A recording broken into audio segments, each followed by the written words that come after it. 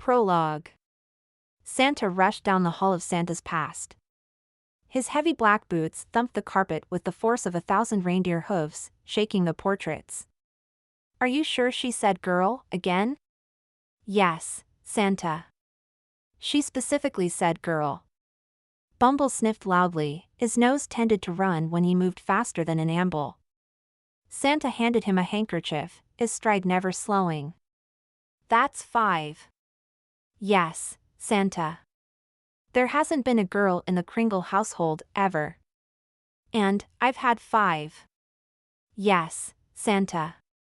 Well, I would have to say that Gail has been the one having the children, Santa." Sniff. "Quite right, Bumble." Ginger's pigtails popped out of her door.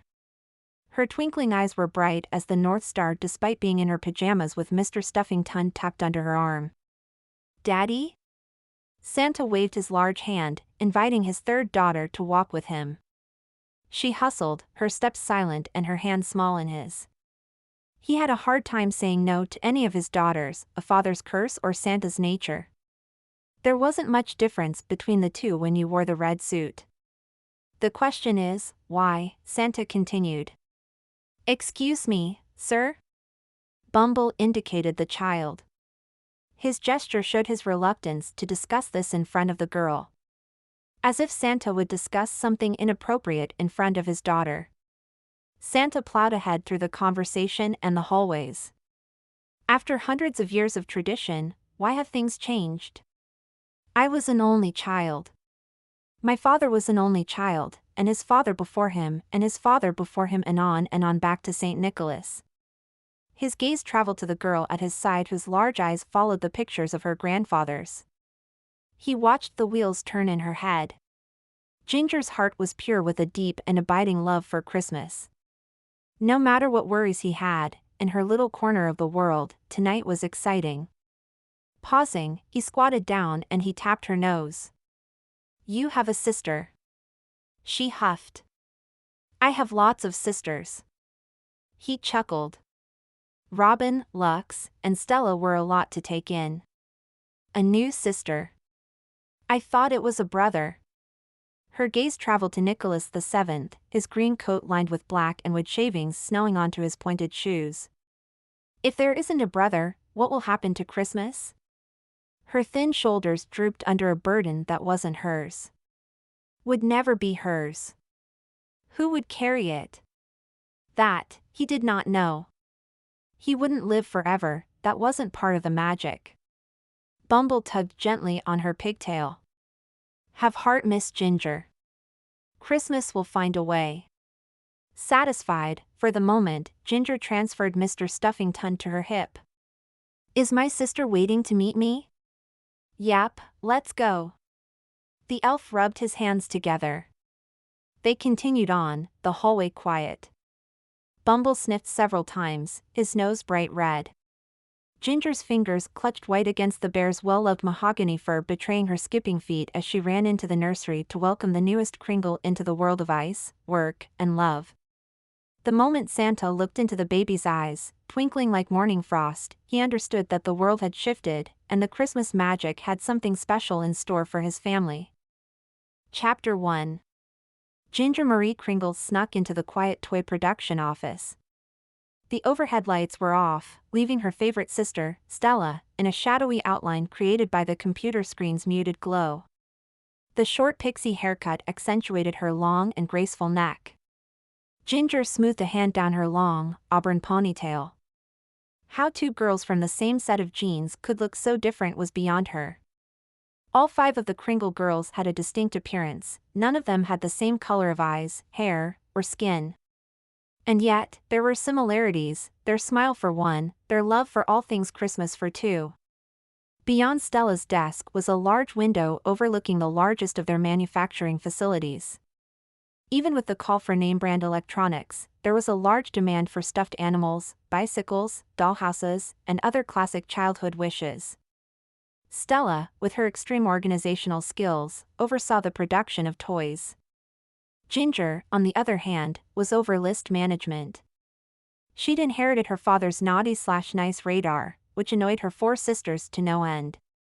Honestly, if you're going to sneak around, at least lock the door. Ginger grinned as she crept forward. Stella shared the space with several elves. But since elves hated paperwork, Stella had the place to herself most of the time. Whatever she was up to, it had to be good. None of her other sisters sent out naughty beacons like Stella did. Robin, the oldest, managed elf resources, ensuring that the elves were happy, healthy, and took their required 2 weeks of vacation, which many of them resented her for, but what could she do? Even a Christmas elf needed a break now and then. Lux, the second oldest, worked in IT. 5 years ago she'd updated and streamlined the whole system, making it possible to view everything from the child's letter to the fulfillment receipt on the same software. If anyone deserved a vacation, it was Lux. That girl worked like an elf, happily hiding from the world behind her big glasses and hard drives. Ginger came next in birth order, followed by Stella and the surprise baby, Frost. Frost organized the mail room. She read every letter and often brought her work to the dinner table. She and Ginger worked closely to ensure that those on the good list had their letters expedited through the system. But Ginger wasn't thinking about letters or elf relations or production numbers. She'd gotten close enough to absorb the image on Stella's computer screen. A handsome man on horseback, framed by a purple heart, rode along a railroad tie fence. He was cute, in a way that set off her naughty list alarm. The phrase "country guys and gals online dating" danced across the top of the screen in a horrid bright pink.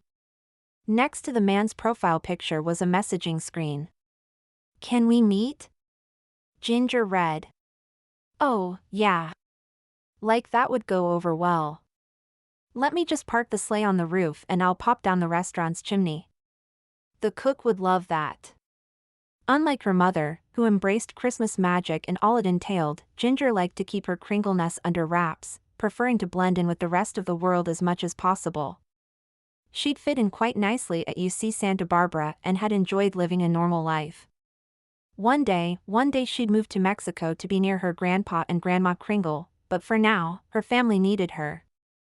Case in point, someone had to keep Stella out of trouble. The cursor blinked, waiting for a reply to the stranger's invitation. "Ho ho ho," Ginger whispered in Stella's ear. Her sister jumped out of her seat, her eyes wild. "Ginger."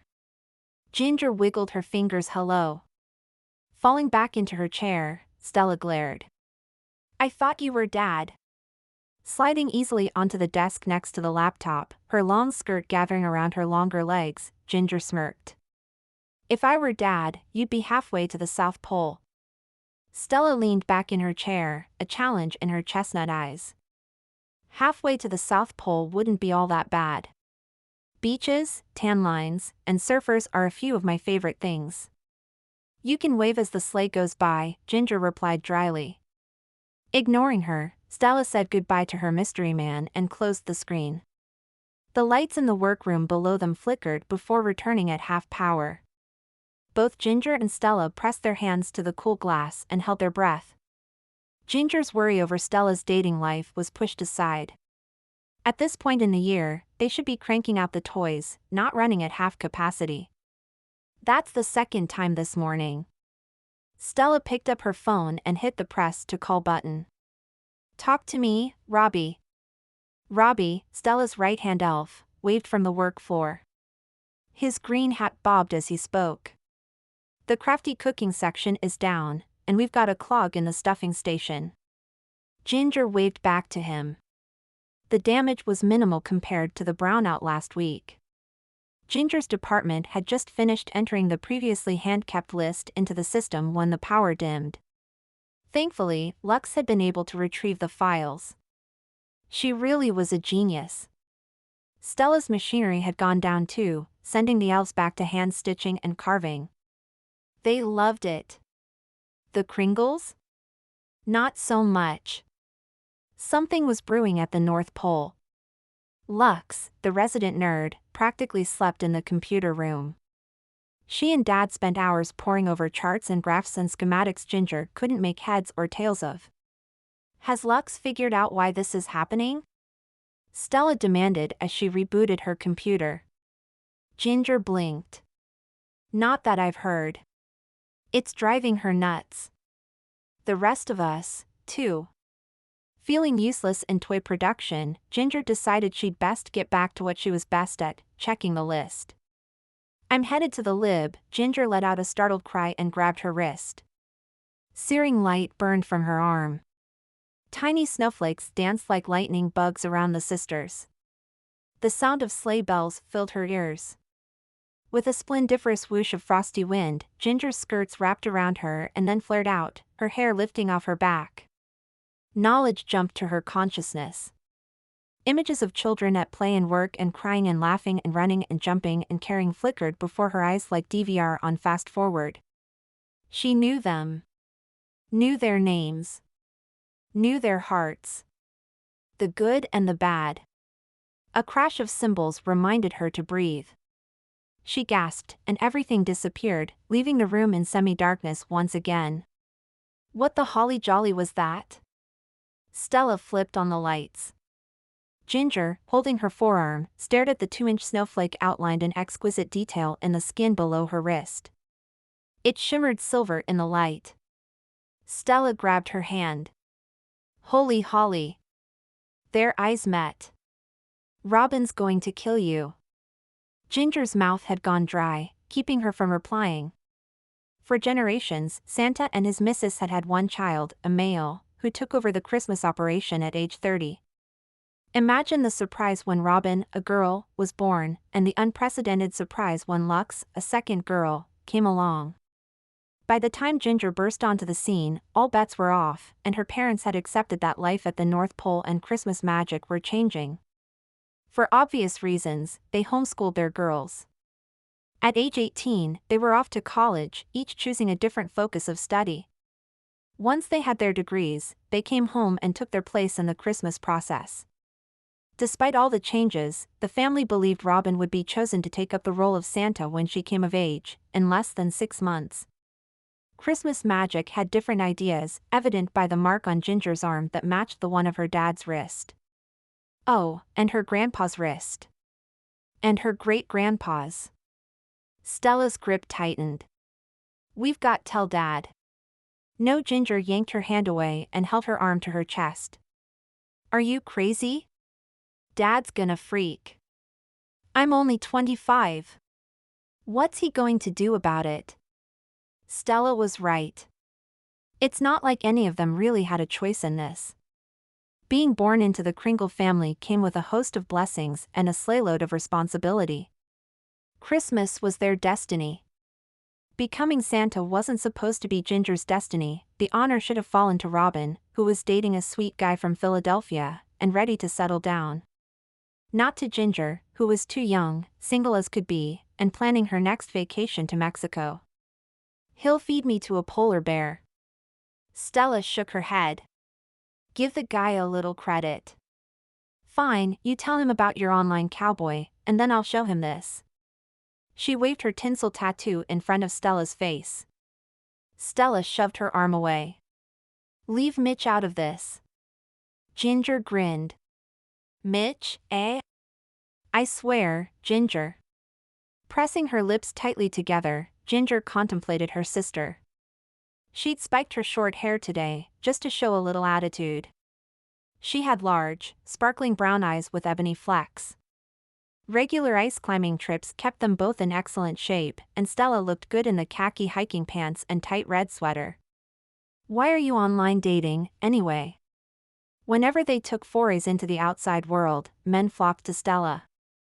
She flirted and sometimes kissed, and then left them behind without a backward glance. I want what Mom and Dad have, okay? Stella fidgeted with her Bluetooth. It's lonely here.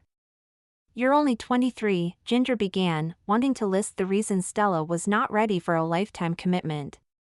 Most of those reasons were the same things she told herself. At 25, she was well aware of her innocence in the ways of the world. Movies and television were fictionalized versions of life, and while their home was a place of peace and happiness, she couldn't believe that bringing an outsider to the North Pole wouldn't upset her fairy tale life.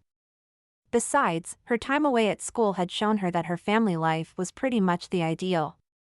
There was a lot of pain and heartache out there in the world. Stella's eyes hooded over, stopping Ginger's diatribe before it began. Instead, Ginger wrapped her sister up in a hug. "Your secret is safe, for now."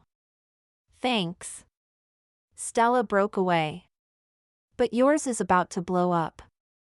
She hit the instant connect button on her phone. "Emergency Kringle meeting in the living room, now." "Copy that," said Frost. "On my way," replied Robin. "We're already here, dear," said Mom. "Can it wait?" "I'm up to my glasses in code," asked Lux. Stella folded her arms. "Sorry, girl, this is important." "Fine," she groaned.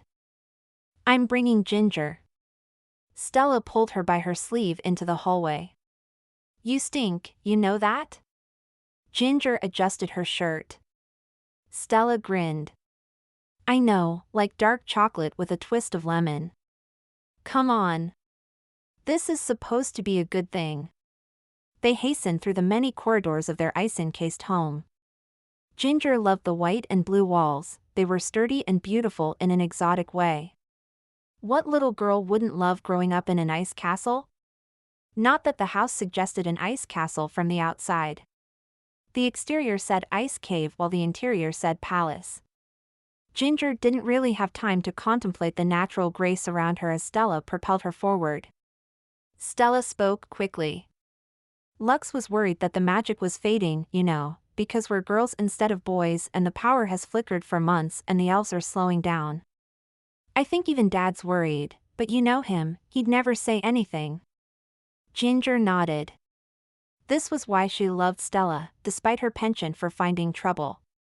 She didn't believe in sugarcoating, she was brave. As they made their way down the hall of Santa's past, which connected the workshop to their living quarters, Ginger felt the eyes of the paintings follow her. Santa's images, captured by talented artists throughout the ages, lined both walls. The weight of their legacy bore into her as sharply as the tinsel tattoo had just moments before. At the end of the hallway was a large, wooden door carved with the Kringle family crest. Ginger paused, wishing for a fraction of Stella's bravery as she stepped forward to break her oldest sister's heart and upset the first family of Christmas like never before. Chapter 3. Ginger. The Kringle living room was lined in dark wood paneling, giving the space a sense of warmth and intimacy. Bookshelves lined the west wall. Adorned with classics, contemporary romances, mysteries, thrillers, and the complete collection of Harry Potter books, the shelves also held their mother's snow globe collection. That the books and globes balanced one another was a feat of design elegance. The Kringle girls all read, but Frost gobbled literature, her speed reading abilities set her Kindle afire. The south wall sported a massive flat screen and entertainment center. Several overstuffed couches and chairs faced that wall, and a fluffy rug lined the floor. Ginger had spent many nights on that rug staring up at the beautiful faces of Matt Damon, Robert Downey Jr., and Chris Pratt as they saved the world and won the hearts of leading ladies.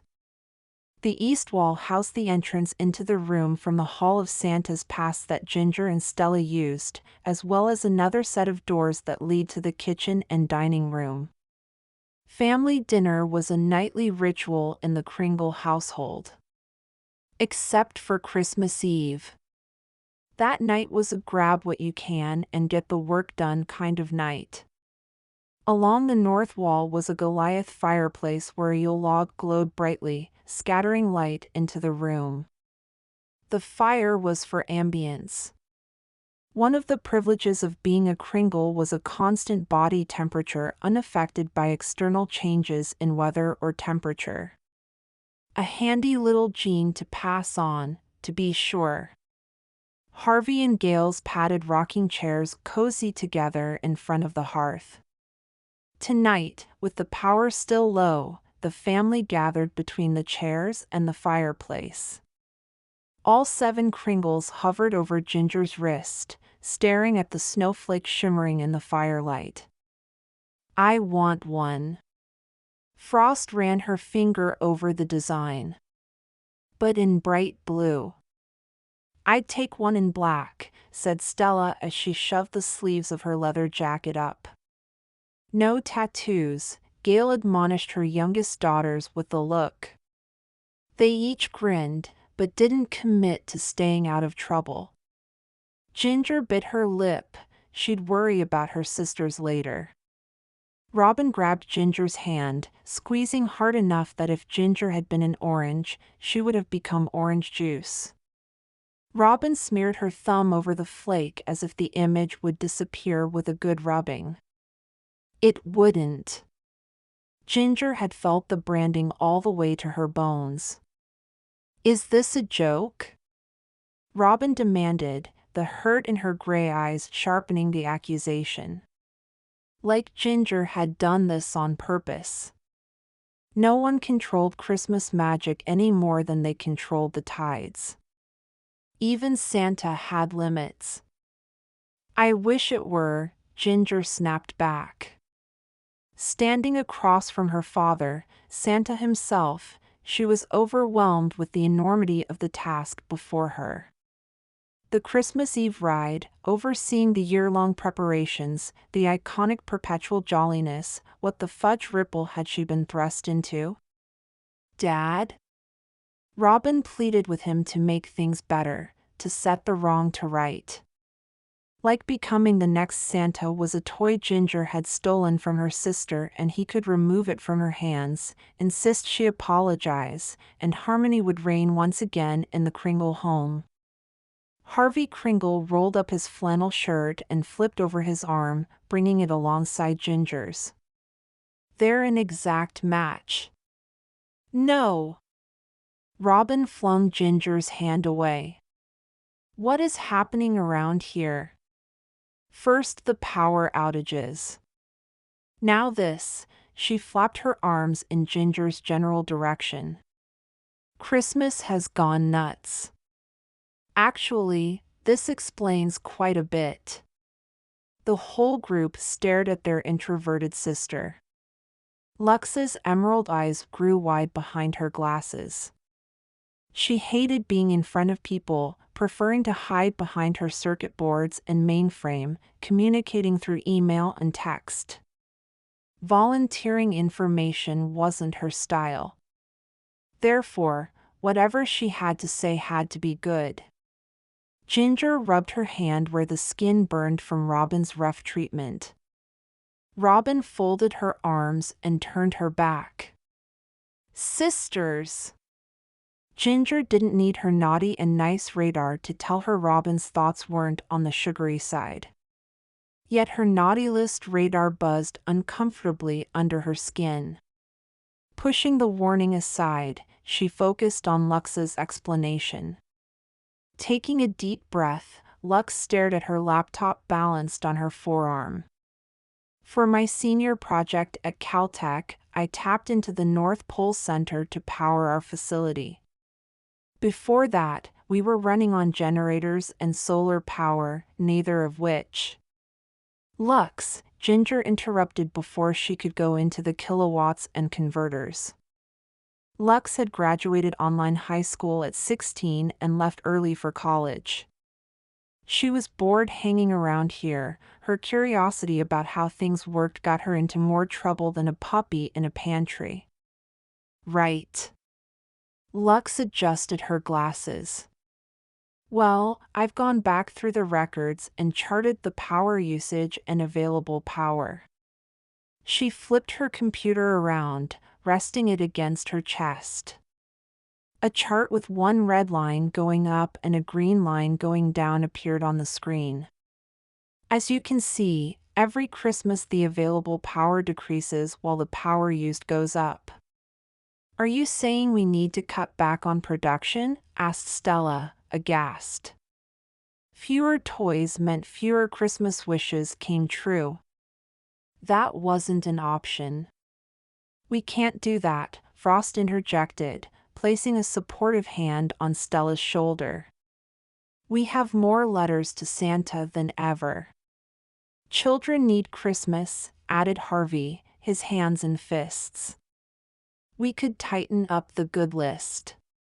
Robin cast a sideways glance toward Ginger, implying Ginger was too lenient. You have to earn the naughty list. I can't just throw good-hearted kids on there for making one mistake. Ginger planted her feet. How about several mistakes? Robin countered. If you're talking about Tyler Gibbons. Among others. Ahem.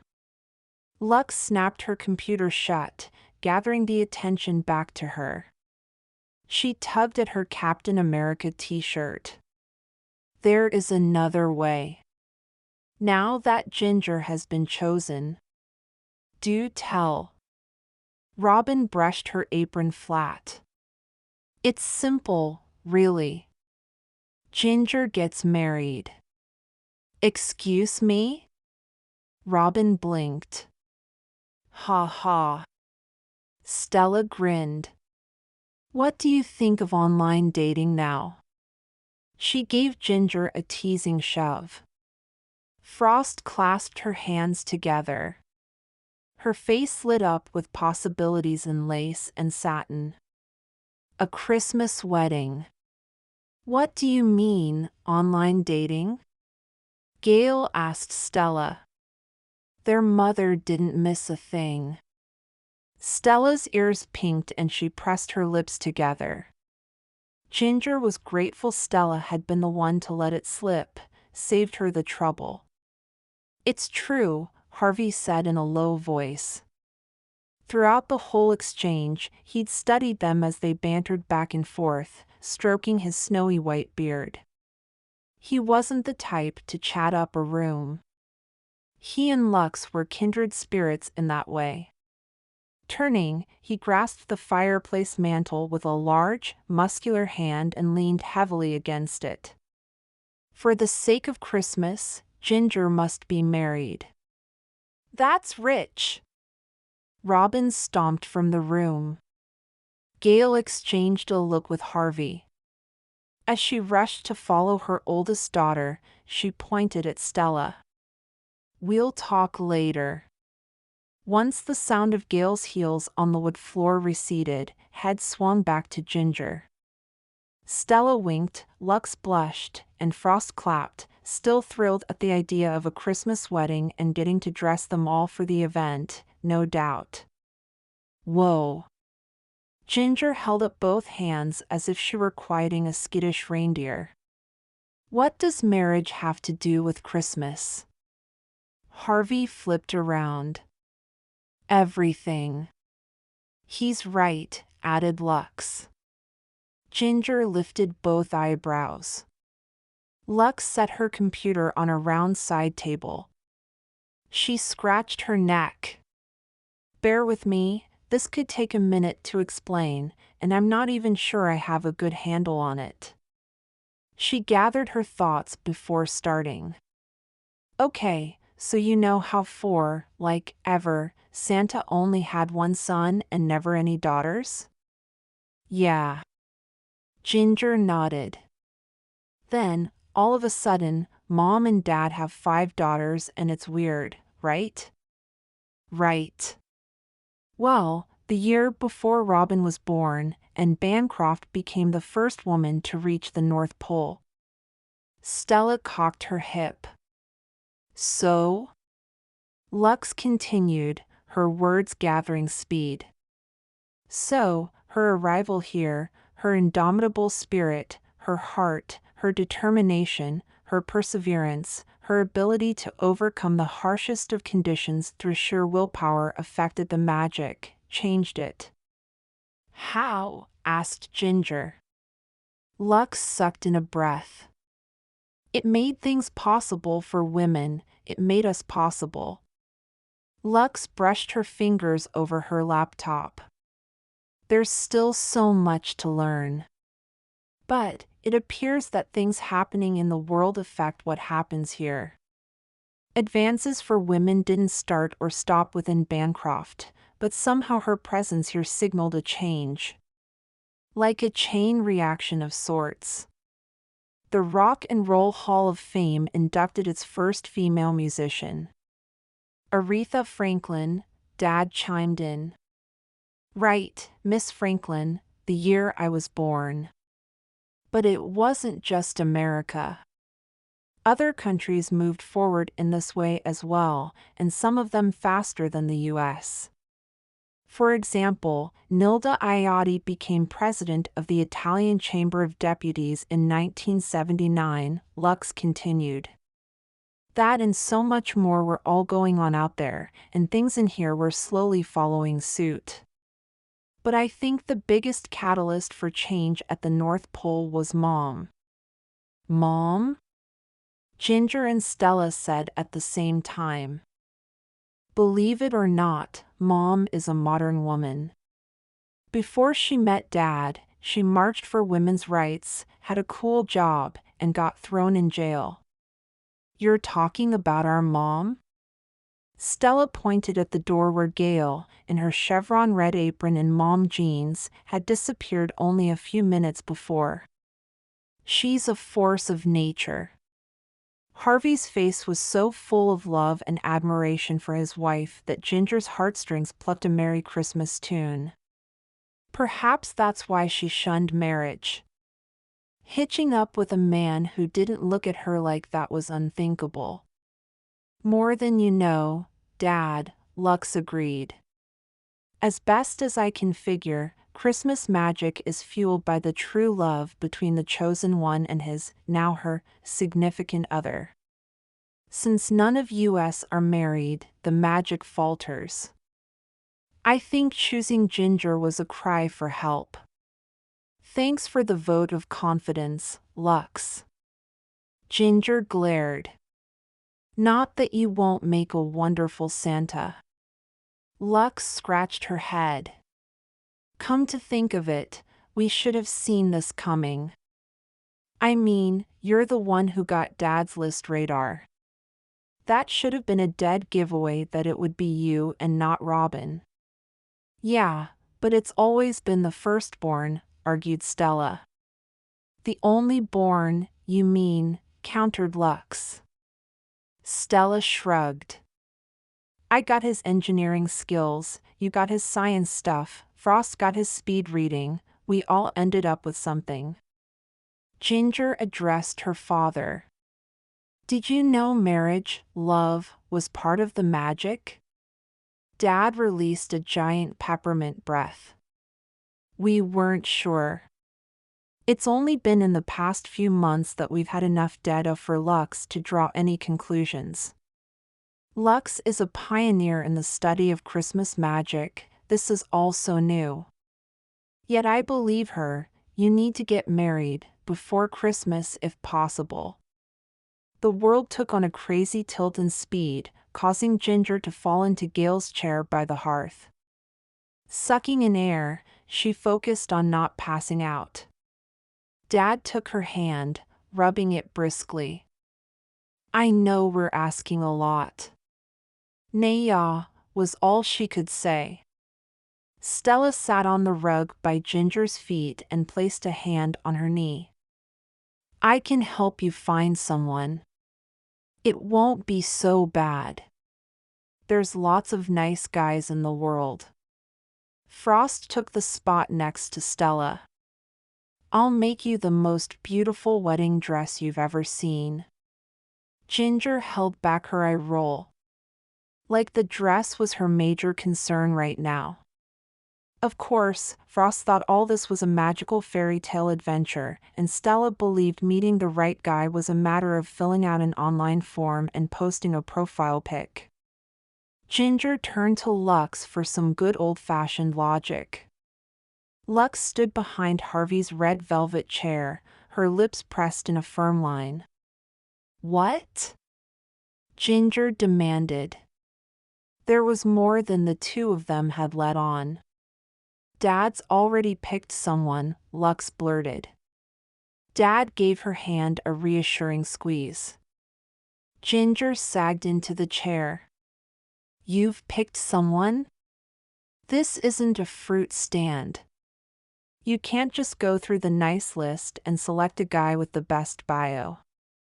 Stella flicked her leg, but Ginger ignored her. Harvey rubbed a hand down his beard. Actually, there are a couple men I thought would be promising. I made a list. He patted down his pockets. Ah, here it is.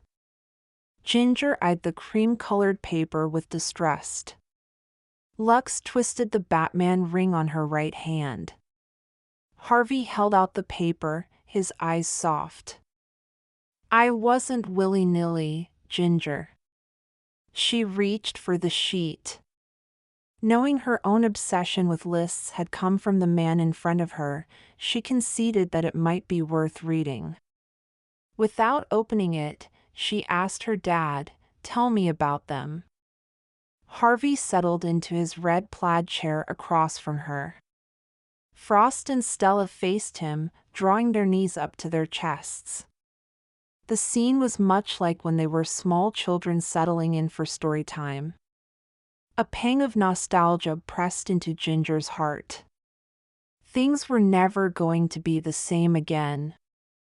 I thought picking someone used to the cold, the dark, and the long winters was a good idea, so I stayed as far north as I could. They had to have been on the good list for a minimum of 10 years, preferably 12, though 12 years of belief is hard to find these days. They all nodded. We also need a hard worker, and all of the men have an education or training of some kind. That doesn't sound so bad. The page crinkled at her touch. The whole situation seemed unromantic. Mustering up the enthusiasm to introduce herself to Santa-approved potential grooms was proving to be difficult. Staring at the silver snowflake, she considered the possibility that this was all just a huge cosmic joke. At any moment the planets would align, and her life would go back to normal. She'd be the third daughter of a Christmas icon and nothing more. Which she knew kind of sounded strange, because truly normal people didn't grow up having Santa read them a bedtime story or driving sleighs or playing with elves. But that was her norm, and she liked it. Inviting someone else into their snowy fortress would introduce a whole new dynamic. She'd been willing to face the change, knowing Robin would have to marry someday and that one or two of her sisters might choose to do so as well. Getting married herself was a whole new ballgame. Wait, why do you have this list? I didn't know I'd be chosen. We all thought it was Robin. Ginger dropped the list on the floor as if it were boiling sugar. You made the list for Robin, didn't you? But Robin has Elmer. Frost wrinkled her brow. Harvey smirked. Oh, my peanut brittle, you don't like Robin's boyfriend. Stella scrambled to her feet. Her eyes lit up with a bit of juicy gossip. Harvey held up a hand. Elmer is an interesting young man. They've been dating for 6 years. Ever the romantic, Frost was aghast at the thought of breaking up the Christmas power couple. You can't split them up, they're in love. Ginger bit her tongue. She'd accompanied Robin once to visit Elmer in London. The two of them were as proper as the Queen of England and as romantic as the bald butler with a massive overbite. If that was love, no wonder Christmas Magic screamed for help. I wouldn't dream of telling Robin, or any of you, whom to date. Stella snatched the parchment off the ground. And yet you made this list. Harvey shook his head. I have 5 daughters. Do you think I wouldn't keep my eye on the male population? That I wouldn't care about the type of man they spent their time with? Stella shifted her feet but didn't reply. Ginger bit her lip. Dad, there's more to this than becoming Santa. This is my life. And my heart. I know, Sugar Plum. Trust me, I was in your place once upon a snowstorm. That made Ginger smile, just a tad. Her father had taken the sleigh out during a storm, without permission. It was during that trip that he'd met Gail and fallen in love. She, however, took much longer to fall for the tender-hearted man with a penchant for cookies. Theirs was a beautiful love story with a happy ending. Ginger slipped the list out of her hand, daring to open it, and read the names. After all, a recommendation from Santa was huge, everyone knew that. Patrick Gregory Scott, Matthew Quick, William Yazzie, Steve Robb, Scooter Stevenson. What if this doesn't work? Stella asked Lux. I mean, what if she can't find someone by Christmas, or none of these guys are worth a lump of coal? Lux lowered her brow. It has to work. With that one statement, Ginger knew all that Lux didn't say. If the magic couldn't be fortified, if she couldn't find love, a love strong enough to sustain Christmas, then Christmas would crumble like a week-old sugar cookie. Which meant their home would slip into the ocean waters and the Kringle family would be forced out into the world. The reindeer wouldn't fly. The elves would disappear into puffs of elfin dust. Children all over the world would wake up Christmas morning and find emptiness. And there would be no more Santa. Looking around at the room where she'd grown up, sheltered perhaps, but loved beyond measure, the weight of leadership rested heavily upon Ginger's delicate shoulders, pressing into the bones and threatening to topple her resolve. Dad, Lux, Frost, and Stella waited for some declaration of belief. I'll do my best. Perhaps it was the tremor in her voice, but no one was all that comforted. She turned to her father, the one man in the world who could read her heart and know that she meant well, that she desired to succeed at this absurd task, if only to please him. His crystal blue eyes softened. I'd expect nothing less. But I want you to remember, you can't force love, my dear. Love itself is magical. Okawaye. She hadn't thought of forcing anyone into loving her. But then, maybe he was talking about her. Would she have to force herself to love someone? It certainly felt that way. You can take the day sled to Clearview right after Thanksgiving dinner. Who wants to go with her? Dad clasped his hands expectantly. January was usually their time to fly around the world and explore, while Thanksgiving to Christmas was the time to hunker down and get things done. Christmas magic had chosen a poor time of year to strike an emergency. Frost flipped her white hair over her shoulder. I can't leave the mailroom, even missing one day could put me too far behind to catch up. I'm the same way in toys, added Stella with a scowl. Of all the sisters, she was the most fun to travel with and the most outgoing. Stella would have taken on the task of setting Ginger up with eligible men, whether they were on the list or not, with glee. Lux? Asked Dad. I can work from anywhere. She shrugged. Lux was the biggest homebody. Even in January, she hated leaving the pole and would only go for a day or two if the others cajoled her into leaving her nest of electronic toys and beakers and microscopes. Yes, she had more freedom than the rest of them and was the only one who didn't want it.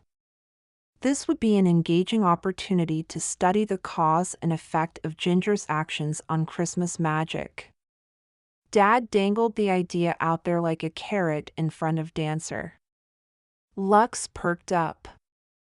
I could treat it like a scientific experiment. Maybe write a paper for future Kringles to use as a reference. There hasn't been anything written about the magic since 1534, and that booklet is out of date since we've been born. There are so many changes at the North Pole that someone should.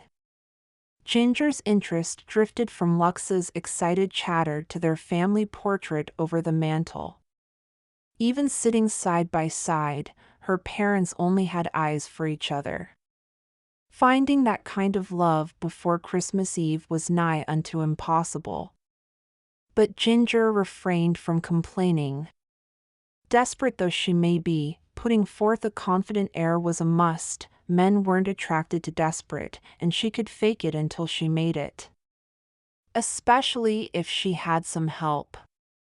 Frost, can you spare an elf or two to sew me some clothes? Frost leaned closer, the two of them forgotten as Santa and Lux explored the scientific possibility of storing magic in batteries or generators in case of future brownouts. What did you have in mind? Ginger fingered her swirling skirt. She wanted to feel like a girl and dress to flatter the curves she got from her mother's side of the family. Tiered skirts, blouses with ruffles. That won't work, interjected Santa as if he had one ear on them and another on Lux. Why? Ginger asked. Because you're going to Alaska. Alaska? But it's cold in Alaska. Dad chuckled, his belly bouncing. It's cold here. Not that Ginger was worried about the weather. No Kringle was ever bothered by the cold. She could walk outside right now, where the temperature was below zero, and not even shiver. But she couldn't very well show off her unnatural abilities in Alaska. Running through snow as if it were beach sand would have her thrown in the loony bin. She'd have to dress like the rest of the population.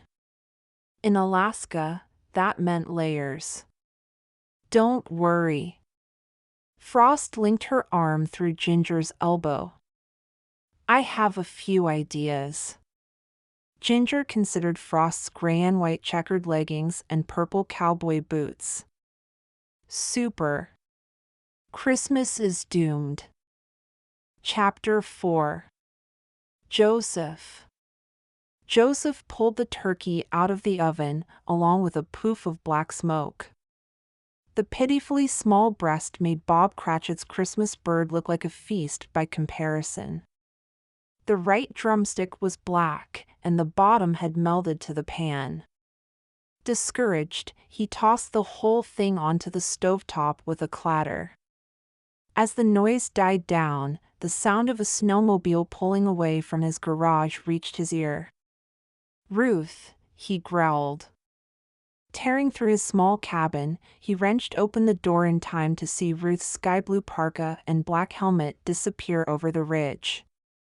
There were a half-dozen places she could hole up in for the night, and he'd never find her in time to bring her back for dinner.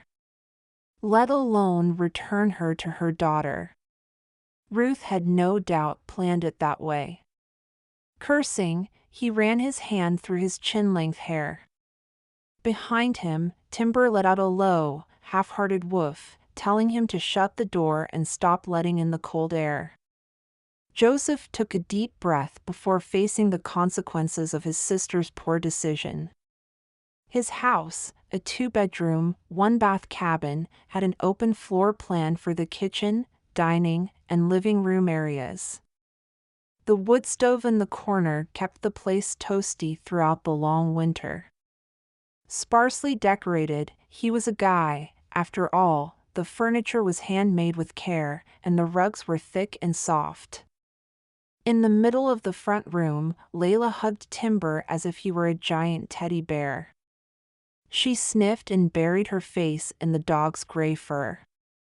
Hey, why the tears? Joseph shut the door, crossed the room in 3 long strides, and squatted in front of the pair. Timber huffed and dropped to the floor, nearly taking Layla down with him. Layla wiped her eyes. You're mad at my mom. Joseph couldn't bring himself to lie to her. Growing up with a mother who stretched, pulled, and twisted the truth, he valued honesty above all else. Having lived by truth-telling, he'd built a good name for himself in the small town and with his business associates. Yes. I'm upset at her for leaving. Are you mad she left me here? Layla sniffed. She said you might be. Joseph couldn't rightly answer that one without hurting her feelings.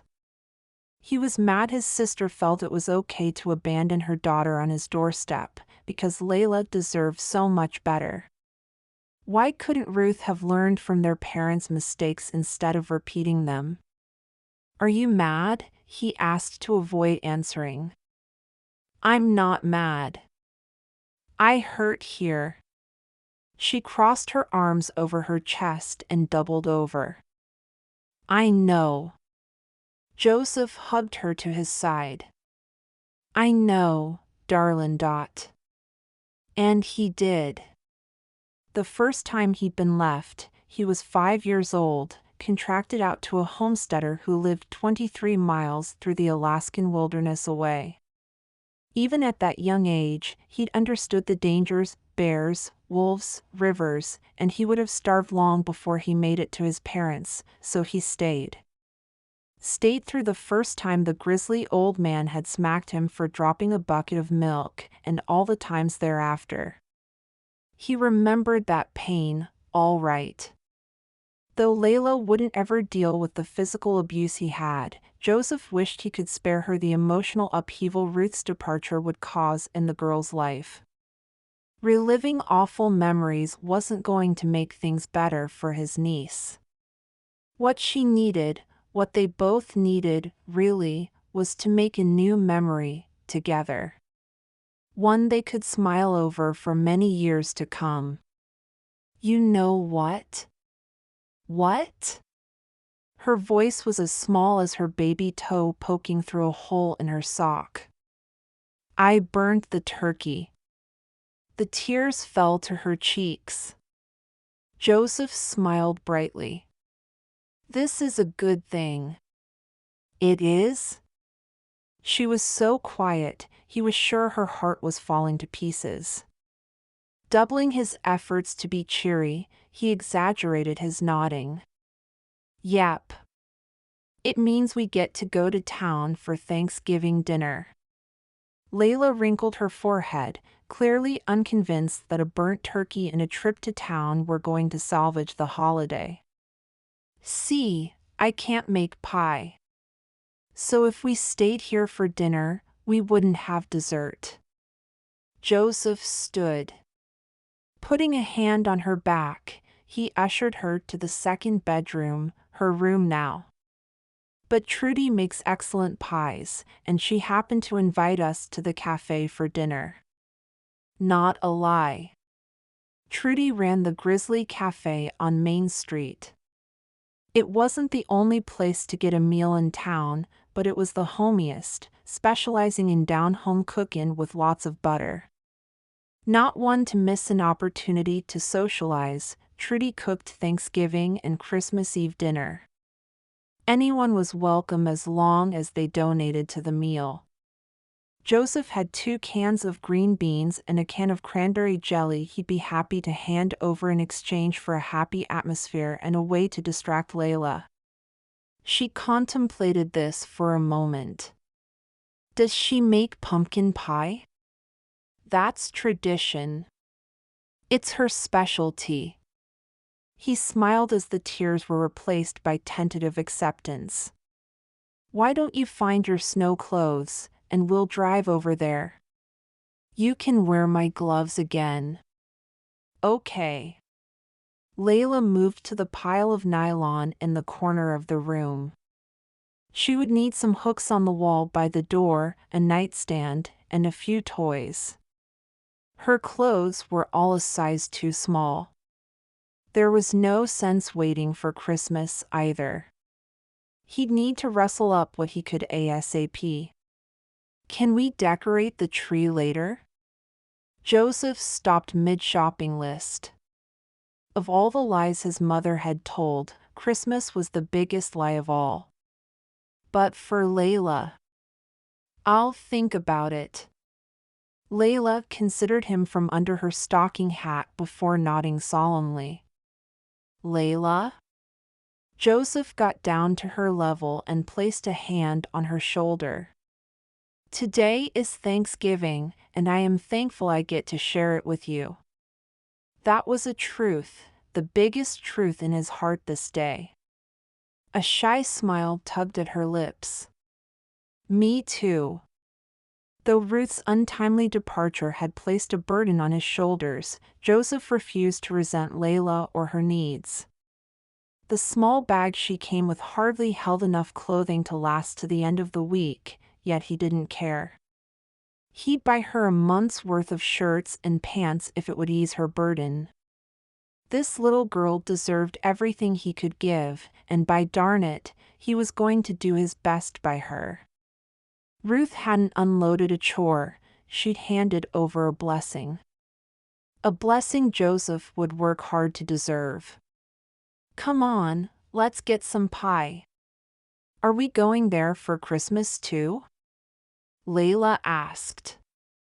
"I don't know." "Why?"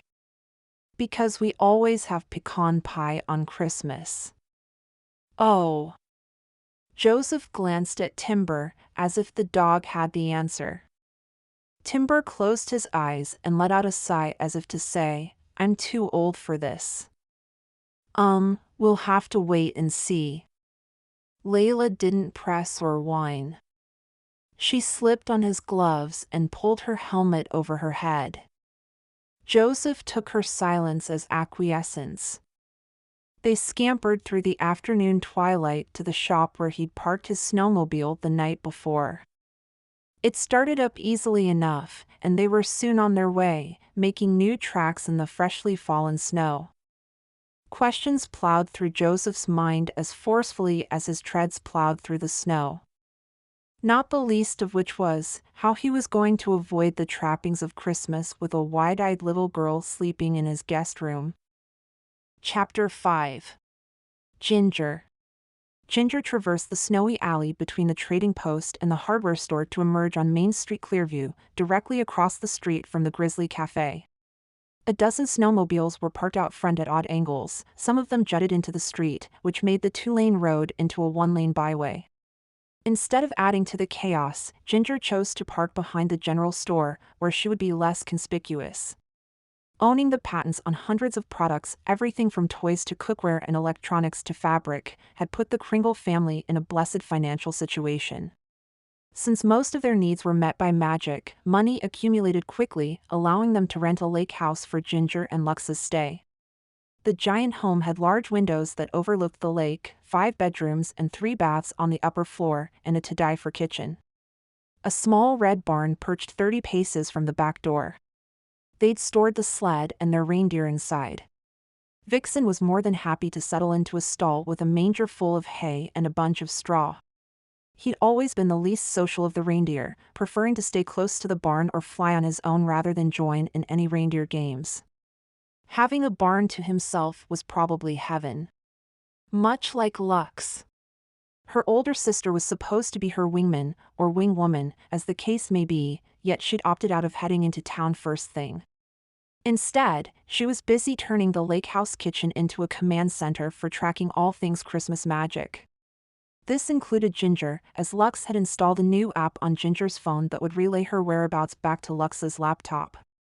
When Ginger protested, Lux insisted she needed as much information as possible for her research. Research, schmesearch. The real research would happen when Ginger checked out the guys on her list. She grinned to herself. Ginger's list had a nice ring to it. Now if only she didn't mimic elfish style in her lime green parka and fuchsia ski pants. Though the fit was amazing, Ginger actually felt like a girl with the pants sitting just below her natural waist and hugging her hips, and the jacket was snug yet allowed for movement. The material was unlike any Ginger had seen used for outerwear before in the way it stretched like a pair of winter jeggings. Frost said the elves had been working on it for months. She wished they'd worked in subdued colors, the burgundy and pine greens she loved, rather than lollipop hues. Taking a deep breath, she made her way across the street. One look up and one look down Main Street gave Ginger the full tour of this Alaskan town. To her left was a hardware store. The display in the front window included everything from chainsaws to bolts of fabric. Beyond that was the post office, a gas station, and a bar named the Watering Hole. To her right was the trading post, a grocery and pharmacy rolled into one. On the other side of the grocery was a clothing store called Jeans and Things. The town hall/land office started off the string of businesses on the other side of the street with a house-turned-doctor's office next door, though she didn't bother to read the name above the door. Kringles didn't get sick. The Grizzly Cafe came next, followed by a small white box of a building with a sign in the window that read Eagle Eye Accounting, open January 5th through April 30th every year. Ginger smiled. How would it be to have accountant's hours? Fat Jack's garage took up thrice as much space as the accountant's office. A green bay door made up the side wall. In the front window, a puppy stared out, its breath fogging the glass. At the end of the row was a wood shack called the Tea House. A hand-painted sign informed customers that black coffee was $2 and a donut cost $1. Ginger placed her hand over her stomach. She couldn't fathom eating one more bite of anything at the moment. Not after Mom's Thanksgiving feast. Finally, at the top of the street stood a white clapboard church. On the left side was a stage that had seen better days. The wraparound porch and stairs were in good repair. The windows were clean, and the green shutters had a new coat of paint. A sign out front said, "Count your blessings." Ginger was grateful for the reminder, since Thanksgiving dinner had been strained, something that had never happened at the Kringle table before. Stella and Frost were sullen, knowing Ginger and Lux were leaving right after the meal, and Robin hadn't spoken to Ginger since the snowflake incident. As if Ginger had made an effort to steal Robin's spotlight. Not only did Robin leave the table before pie, she refused to come to the stables to see her sisters off. The snub stung, and Ginger was still tender from it when they'd landed on the outskirts of Clearview. Her sisters had been her playmates, her tutors, and her best friends. She hated having something come between them but didn't know what she could do about it. Golden light spilled through the cafe windows. Shadows danced across the snow, giving the quiet street a feel of holidays past. The merry gathering of mostly men inside had Ginger's stomach sinking like an overloaded sleigh. She must be crazy to venture out on her own. What she needed was a good dose of Stella. As if on cue, Ginger's phone rang, and she hurried to answer it. "Stella?" she asked hopefully. "Sorry, it's Lux." "Nothing to be sorry about. I was just," Ginger fidgeted with her zipper as she tried to come up with a way to say that she needed a sister who could infuse her with courage. After a moment of hesitation, she gave up and asked, "What's up?" with a smile. "Dad sent me the information on your boyfriends, although I think we should call them potential boyfriends, since you haven't met, but there's always the possibility of calling them your future husband? Because that's what this is all about, right? And you can't have more than one." Working to keep the flock of turtle doves flitting about in her stomach under control, Ginger replied, "Lux, why don't we just call them by their names? Let's start at the top. Patrick Gregory Scott." What is He has 3 first names. So? You're named after a spice. So? Robin's named after a bird. Yeah, it's just. I'm named after light, and Stella the stars. Before she could add in the origin of Frost's name, like that wasn't common knowledge at their house, Ginger jumped in. So what if he goes by Pat, or Gregory, or Greg, or Scott? How will I ever pick one? There was another one of those pauses that had Ginger wondering how much time she'd actually spent with Lux over the years. Christmas could implode, and you're worried about what to call a guy you haven't even met yet? You and I are so very different, it's a wonder we came from the same gene pool. Yeah. Ginger rubbed her forehead. I could be a little hysterical right now. I could patch in Robin. She does hysterical really well. Ginger laughed. If Lux could still joke, then Christmas Armageddon was still preventable. If she could just get herself through the front door. Thanks, but I'm good. Get going, will you? The sooner you meet the future Mr. Kringle, the sooner I can get back to my mainframe. If Ginger had learned anything from Julia Roberts and Sandra Bullock movies, it was that the first meeting was hugely important. When things went right from the get-go, then the relationship was all golden glows and soft smiles. When the first meeting went wrong, there was a long and sometimes heartbreaking uphill climb before the happy ending. Squaring her shoulders, Ginger climbed the steps. I'm going in. Roger that, over and out. Lux clicked off. Ginger stared at her phone. Since when had Lux developed a sense of humor? Pushing aside thoughts of her reclusive sister, Ginger reached for the front door. She must have been more nervous than she let herself believe, because when she reached for the door, a gust of wind shoved it open, slamming it into a man's face. He stumbled back, holding his chin. War? Shocked, Ginger turned her hands palms up. The four winds, she said in astonishment. Uncle Joseph, a young girl cried out, tugging on the man's elbow and tugging Ginger's thoughts away from the developing Santa abilities and into the crowded cafe that had gone Christmas Eve quiet. Ginger's good list radar did a whoop-whoop, taking over her actions. Pure of heart and filled with a love for all things Christmas, this kid was Hark the Herald material. Ginger scooped her up into a hug and soaked in her wholesomeness. I'm so sorry I frightened you, Layla. Layla. Ginger marveled that she knew her name. First the four winds and now names. Her wrist tingled. That's okay. Thin arms encircled Ginger's neck. You smell like cookies. Ginger laughed. Splaying her hand against the girl's back, she hugged her tight. Layla returned the gesture. Pulling back, she asked, Can you tell what kind of cookies? Layla's nose crinkled. Gingerbread. Yes. Ginger nuzzled Layla's nose as she giggled.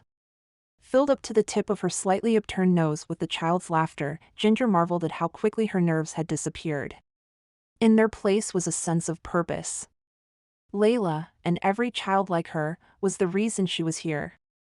Excuse me. Joseph, Layla's uncle, Ginger surmised, reached for Layla. He blinked several times.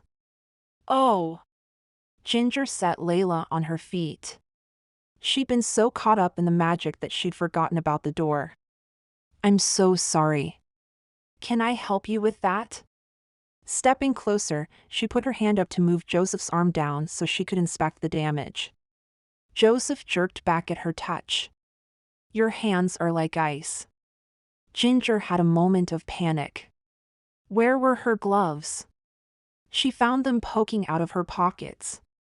Playing off his comment, she smiled sweetly. I hadn't noticed. She really hadn't. Ushering Joseph to the worn wooden bench, she kicked the door shut as he sat down. Here. Ginger pulled an emergency ice pack out of her magical Christmas purse. No Kringle left home without one. She popped the inside pouch to cause the chemical reaction, which made the pack instantly cool. Stepping right up next to him, she pressed it to Joseph's chin, cupping the back of his head with her other hand to make sure he held still.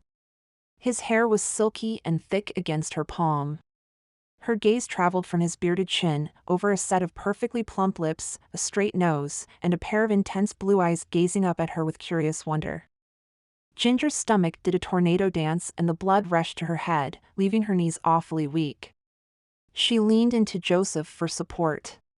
Thanks, he said in a low voice, the kind of inviting voice that had Ginger leaning closer to hear him. This time, he didn't back away, which made it all the harder for Ginger to concentrate. She took a deep breath and found that Joseph smelled of soap and pine needles and burnt turkey of all things. I think I'm going to be okay. Joseph pulled her hand and the accompanying cold pack away from his chin. I'm glad to hear it. Ginger smiled shyly as she continued to gaze into Joseph's becoming eyes. She twirled her fingers through his hair, and he shivered. Miss? Yes? I'm going to get up now. Okay. A smile played at his lips. So I need you to let go. Ginger dropped her hand and backed 2 steps away. With the distance came a rush of embarrassment. She'd never initiated such familiarity with a man before. But she couldn't seem to help herself. Joseph was. As Joseph came to his feet, her eyes traveled up and up his lean and well-built body to the top of his 6'1" frame. Crumpets. Layla tugged on Ginger's hand. Are you here for Thanksgiving dinner too? Ginger had eaten so much her pants cut into her middle. No. Layla's face fell. Are you lost? Asked Joseph. Of course not. Ginger scoffed. Kringles don't get lost. But they can do some pretty amazing things. She twirled her fingers, feeling a soft breeze dance across her palm. So cool! And the way she'd connected with Layla in an instant, amazing. And Joseph's steel blue eyes, wowza! What's your last name? Ginger asked, thinking of the list in her pocket. Bear. Bear? Ginger made claws with her hands. As in growling? Layla giggled, but Joseph wasn't amused. Yes. As in gore. Ginger's cheeks heated up. Look at that, a Kringle could feel the difference between hot and cold, all it took was a heavy dose of humiliation. Joseph's name wasn't on her list. How disappointing. She tossed the cold air from her palm into her face and turned to find a room full of men staring at the trio. Don't make any sudden moves, said Joseph out of the side of his mouth. Ginger bit back her chuckle. If Stella had been at her side, she would have stepped up, introduced them both, and winked at the cutest guy. Ginger sighed before pasting on a smile. Sorry to interrupt your dinner, folks. A woman with leathered skin and a salt and pepper bun perched on the very top of her head burst through the swinging door. Taking in the scene faster than a hawk, she waved to Ginger. Come on over here, you 3, and I'll get you settled. Ginger glanced at Joseph. We're not together. Well, you'll have to sit together because I only got 1 table left. Trudy, as her name tag said, seated them at the table right next to the kitchen. Ginger sensed some kindred, if not busy, spirit in the hostess. As she wove between the tables, the men's gazes followed. The attention didn't bother Ginger as much as it would have bothered Lux. She thrived in crowds, though she preferred crowds of children to groups of flannel-clad men with flirting on their minds. Trudy pounded her hand on a table. Now look here, gentlemen.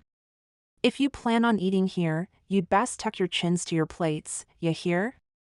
Thanks, Trudy. Ginger felt only a few stares, but they were from under hat brims. No one dared tick off Trudy, that is, no one who ever got hungry. Ginger took the seat by the kitchen door and let Layla and her uncle take places across from her. You 3 want the turkey plate? Trudy asked.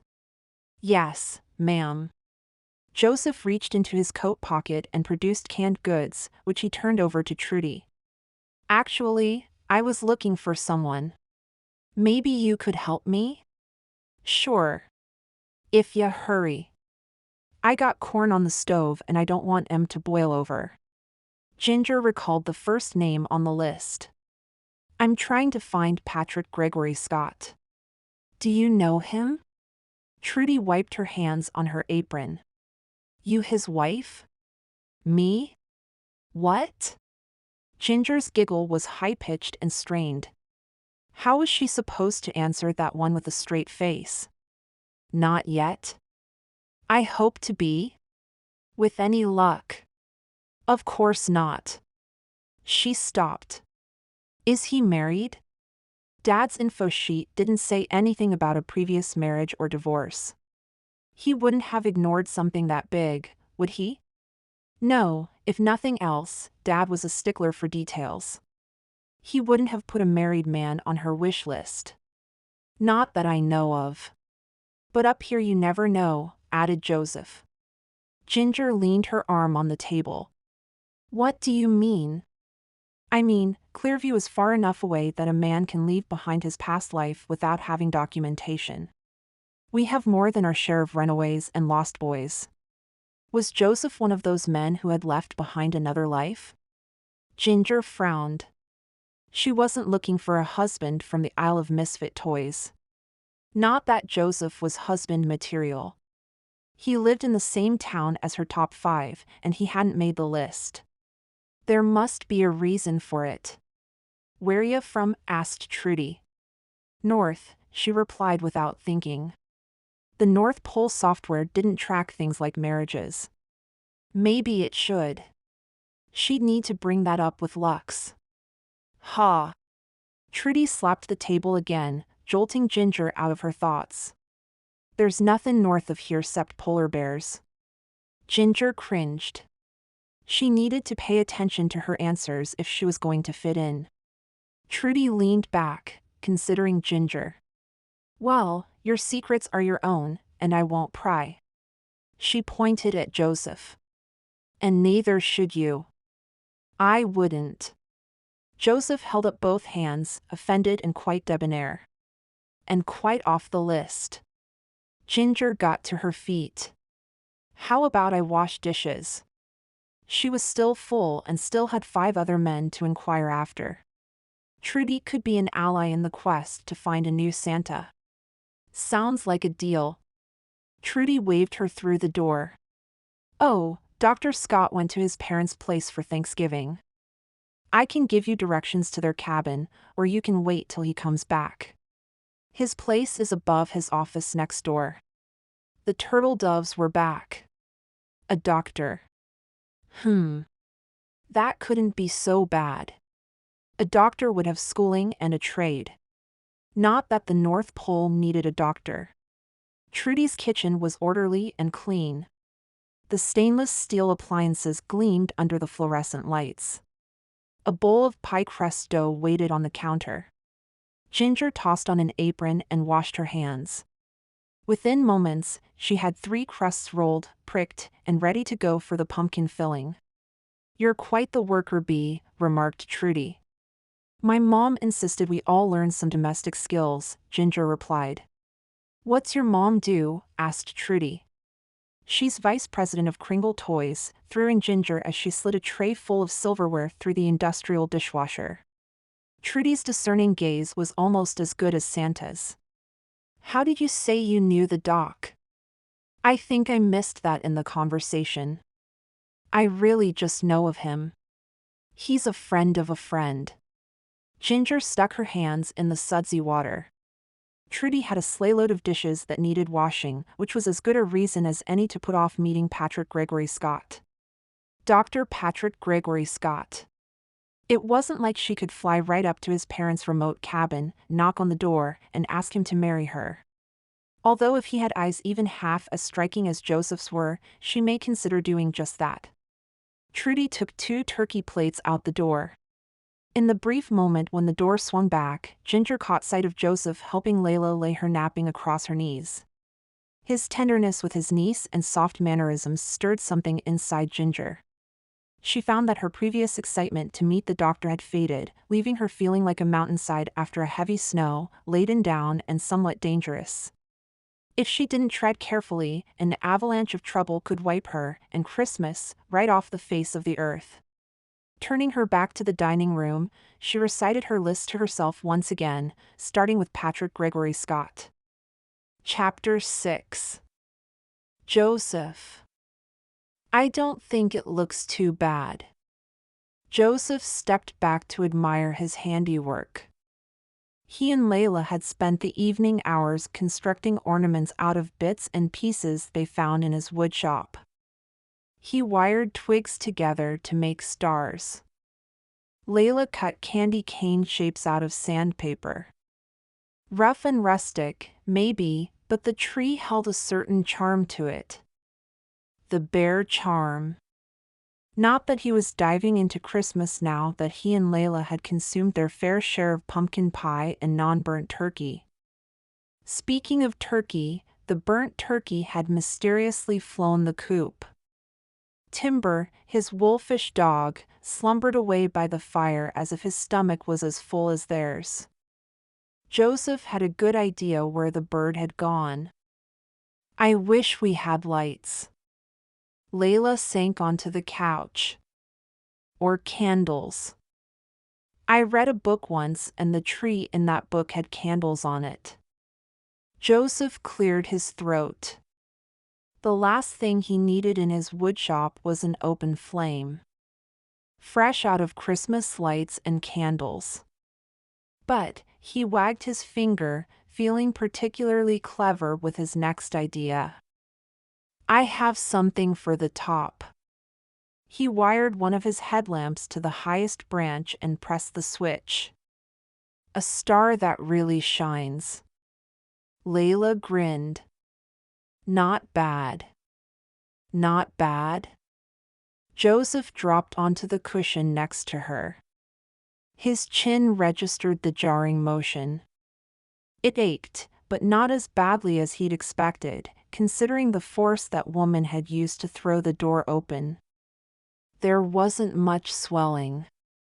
Probably because that woman had applied the ice pack so quickly.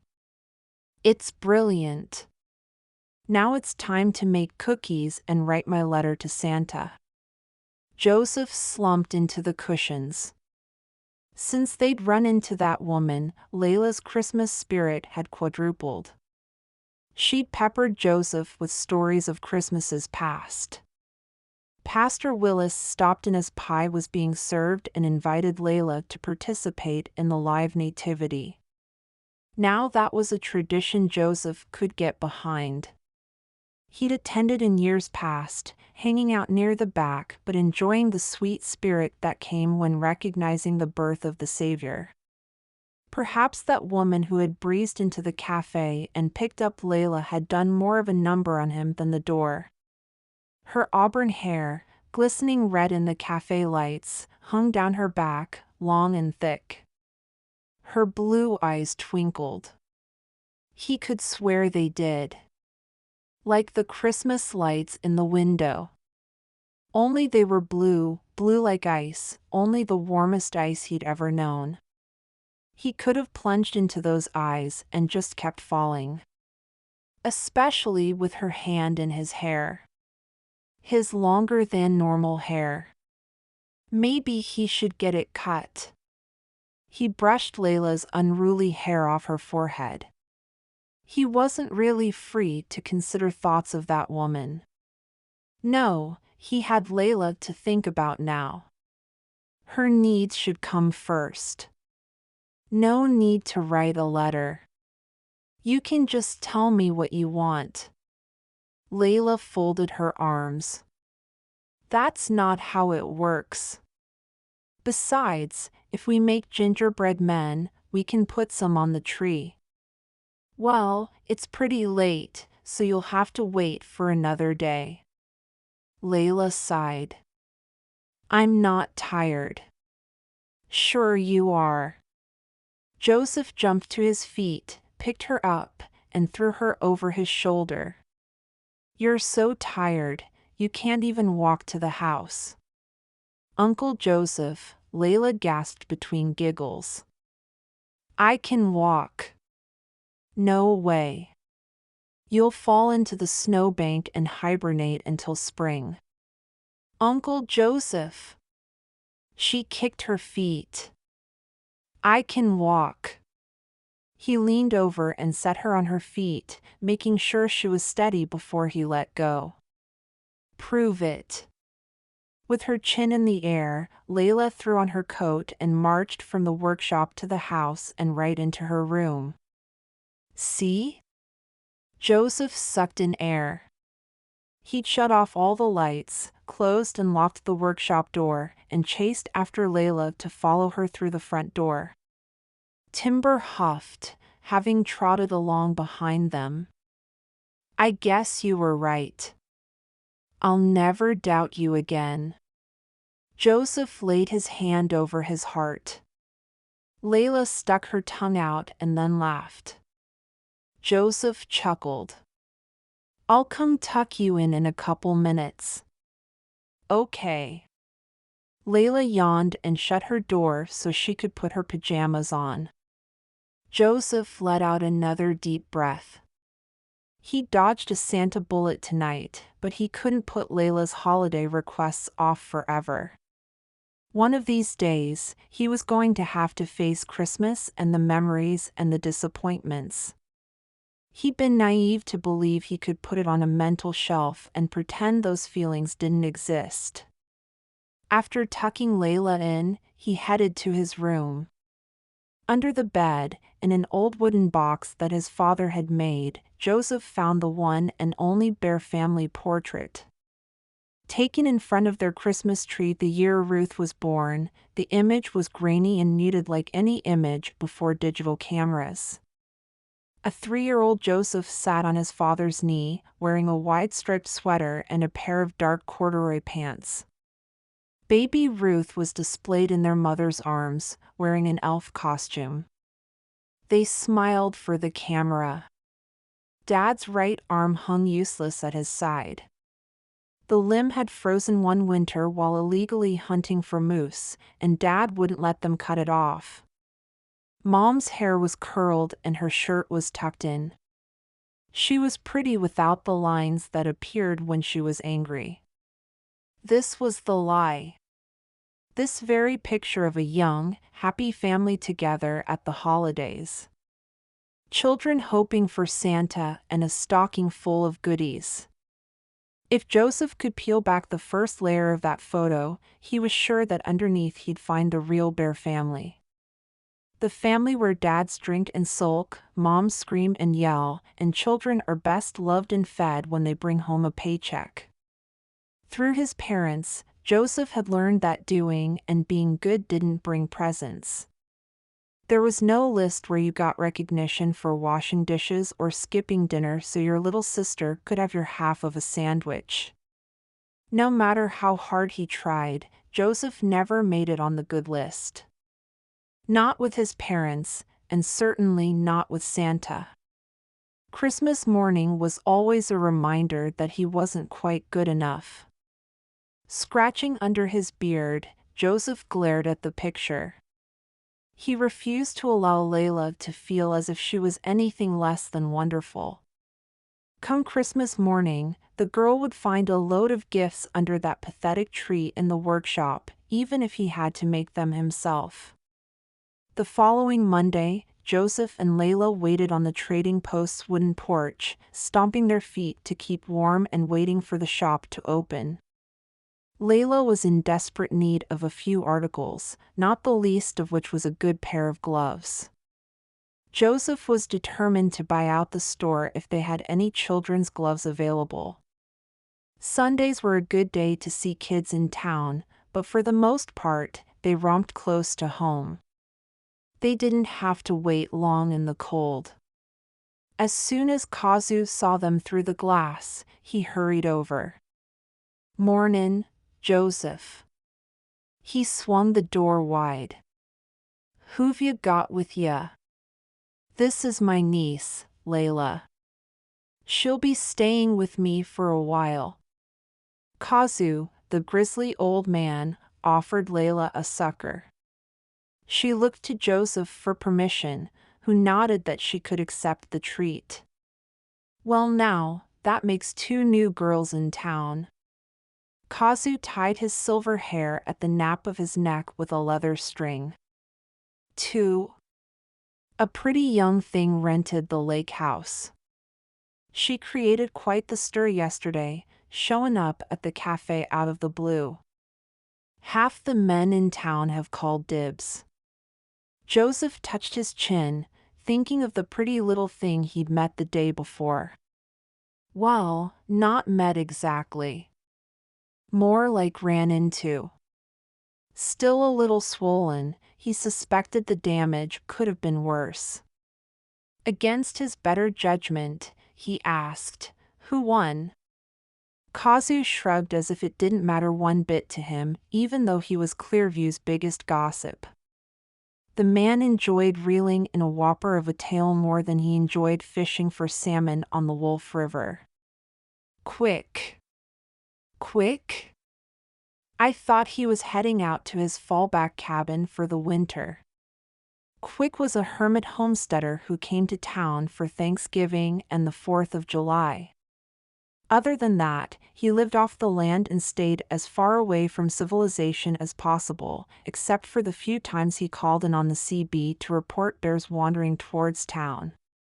As the farthest out edge of civilization, Quick had a duty to warn others of danger. Kazu's grin spread across his face like melted butter. Said he wanted to offer the lady a chance to settle down. Joseph's skin prickled thinking of that woman and her gentle ways with someone like Quick. Not that there was anything wrong with Quick, he guessed. Not that he knew that much about the man. Did he now? Yep. Kazu opened a box of canned peaches and pulled one out. I'll tell you what, I've never seen a man with a bigger grin. He swaggered out, puffed up like a bull moose. Huh. Joseph shook his head to clear the image of that woman nuzzling noses with Layla out of his mind. Since he was an honest man, he had to admit that he'd spent a good portion of the night dwelling on that image, marveling at it, even. Scooter's next in line. Kazu focused on his stack of cans. What about you? You gonna throw your hat in the ring? Joseph shook his head. Well, if you do, you'd better get on it. Word spread fast over the radio last night. Weren't you listening in? Like everyone else, Joseph tuned into the local radio station at 7 p.m. to hear town news. Sometimes people were searching for parts for tractors, trucks, or other machines, and sometimes people wanted a trade. Last winter Joseph had exchanged a bed for 40 pounds of ground beef and a nightstand for a new seat for his four-wheeler. Sometimes the trades involved more than two people, and you had to pay attention. That's when it got real entertaining. Not as entertaining as last night would have been. He'd liked to have heard who else was interested in that woman. Not that he was interested in her, so to speak. Layla and I were decorating a tree. He moved to put his hand on Layla's shoulder and only found air. Layla, he scanned the store, wondering where she'd gotten to. Layla? He left Kazu and made a quick search of the 5 short aisles. She's not here. Panic sharpened his thoughts, and he ran for the door. I'll check Main Street, you check the back, he yelled at Kazu, who nodded. Chapter 7. Ginger. Ginger reached into her purse and pulled out a small puzzle game to keep Layla occupied while they waited. She showed the child how to tip the toy this way and that to get the ball in the center and win. Layla's tongue poked out one side of her mouth as she concentrated. Joseph hadn't seemed that excited about leaving the two of them together. She chalked up his unkind comment to stress. Stress and the fact that she'd about knocked him out with a door the other night. His first impression of her may not have been a good one, despite her best efforts to tend to the damage. Something she'd been remembering often. Too often. The way he'd looked at her as she administered to his wounded chin, with the hallowed eyes of one who needed love and care, had been on the forefront of her mind. Still, he wasn't on her list, and she had to wonder if perchance he had been on the naughty list at some point, which would have disqualified him in Santa's eyes. Ginger bit her thumbnail. She sensed that a man who took in his niece would be the kind of guy who was on the good list growing up. That may have been wishful thinking on her part, because he was truly a handsome man, biggest understatement of her life, and she couldn't imagine that the future Mrs. Kringle would be attracted to a guy on the naughty list. Reaching behind her, Ginger sagged against the counter. Attracted? She couldn't be attracted to anyone other than the pre-approved 5 on her list. No. What she was feeling was intrigue. Probably because the man was the sole provider for this darling child. The whole situation with Layla and her uncle was intriguing, not Joseph himself. Joseph was, her thoughts scattered to the feeling of her hand against his beard. Oh, cinnamon sticks! The postmaster, Walter, stepped out of the back room. When he smiled, a hole where his left canine should have been became visible. "Can I help you?" "Yes," Ginger squeaked. Time to put thoughts of forbidden men out of her mind and focus on the task at hand. "Yes," she said louder. "I wonder if you could tell me when the doctor's office opens."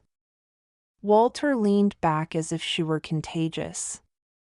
Ginger pictured Stella pretending to hack away just to frighten the man. She had to bite back her smile. Who needed to be on the naughty list when you had a sister who was willing to entertain you with her antics? He got a call out to the Gringorts. "She's having her baby." "That's exciting." Ginger tried to hide her disappointment with a wooden smile. "If it's an emergency, you can see his nurse practitioner," Walter volunteered. "No. I'm not ill, and a new baby is much more important." She'd hoped to get this meet and greet going today. The sheets of her countdown to Christmas calendar were falling away. Perhaps it was time to broaden her search and find the next guy on the list. A flock of nerves attacked her stomach. She'd wrapped her head around meeting the doctor but hadn't really looked past him on the list in hopes that one awkward meeting would be enough. "Perhaps you could tell me where to find Quick Nelson. Alls I know is that he lives northeast of here. If you don't need something, then I've got to get back to sortin' the mail. Thank you for your time." Ginger leaned against the counter and faced Layla, who had completed the game and had a triumphant gleam in her eye. "Now what am I going to do?" "You could help me make gingerbread men. We need them to decorate our tree." Layla's sweet face brightened with hope. Ginger mulled over her options. Go back to the cabin, where Lux had covered every inch of counter space with charts. Apparently Christmas magic was fluctuating again, this time causing overloads, and she was frantic to figure out why. Or, she could bake cookies and spend some time with Layla and maybe her Uncle Joseph, which, despite his rather rude comment earlier, wasn't an entirely unpleasant idea. Besides, with Joseph there was no pressure to fall into true and endless love. The doctor should be back soon, and she could pick up her search for Mr. Christmas right where she left off. "Sure. I excel at decorating trees." Layla grinned. "Good, 'cause Uncle Joseph doesn't cook very good. He burned our turkey on Thanksgiving." Ginger laughed as she took Layla's hand. "Then it's a lucky thing we ran into each other today." Layla grinned, and Ginger's heart warmed. This is what Christmas should be about, making children happy. Not all this chasing after a doctor and plucking her eyebrows. Yes, she had succumbed to Stella's hounding. She should be preparing for Christmas back home. Her first sleigh ride was less than a month away. She needed some time in the big red sleigh to get a feel for how it handled. She'd been flying a smaller sled since she was 8, but the big one had a whole new set of aerodynamics. Handling 8 reindeer would be an adjustment too. Then there was the deal with the winds. She played with them on and off last evening, but she needed to be up in the atmosphere to get a wind strong enough to push the sleigh along. "I'll be home for Christmas," blared from Ginger's pocket. She checked the caller ID and rolled her eyes. Lux must have hacked her phone to install a new ringtone. "You're not subtle, you know that, right?" Ginger took Layla's hand and used her hip to open the glass door. Their breath puffed in the gray light, and Layla pulled her arms close to her body. Ginger noted the brown gloves were much too big for the girl's young hands. "What are you doing right now?" asked Lux. "Hanging out with my girl Layla." Ginger winked and Layla grinned. "What are you doing?" "Monitoring Christmas levels. They just dropped by 30%. Is that worse than the other drops?" Ginger used her free hand to cover the phone and asked Layla, "Do you see Joseph?" Layla shrugged. Lux groaned. "Yes, it's worse." "What happened to meeting Dr. Husband?" "He's delivering a baby." "Go to him, then." Ginger could picture Lux clasping her hands together and begging her to get this man nailed down so they could all head north in one happy sleigh ride. If this doctor turned out to be a Dr. McMMMM, she wanted some time alone with him before taking him back to meet her rather eccentric relatives. Ginger chewed her lip. "I can't exactly crash a birth." Joseph emerged from the watering hole, his hands tucked in his pockets and his head down. He didn't seem to be in as big of a hurry as he was when he left, and Ginger hoped he had a moment to gather his wits. He might need them when he found out she was following him home to make cookies. Reaching into her magic bag, she pulled out a pair of purple gloves and handed them to Layla. "Here, put these on." "What?" asked Lux. "Not you," Ginger replied. Layla did as instructed, handing Ginger the gloves that obviously belonged to her uncle. Ginger stuck them in her bag, allowing the magic to warm them up and fix the small tear in the palm. "Wait, the levels are going back up." "Did you find him?" Lux asked. "I told you, I am not going to interrupt labor and delivery." Joseph stopped at the end of the wooden planking that ran the length of the post office. "Come on, Layla. We still have shopping to do, and I have to finish a couple chairs today." Layla looked back and forth between her uncle and Ginger. "But..." "Hold on." Ginger pulled the phone away from her ear and smiled. "I promised Layla I'd bake cookies with her." Joseph's jaw hardened, but Ginger plowed ahead. "She informed me that your tree was missing a few gingerbread men, and I assured her it wouldn't take long to rectify the situation." "Miss Kringle?" asked a tall man standing at the other end of the decking. He'd gotten her name wrong, but Ginger wasn't about to hold that against him, especially when he was greener than gift wrap and nervous as a novice reindeer. "Yes?" Ginger asked as Layla took her hand. "My name is Quick. I live way up yonder in them hills." He pointed to the mountain in the distance. Ginger smiled. Christmas magic must be in her corner if Quick Nelson had found her. Turning on a little sauciness, Ginger gave him her full attention. "Well, I have to give you points for bravery. Surviving winter on your wit and strength is something to admire. What can I do for you, Mr. Nelson?" Blushing, he replied, "It's not Mr., it's just Quick." "Right." Ginger held her smile. Nodding slightly, she encouraged him to continue. Lux huffed in her ear. Ginger pulled the phone down to her side. The last thing she needed was Lux critiquing her flirtations. Layla squeezed her hand, and Ginger glanced behind her at Joseph. He folded his arms and quirked an eyebrow. "I was wondering if you'd be interested in homesteading with me?" Ginger nearly dropped her phone. "Excuse me?" "Well, I get the sense that you're a hardy woman, and I'm looking for someone who can be in the cold, work hard, and live where few people ever go." His bravery spent, Quick mumbled into his chest, "I don't have much, but I'd give you all that I have." "Wait." Ginger held up a hand. "You want me to move in with you?" Quick's cheeks bloomed redder than ribbon. "No, ma'am. I've 2 cabins, one would be yours and one would be mine, but we'd work together." "Oh." Ginger pondered his offer. "Could we go on a date or something first?" Quick shuffled his feet. "I've already spent too much time away. I'm heading out now, but I couldn't leave without asking you first. You're he scratched under his hat. "Well, you're something amazing, Miss Kringle." Ginger pressed her hand with her phone over her heart. "Quick, that's sweet of you to say." Quick's chin came up. "Then you'll come?" Ginger closed the distance between them, Layla tagging along. Handing the girl her phone, she reached into her bag. Pulling out a bright red scarf, thick and warm, it smelled like molasses cookies, she kissed Quick's cheek. "I can't." She wrapped the scarf around his neck, the color standing out against his black coat. As she got it in place, she noticed the scarf had the Kringle family crest on the end. Brushing her fingers over the cursive letter K surrounded by holly, she paused. Was this the magic's way of saying this was her husband-to-be? Quick brushed the yarn with his gloved hand.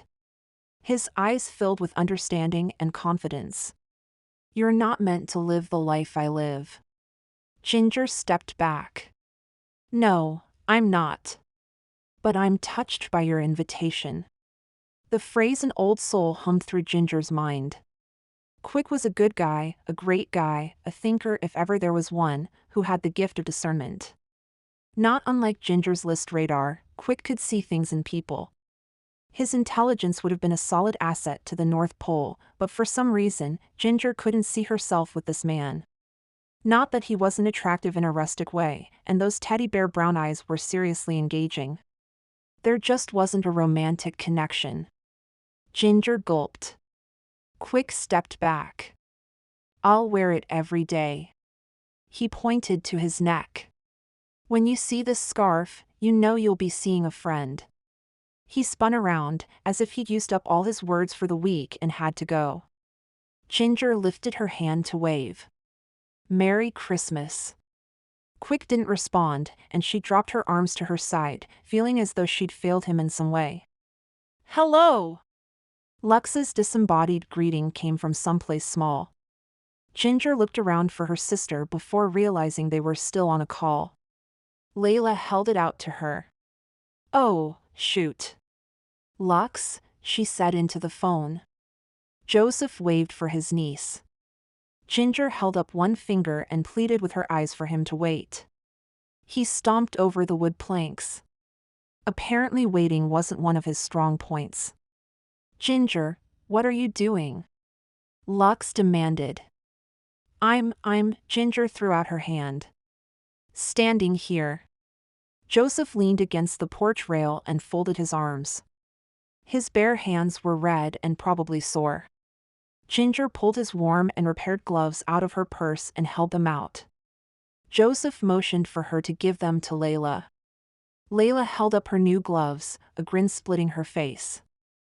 "I like these ones." Joseph lowered his eyebrows. "Where did you get those?" Layla smiled shyly at Ginger. "Here." Ginger pushed the gloves closer to Joseph. Their fingers touched, and a zap of icy goodness flared through Ginger. She shivered, a new experience for her, since she was immune to changes in temperature. Their eyes met, and Ginger suddenly felt like she was taking a nosedive in the sleigh. Lux squeaked. "The numbers are all over the place. They have to be going nuts at the pole." "I need you here, Ginger, I can't keep up with the..." Joseph raised his eyebrows and glanced at her phone.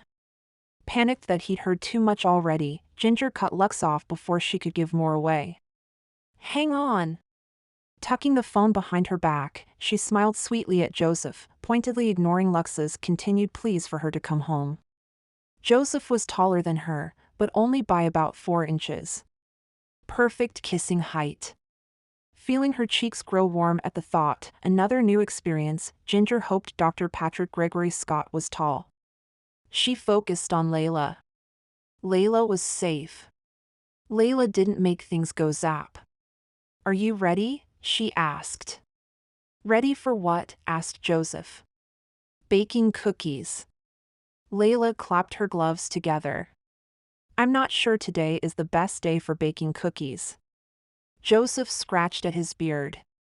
A beard looked good on Joseph. Some men just couldn't pull them off, but his was thick, not scraggly, and a dark chestnut brown. And soft. For one disturbing second, Ginger wondered what it would feel like to have it brush against her cheek. Shaking off her daze, Ginger pulled out her most innocent voice. "No? I've got work to do in the shop, and it sounds like you've got something going on." He pointed to her phone. Lux was singing Jungle Bells in an attempt to get her attention. Ginger had to smile. If she knew you could hear her, she'd turn redder than Rudolph's nose. Layla giggled. "I can come by tomorrow."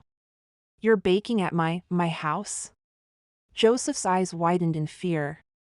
Ginger considered the fact that a bachelor may not have the best housekeeping skills. She could mosey on into a disaster. However, Lux had converted their kitchen and dining room into a command center/science lab. There was no way to explain all that away. "Yep. I need to see the tree so I know how many cookies to make." Joseph took in Ginger's coat and pants, which were thinner than most people's winter gear. "We live a ways out of town, and it's cold." Ginger knew he was making excuses, trying to give her a way out if she wanted it. The thing was, she didn't want it. She wanted to spend time with Layla. And she'd made a promise to a child. Santa, or the future Santa, couldn't break promises, it was part of the Santa code. "I'll be fine," she stated curtly, hoping to cut off any more arguments before they began. "Please, Uncle Joseph," begged Layla. Joseph sighed in resignation. Ginger tried not to take his reluctance to be around her personally. Maybe homemade cookies would mend things between them and give her a chance to smooth things over. Then again, "See you around noon tomorrow?" He put his arm on Layla's back and ushered her towards the trading post without confirmation. Layla smiled and waved goodbye. Ginger waved back. "See you soon." No answer was as good as a yes in her book. She watched Joseph hold Layla's hand as they clambered inside the trading post and out of the cold. His big, broad shoulders and strong frame were a contrast to Layla's puffy coat and thin legs. Layla's presence gave Ginger the oomph she needed. She wouldn't normally head off to a stranger's house alone, unless it was to deliver presents. In fact, when she and her sisters were on excursion, they always stuck to the buddy system. Except for today. Lux had been too caught up in her work. She'd gone to bed early and risen with a determination to figure out this Christmas magic business so they could leave. She was probably working on a love potion at this very moment. The one thing Lux hadn't thought of was that the heart couldn't tell time. As much as Ginger would like to have all this figured out, she thought so, anyway, she couldn't force Dr. Patrick Gregory Scott to appear. The man had a job, a life, and for all she knew a girlfriend. Although with the scarcity of women in these parts, a girlfriend was unlikely. At least she'd met quick. Though, that meeting hadn't produced a husband, or even a spark. And yet, her red ruffled purse had produced a scarf with the Kringle crest on it for him. She'd been specific in her mental wish before she pulled it out, even calling him by name. And then he'd withdrawn his offer, somehow knowing that the life he led wasn't for her. But the scarf had her wondering if the life he led wasn't for him either. Even knowing all that, Ginger still didn't feel inclined to seek him out. The general consensus of the meeting was that they weren't for each other, and that was fine with Ginger. In a one-horse open sleigh, Lux gave the song a big finish. Ginger chuckled.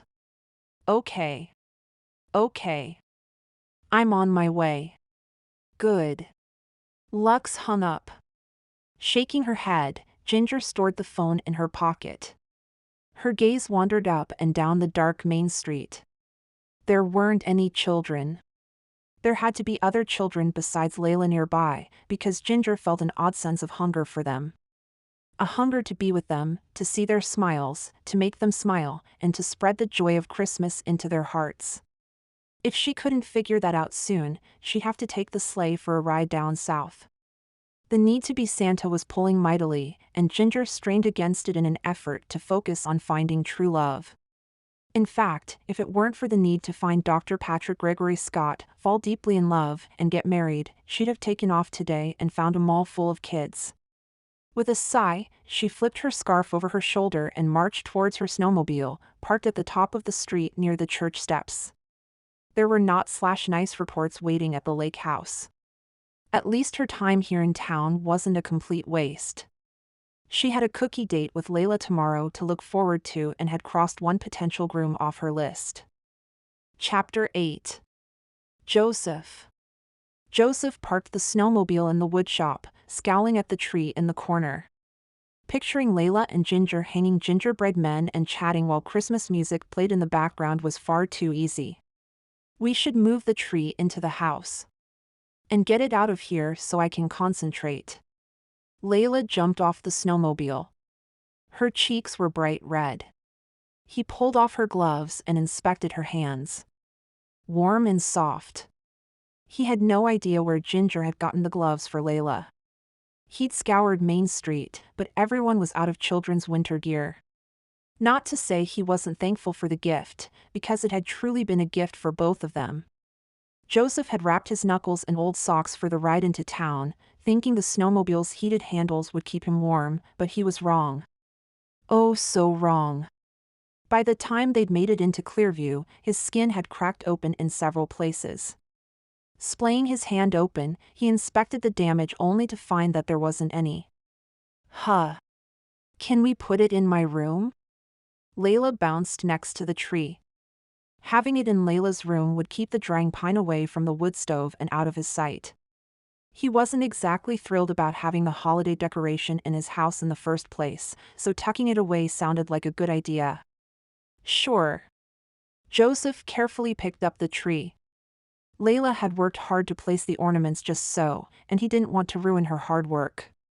As much as he disliked Christmas, he loved his niece.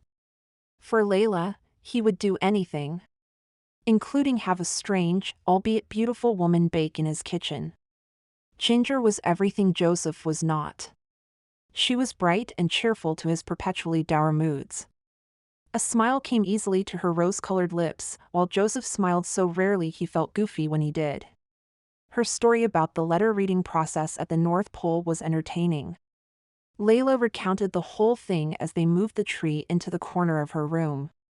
Once the tree was situated to her liking, he and Layla headed back out to the shop. One thing he was learning quickly was that with Layla around, everything took longer. Even leaving the house was an effort as he helped her squeeze her feet into her snow boots and zip up her coat. He hadn't found one of those in town either. At least the gloves were long and covered her forearms. Their steps crunched through the freshly falling snow, and they had to shake off the flakes that accumulated on their shoulders before entering the shop. Layla settled in at the corner desk with the crayons and paper they'd purchased today. Joseph handed her a pair of noise blockers for her ears. Remember, you have to stay out of my work area. I can't hear you coming, and I don't want you to get hurt. She put on the headphones. I know, she yelled because her ears were covered. Joseph pulled one side away from her head. If you need me, turn the lights on and off. Okay. Satisfied that she knew the rules and would follow them, Joseph cruised to his work table, where he checked the oil and fuel levels in the chainsaw. He was planning to carve a turtle out of a stump of wood he'd found several months ago. The trip had been fruitful when it came to harvesting firewood, and the stump was an added bonus. He started up the saw and felt the familiar tug of creativity. He'd been working with wood for as long as he could remember. Whittling was a cheap interest for a kid in Alaska. All he needed was a pocket knife, which he always carried in his pocket, and Mother Nature provided the rest. Even when he was far from home, he could carve. The activity held his interest and kept him quiet, so no one ever made a fuss. Now his carvings sold for prices even he had a hard time believing. The noise from the saw and wood chips flew through the air as he removed some large chunks quickly, letting his creative muse. He still thought that was the dumbest expression he'd ever heard, but there was really no other way to explain the part of him that came alive when he worked. He couldn't help but think of Quick and his stupidly brave move to ask Ginger to homestead with him. It wasn't unheard of for near strangers to jump into a homesteading project together up here. A man or a woman might be able to make it a few seasons on their own, but they soon found that the lifestyle was lonely and difficult. Pairing up and dividing the work had several advantages, a couple of which he wouldn't mind sharing with Ginger.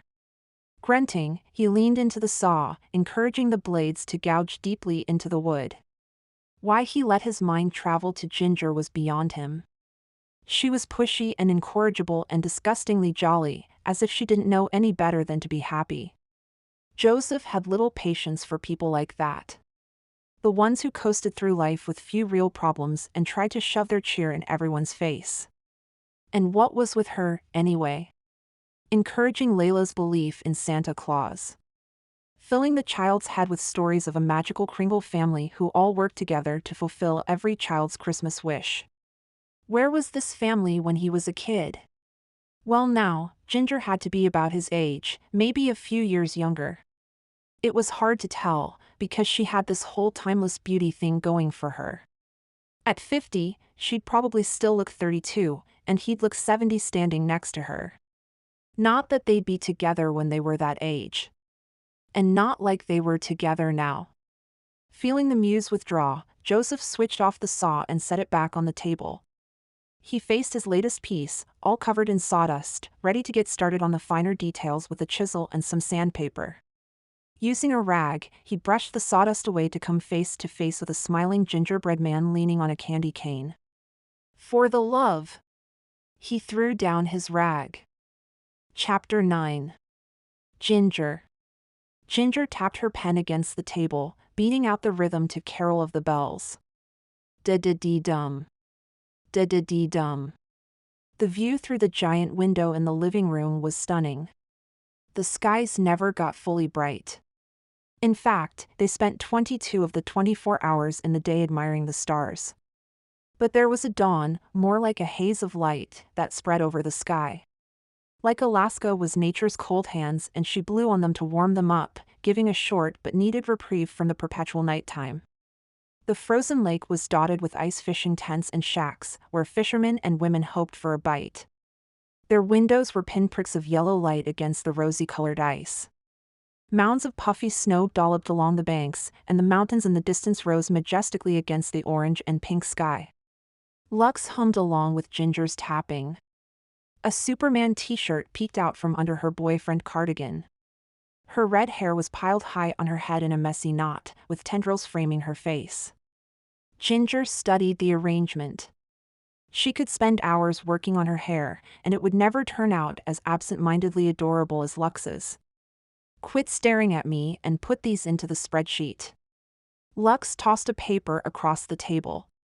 Ginger rolled her eyes. Why am I doing this again? Lux talked around the pen between her teeth. I need all the data from this morning entered so I can analyze it.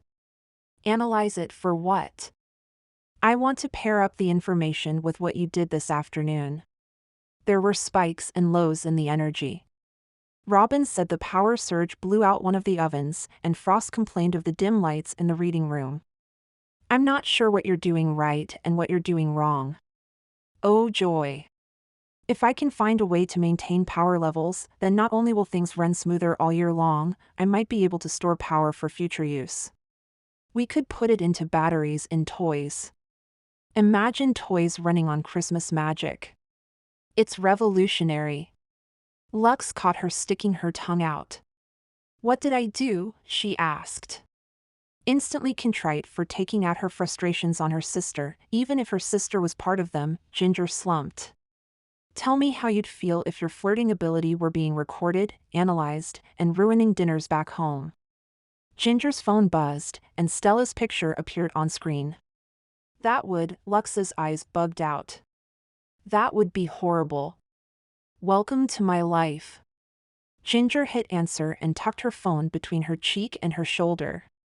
Hey, Stella, she said, allowing Lux to go back to her computer program. Ginger, you won't believe this, Stella whispered into the phone. Ginger used a highlighter to mark the first line of numbers to enter into the spreadsheet. The future Santa doing data entry. Try me. Okay, so I was online with Rhett. Rhett?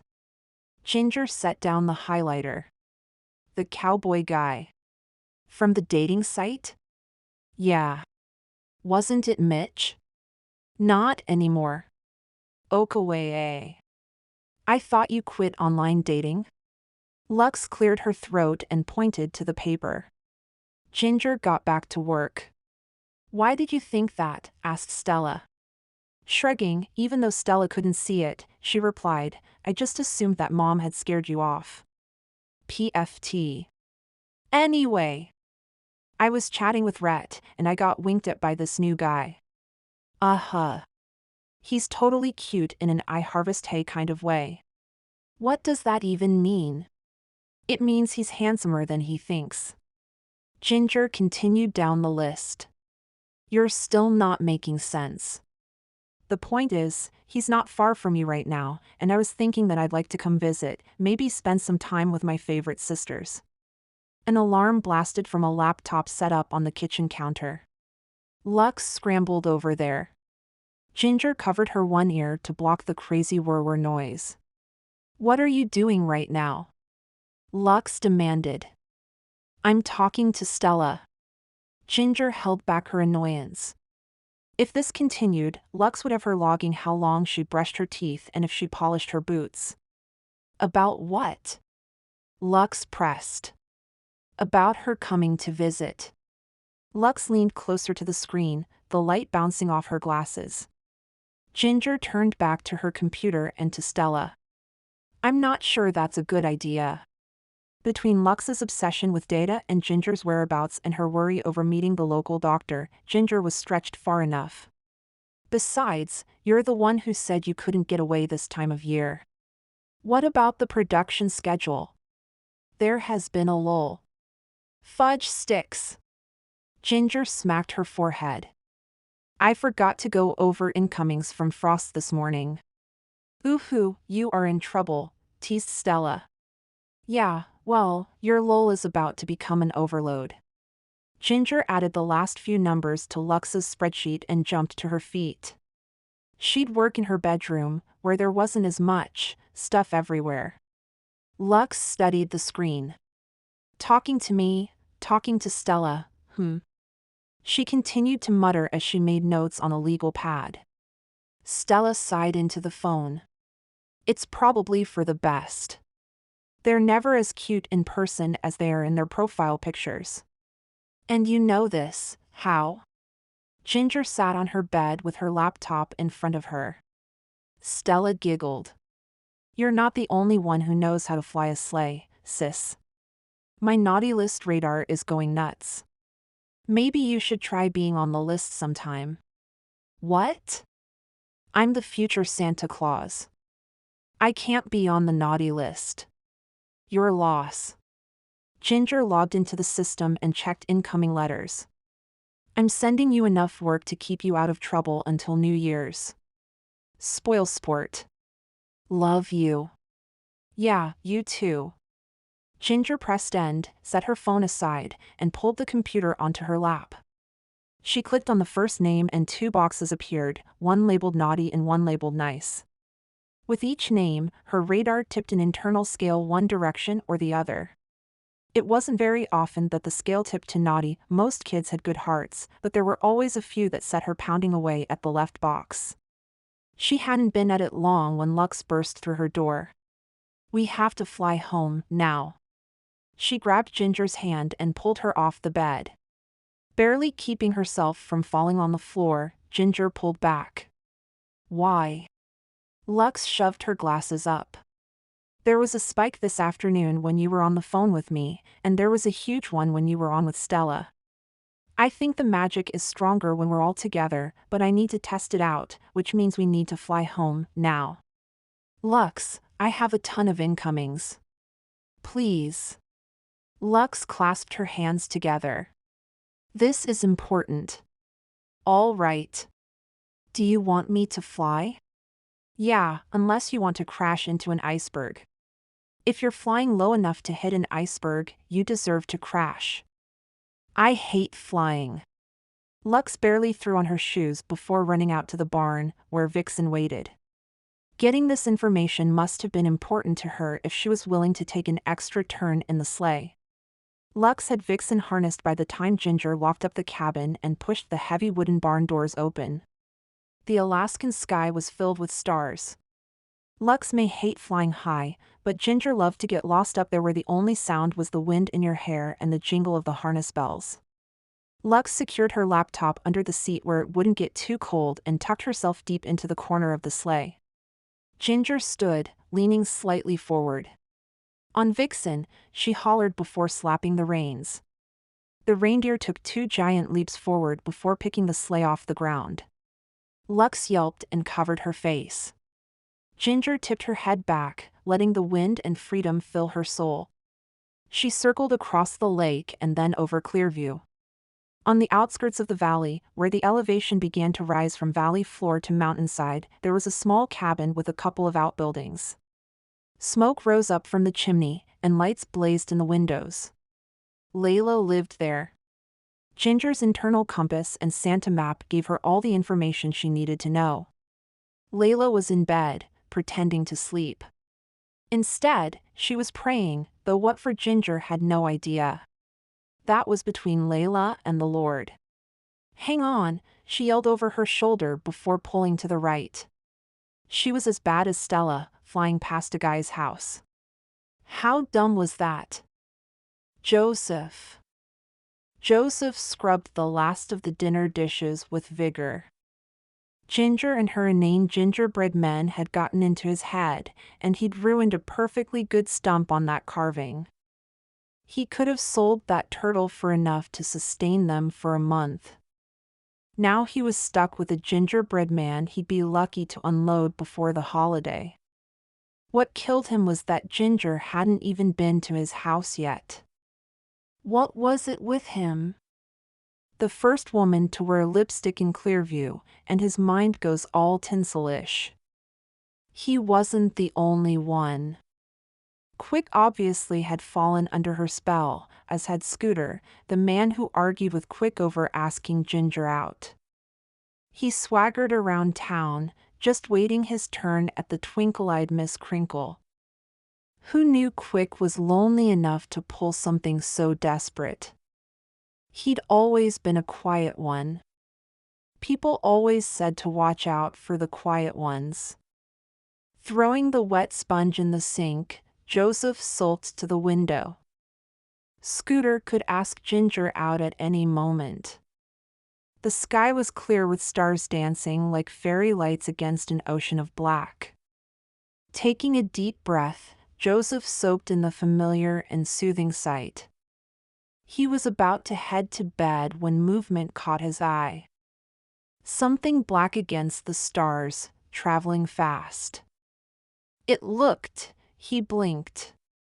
It looked like a sleigh. He leaned against the glass. Ginger really had gotten inside his brain. The next thing you know, he'd be humming Santa Claus is Coming to Town in his sleep. Growling once again at his subconscious for forcing thoughts of Christmas into his every waking moment, Joseph stomped into his room and fell into bed. Chapter 10. Ginger. That was a bust. Ginger yawned as she opened the fridge. Not completely. She placed the fresh fruit, grown in the greenhouses back home, and milk in the fridge. We got to raid the kitchen. Lux pulled the elastic and pins out of her hair, letting it fall in stunning red waves down her back and across her shoulders. She rested her chin on her folded arms. I really thought I'd found the reason for the changes. You will. Ginger patted her arm. If anyone on the planet was smart enough to figure out a mystery that had been around for centuries, it was Lux. You should get some sleep, though. You've been pushing yourself too hard. I have to. Christmas is counting on me. You? Ginger's gut sucked in. I'm the one who has to convince a stranger to marry me in less than a month. Lux half smiled. I know. She sighed. When are you going to tell him about the whole Santa gig? I thought I'd take him for a sleigh ride for our first date. Sure. Scare the guy into marrying you. Ginger threw a dish towel at Lux and missed. I'm a good flyer. Well, you're better than Stella, I'll give you that. That's not saying much. Stella drove like a roller coaster operator. When Stella flew a sleigh, even the reindeer came back nauseous. Ginger rubbed her temples. What are you thinking? Asked Lux. Eyeing her practical and scientific-minded sister, Ginger was extremely grateful the two of them had ended up on this adventure together. Stella may have a lot of flair and have more experience with men than the rest of the Kringle sisters put together, but Lux had a way of working through things that was soothing to Ginger's troubled mind. Here's the thing. On one level, I feel just like everyone else. I have a dad and a mom who have expectations and want to see me succeed. I have sisters who, for the most part, love me. Lux gave her a sympathetic look. Robin had been less than friendly at last night's family meeting. She refused to stand anywhere near Ginger and only spoke when asked a direct question. Ginger filled a pan with milk for hot chocolate and set it on the stove to scald. I have a job, and I work and I went to college. Granted, she had gone through summer semesters at UC Santa Barbara and taken fall off to help the family get ready for Christmas, but that wasn't strange enough to set her apart as a freak. Hiding her Kringle abilities wasn't all that hard either, with the weather in Santa Barbara staying between 70 and 80 degrees. If she forgot a sweater during the June gloom, it was overlooked. With a shake of her head, she continued, "These are all normal people things to do.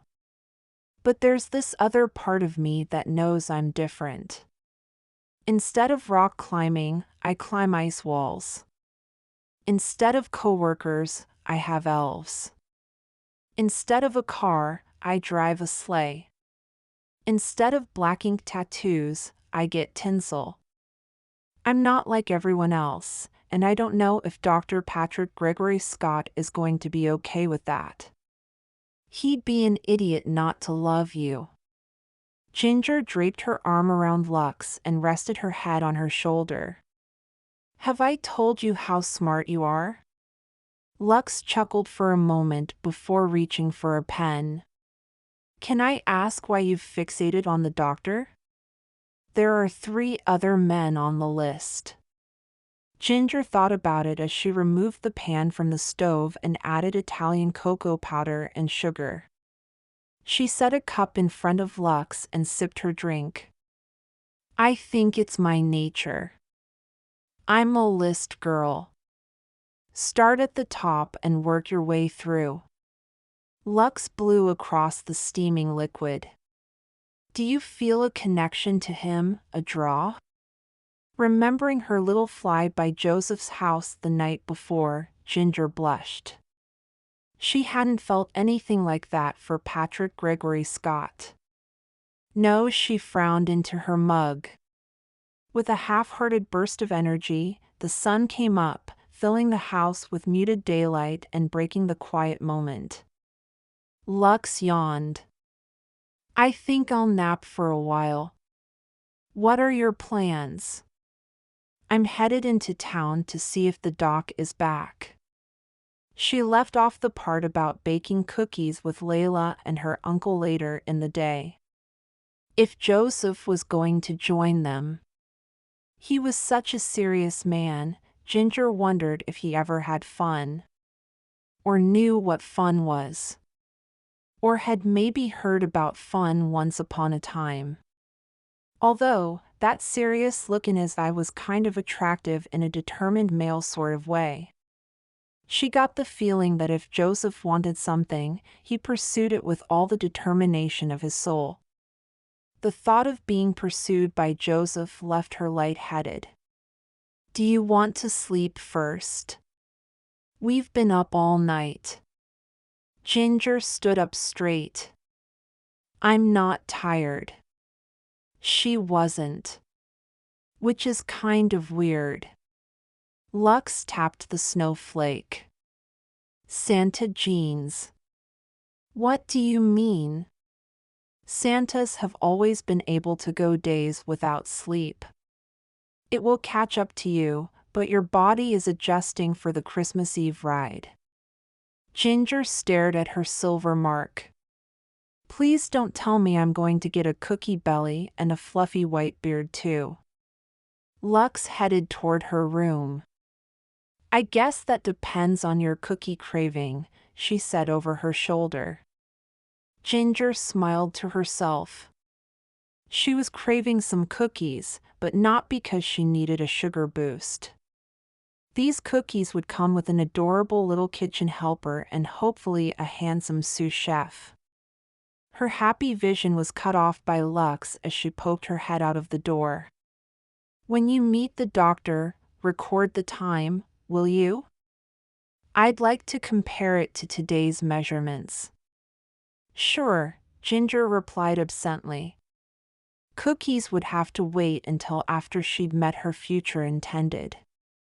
She pressed a finger to the spot below her eyebrow where Stella had gone nuts with the wax last night in an attempt to create an arch. It worked, but Ginger didn't like the sting that came from having her eyebrow ripped out. She'd stick to tweezers for the rest of her marriage. With that intimidating thought of spending the rest of her life with someone she hadn't met yet, she strode into the house to take the travel braids out of her hair and apply some lipstick. Joseph bustled through the door with an armload of wood to find Layla sweeping the front room. She frowned at him. "Stomp outside." "Okay." "Sheesh." He stepped back and pounded the snow off his boots, a grin on his face. She was so much like her mother. When he came in, he set the logs down so he could remove his shoes. The stove kept the cabin quite toasty, and his thick wool socks would be fine on the wooden floorboards. Layla had on her darkest pair of jeans and a pink striped shirt with a sparkly star on the front. Her hair was parted, crooked, but he'd never tell her that, and pulled back into a low ponytail. She bent to hold the dustpan while she swept the small pile of dirt and sawdust into it. Upon further inspection, she'd also dusted the mantel and pictures as well as fluffed the couch cushions. "Who taught you to clean?" Joseph asked. "My mom." Trying not to make a big deal out of his question, Joseph asked, "Do you ever clean for other people?" His sister should know better than to hire out her child. He carried the wood over to the stove and stacked it in the holder. "I used to go with Mom to work." She finished with the broom and returned it to the closet. Timber trotted along behind her. When she shut the closet door, he bumped her with his nose and she gave him a hug. The two had taken to one another like lost bear cubs. For all the faults he could find with Ruth, she appeared to do right by Layla. Joseph felt the tension leave his neck. Except for dropping her off and running away. He'd been so in shock over her abandonment that he hadn't thought much beyond Layla's immediate needs. If she was going to stay, she needed to go to school. There wasn't a school building in Clearview, and he wondered how to make that happen. Done with the chore, he scratched his head. If he remembered right, homeschool was the norm. He'd have to talk to someone about that, and soon. He didn't want her missing more than she already had. Layla looked at him and frowned again. "Maybe you should shave." "What?" Joseph laughed as he stroked his beard. "Why would I shave?" looking at him as if he were daft, a feat Layla had mastered at a young age for a girl. She replied, "We have company coming over." Joseph groaned. "Don't remind me. Don't you like Ginger?" With eyes as big as the moon, Layla looked as though she would take his answer personally. Timber followed the conversation, his eyebrows twitching. The poor dog hadn't had this much entertainment in years. Joseph thought carefully before saying, "She's fine.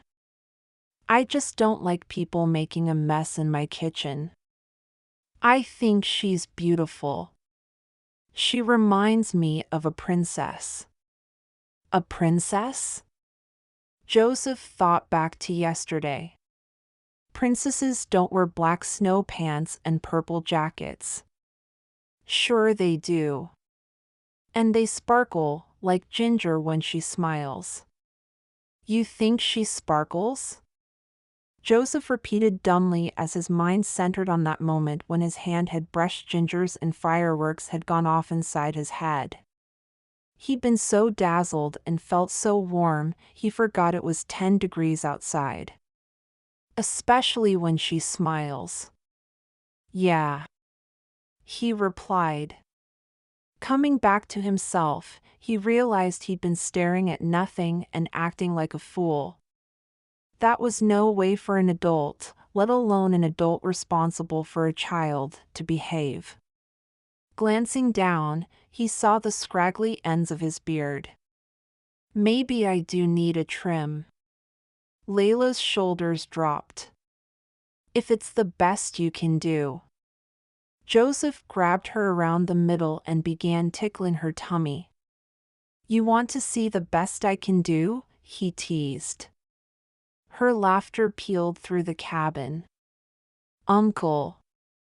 Uncle! She gasped for air. Letting her slip away, Joseph pointed her direction. Let that be a lesson to you, never insult a man's beard. Layla grinned, but kept her distance to fend off another tickle attack. Joseph shut the door to his room and dug out his electric razor.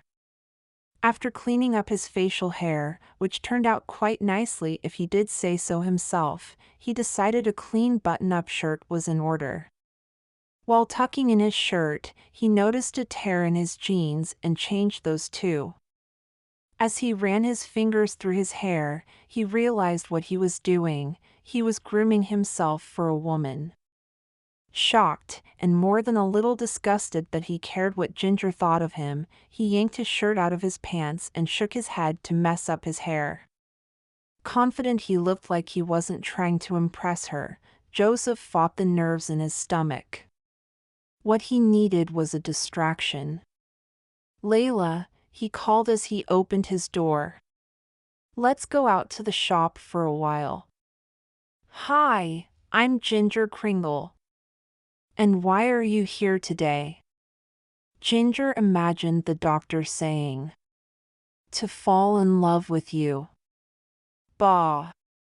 No good. Ginger paced in front of the trading post, doing her best to come up with an opening line. Every word that came out sounded like cinder and pine sap. Dialing Stella's number, she held her breath. Instead of Stella, Frost answered the phone. Hi, Stella ran out of here just a minute ago. What's going on? Whatever had happened, it must have been important for Stella to leave her phone behind. They ran out of red paint in the fire truck machine, and no one refilled it. What?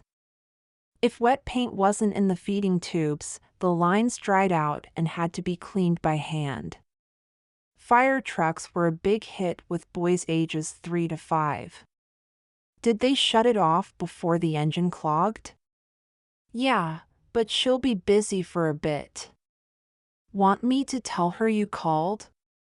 Ginger almost rubbed her eyes and then remembered the fancy new mascara with extra curling power she'd applied. I need a pickup line in 5 minutes or less. She glanced at her phone before placing it back up to her ear. Maybe I can Google it. If Google had good pickup lines, do you think anyone would still be single? Good point. How about would you like to go to dinner in the Alps? I can't ask him that. He'd think I was nuts. Okay, try saying, have you ever had real schnitzel? Schnitzel, really? It's one of your favorite things. The image of her family singing like the Von Trapps and tossing around pillows came to mind. Not that they'd done that recently. They were kind of a magical family, after all. Frost, I can't do this. You can and you must. Come on, Ginger. You're just a girl, standing in front of a boy. He's not Hugh Grant. Oh my brickle, Frost.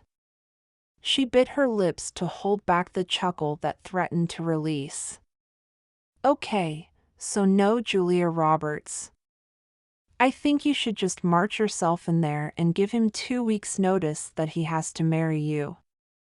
That's the proposal. If he can't take the heat, tell him to jump in a lake house. Ginger laughed. Like you said when I was 14, Sandra can get you out of any heartbreak blues. I wish. Okay, I'm going to channel my inner Miss Congeniality and strut my stuff. Good luck. Love you. You too. They hung up, and Ginger took a moment to stand up straighter. She'd worn black boots with a little heel, teal leggings, and an oversized sweater with a coat to match. Her hat was also black, as were her gloves, which she'd remembered. With a sense of purpose, she began her approach. Excuse me? You who? Excuse me. Ginger paused mid-step to watch a woman with a fur hat and scarf scurrying along, her arm waving madly. She looked to either side to see if the woman was calling someone else, but no one paused or paid attention. With a shrug, Ginger waited. The woman's name popped into her head, Susan Miller White. Warmth spread through Ginger's toes. Finding adults who believed in Santa was always a joy. Hello, Ginger greeted her warmly. Merry Christmas. Susan stopped a couple of feet away and stared as if she couldn't believe her eyes. Hi. She took a hesitant step forward. Merry Christmas. Ginger's belly jumped as she ho-ho-hoed. She pressed a palm against her stomach to make sure she hadn't grown a cookie belly that she wasn't aware of. Finding everything where it should be, she smiled and asked, "What can I do for you?" Well, I am searching out volunteers to help with the new backdrop for our Christmas Eve with Santa. Susan shifted from foot to foot, not unlike a 7-year-old child waiting their turn on Santa's lap. Sounds lovely. What can I do? Susan blinked. Are you serious? Ginger nodded enthusiastically. Helping with a Santa program or platform or whatever would be a valuable way to spend her extra time in Clearview. Sorry, Susan stammered.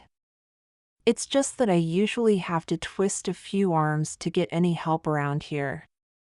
What? That can't be true. Everyone's been so nice. Kazu, from the trading post, had donned his coat and carried her cookie-making supplies to her snowmobile. He'd even secured them with twine. Trudy, at the cafe, had offered her a free breakfast, which she declined because she was too nervous about meeting Patrick Gregory Scott to eat a thing.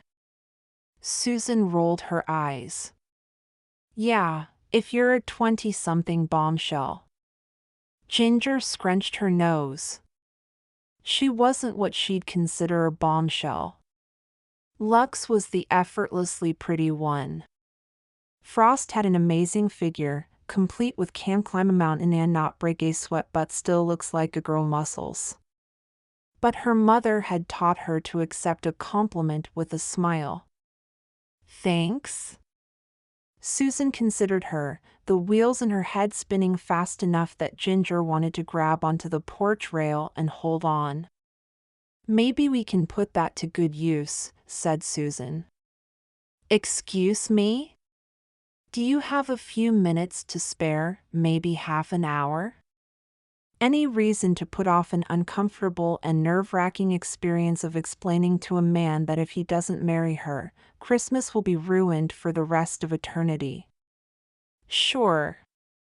Susan put her arm around Ginger's shoulders and ushered her towards Jeans and things. You are so sweet. I think this is going to be our best year for volunteers ever.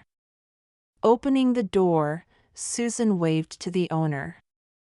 Wood, I'm going to leave Ginger here at the sign-up table for a bit while I run an errand. The middle-aged shopkeeper with a denim apron and large ears lit up. It's okay by me. The interior of the store was even darker than outside, where a nearly full moon hung over Clearview. Ginger blinked several times to adjust to the dim lighting provided by two sconces. Across from the door was a wall of cubby holes. Each cubby held a different size of jeans in every size from 3 months to husky man in a variety of blues. To the left were a few clothes racks. Here, Ginger found the source of plaid flannel most people wore. Frost would recommend burning the place down and starting over in the fashion department. Her motto was bling makes everything better. Ginger liked the soft fabrics and muted colors. They brought a sense of home and comfort. She could imagine snuggling up to a certain Alaskan man in one of those shirts in the family room. Jumping out of her daydream, she focused on Susan. What exactly do you want me to do? Placing Ginger directly behind the folding table with a red tablecloth and a clipboard, Susan gave her a thumbs up. Invite people to sign up to volunteer. With any luck, we'll turn your half hour of time into a full day's worth of hard labor. Ginger leaned over the table and whispered, "What people?" The shop was as empty as the workroom the day after Christmas. Susan winked. They'll come, don't worry. I'll be back in a few minutes, she said before bustling out into the cold like a harried holiday shopper on a mission. Ginger made eye contact with Wood and shrugged. He smiled, his weathered face crinkling like day-old caramel frosting. Feeling the need to break the ice, Ginger said, "Your store is lovely. I especially like the jeans with the feather design on the pockets. I don't sell many, being as there aren't a lot of women up here. My sister Stella would love those." Ginger surveyed the other items on sale. Oh, and Robin would adore that light blue leather jacket. Frost could use that messenger bag with all the pockets. She's constantly organizing stuff. Try as she might, she couldn't see anything for Lux. Not letting that deter her, she grinned. I'm excited to do some holiday shopping. Although if things stay slow at the sign-up table, I might as well get it done. Don't you worry. Wood winked. You're gonna be plenty busy in no time. Once Wood's attention went back to putting price tags on leather gloves, Ginger stepped around to the front of the table. Tipping her head this way and that, she envisioned a pine garland covered in gold ribbon, silver baubles, and red holly berries. Within seconds, she'd pulled the garland from her purse and draped it expertly. Next, she placed a 2-foot pine tree with corresponding ornaments and twinkle lights on the tabletop. Finally, a snow globe the size of a bowling ball gently played "O Come All Ye Faithful" opposite the tree. Brushing off her hands, Ginger surveyed her handiwork. Wood let out a whistle, startling her. "Looks a bit cheerier in here." Ginger smiled. She'd been drawn in by her task. Decorating for Christmas was kind of her thing. Well, one of her things. Back home, she was always the one who picked out the tree and wreaths for the doors. "Thank you. You always carry a tree in your purse?" he asked. His dark eyes bore into her with the patience of a man who was willing to wait for answers and the knowledge of one who had seen things he couldn't explain. He was what her mom would call a lone wolf. It was difficult to put an age to him. The weather could age a person twice or thrice faster than necessary. Wood had the wrinkles of a 75-year-old, but he moved like he was in his 40s. She tucked her hair behind her ear. Santas weren't supposed to lie. It was another one of those things in the creed. No breaking promises to children, no lying, no feeding cookies to the reindeer, it gave them stomachaches, and no telling people about magic. Although, she wasn't above creative truth-telling. It folds up smaller than you think. She harnessed a smile and hoped he'd let it go. Huh. The grunt came out sounding more like "I don't believe you, but I'm not sure I believe myself either." Magic had that effect on people. Usually, a semi-believable excuse was good enough to throw them off track. They wanted to believe in rational excuses because magic? Magic was the stuff of legends and fairy tales and children's stories. In the grown-up world, magic was forgotten. "Me first." "No, I'm already in line." "Ya are not." 3 men burst through the door, acting more like kiddies at the top of the sledding hill than customers in a clothing store. Ginger put her hand out to protect the snow globe, just as the largest one in the bunch planted his rather hefty boots in front of her table. Swiping his forest green hat off his head, he grinned. Or rather, Ginger assumed he was grinning. His bottom lip had been cut open, the skin around it dry and swollen, and his left eyebrow sported an impressive goose-egg-colored blue by a bruise that made it difficult to determine if he was smiling or grimacing in pain. Name's Scooter Stevenson. The other 2 sagged as Scooter made his introduction. Ginger, on the other hand, perked right up. Scooter Stevenson, the 5th name on her list. Here she'd been all nervous about meeting the doctor, and Scooter practically drops into her lap. Not right in her lap, she still had to ask him to marry her. Clutching the clipboard, she studied the rough-and-tumble group. The men gathered right up on Scooter's heels, eager as beavers to observe the conversation. Ginger swallowed and held out her hand. Ginger Kringle, her eyes cut to wood. Better not use her real name. He was already suspicious enough. Besides, if Quick could go by one name, so could she. Ginger. "Go on," egged the man to the right. He had on a leather hat lined in red plaid and a jacket to match. Tonrar. The name came to Ginger in a flash. His name meant devil, and she hoped he hadn't earned it. Scooter puffed up his chest. He was a big guy, bigger than Joseph, and that was saying something. "Ginger, I was hoping I could, well, that you would, I mean, if it's not too much trouble." He twisted his cap between his large hands. "I wanted to sign up to help with the Santa stand." Letting out a heavy breath, he put both hands on the table and leaned forward. The mayor's wife said you were over sign-ups. Ginger smiled. I am, at least for the next 15 minutes. Hey Scooter, that's not what you, Tonrar cut off as Scooter's boot landed on his foot. I'm getting there. Scooter smiled at her. Ginger smiled and handed Scooter the clipboard. As you can see, we need several volunteers to haul the materials from the hardware store up to the church and then several more with carpentry skills. You ought to talk to Joseph. He's real handy when it comes to building, offered Tonar with a glare at Scooter. I don't think she needs to look much farther than right here. Scooter signed his name.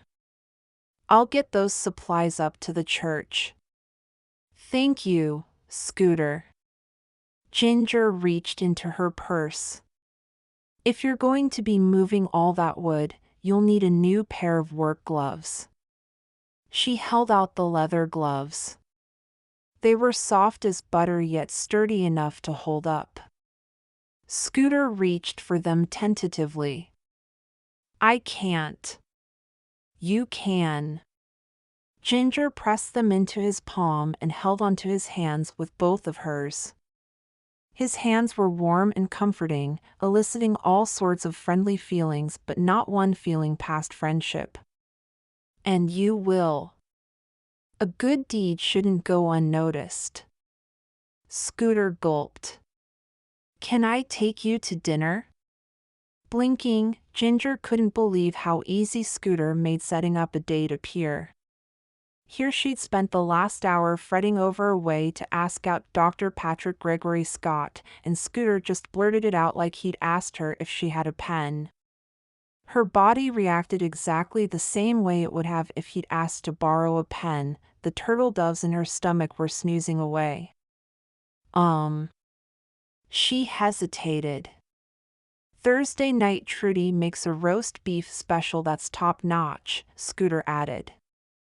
The two men behind Scooter nodded their heads. I guess that would be all right, Ginger agreed, feeling a bit of the holiday weight lift off her shoulders. She'd been here almost a week, and this was her first official date, with a list man, too. Scooter's whole countenance enlarged, which made him roughly the size of Noah's Ark. Great. That's great. He shoved his hat on his head. The front door opened and a bald-headed man with a tiny nose popped his face in. Hey, Scooter. The doc just got back if you want him to look at that lip. Ginger's stomach did an involuntary backflip. The doctor was in town. Using the table, she steadied herself as her knees had suddenly become inept. Scooter looked from her to the door as if he wasn't sure he was ready to leave yet. How did you hurt your lip? She asked. I was cutting down a tree, and the wind picked up, blowing it right in my face. Ginger's hands flew to her mouth. She'd been practicing with the winds in her spare time. Had she caused that? I'm so sorry. It happens. Scooter brushed off her worry. If you'll excuse me, Miss Ginger. Of course, Mr. Stevenson. Ginger vowed to practice only at night and as far north as possible from here on out. He stepped towards the door, and the two guys who had come in with him moved to follow. Hoping to salvage something of this disastrous morning, Ginger called out, "Excuse me, fellas." They stopped in their tracks. There's several spots still open on the construction crew. Ginger held up the clipboard and gave them a bright smile. I don't know. Tonrar scratched his chin. You gonna give us gloves too? He winked to let her know he was jesting. Ginger's smile blossomed from forced to true. She could hand out new gloves to the whole work crew and not break a sweat. But there was a speck of an idea. How about lunch with all the fixins? Just you and me? He stepped in front of his friend, who wilted as pathetically as a cast-off teddy bear. In fact, he kind of reminded Ginger of a teddy bear with his small black eyes and bushy dark hair. She didn't think anyone could have that much hair in a lifetime. Rip. His name was Rip. Ginger grinned. The name thing was coming much easier. All she had to do was really look at someone and the information popped forward. The whole crew. We'll make it a party. Rip perked up. We haven't had a real party around here in years. Then it's about time. I'll bring the food, the decorations, and the sweets. You round up the muscles. Done. Rip pulled his coat close and barreled out into the cold, Tonra right on his heels. Ginger added their names to the list with a flourish. Susan blew through the door. I heard about the party. That was fast. She'd have to remember that not much happened around here that didn't get passed along. I think it's an outstanding idea. I'll put it out on the radio tonight, and we'll see if we can't get a few of the homesteaders to come in and help too. Ginger bit her lip. Do you think they'll come? If we're offering a home-cooked meal? You bet. Susan narrowed her eyes shrewdly. You did offer to cook lunch, didn't you? Ginger smiled. You bet. And there'll be plenty to go around. How many should I plan for? Susan picked up the sheet. With these 3, we'll have 8, maybe 10. Checking the clock on the wall, Ginger slung her purse over her shoulder. I'll plan on a dozen. I have to get going now. I have an appointment. Go. You've been very helpful. Susan beamed at the table decorations. Can I leave this up? Sure. Ginger hurried to the door, but paused before opening it. I was just thinking it might be nice to ask the local ladies to contribute in some way. I'm sure many of them have carpentry, painting, and decorating skills. And it would be a nice draw to bring in some of the single men. Ginger winked. You said it, not me. Susan laughed. You're a sly one. I'm glad you're on my team. I'm always on Team Christmas. Bye. Ginger pushed open the door before the turtle doves in her stomach got out of control. Watching for traffic, which meant snowmobiles, dog sleds, and people bundled up to their eyeballs, she marched toward Dr. Patrick Gregory Scott's office with determination. Holy holly. Here goes everything. Chapter 11. Joseph. Out of habit, Joseph flipped on the radio to listen to the morning broadcast while he worked in the shop. Most of the time, the information was a repeat from the night before coupled with a weather report, but every once in a while there was a call for help from a neighbor or an unexpected supply plane landed. The usual delivery schedule was Tuesdays and Fridays, or as needed, meaning if there were enough goods to fill the plane, William, the pilot, would make the trip. However, once in a while an entrepreneurial spirit would bring up a shipment of unusual products, like DVDs, kitchenwares, or clothing. Sure, the local stores carried a selection of products, but the variation was determined by how much shelf space they had available. When one of these planes showed up, they emptied out pretty quick, and Joseph wanted first picks for Layla's Christmas gifts should one arrive. Static played as he changed the burr in his rotary tool, and Layla sat up in her corner. Now that she'd been here for almost a week, he couldn't imagine his life without her. Yeah, they were still making some adjustments, but the solitary life of a bachelor no longer appealed to him. He wanted a family, his family. And that meant Layla, and to some respects Ruth, if she ever showed her face again. He had a feeling it would be years before she made her way back to Clearview. The thought brought melancholy with it, and he set to work to chase off the blues. Finally, Hank, the DJ, came on. Welcome back to Trout 105.3. I've just been handed a paper from the mayor's office. On December 9th, there'll be a Santa social at the church. All those able to help build the new platform for Santa's workshop are invited. The lovely Miss Ginger Kringle. Joseph cringed. He could have sworn her last name started with a K, or was it a G? Has offered to make lunch for the volunteers. Hank hit the mic somehow, and there was a boom followed by a squeal that could strip bark off a tree. He tended to do that when a call came in. Sorry folks, you know I get nervous talking to people on the phone. I've got a caller on line 1, go ahead. Yeah, this is Rip. I was in Jean's End Things this morning and saw Scooter ask Ginger out. He's done his skin, so whoever is next in line, you're up. Joseph's jaw dropped. They are not discussing this on the open radio. It was bad enough the men were lining up like a group of kids waiting for their chance to see Santa. There was no sense in embarrassing the whole town over it. Wherever Ginger was, he prayed she wasn't listening. Shoot. First Quick and now Scooter, said Hank, although he really didn't sound all that upset.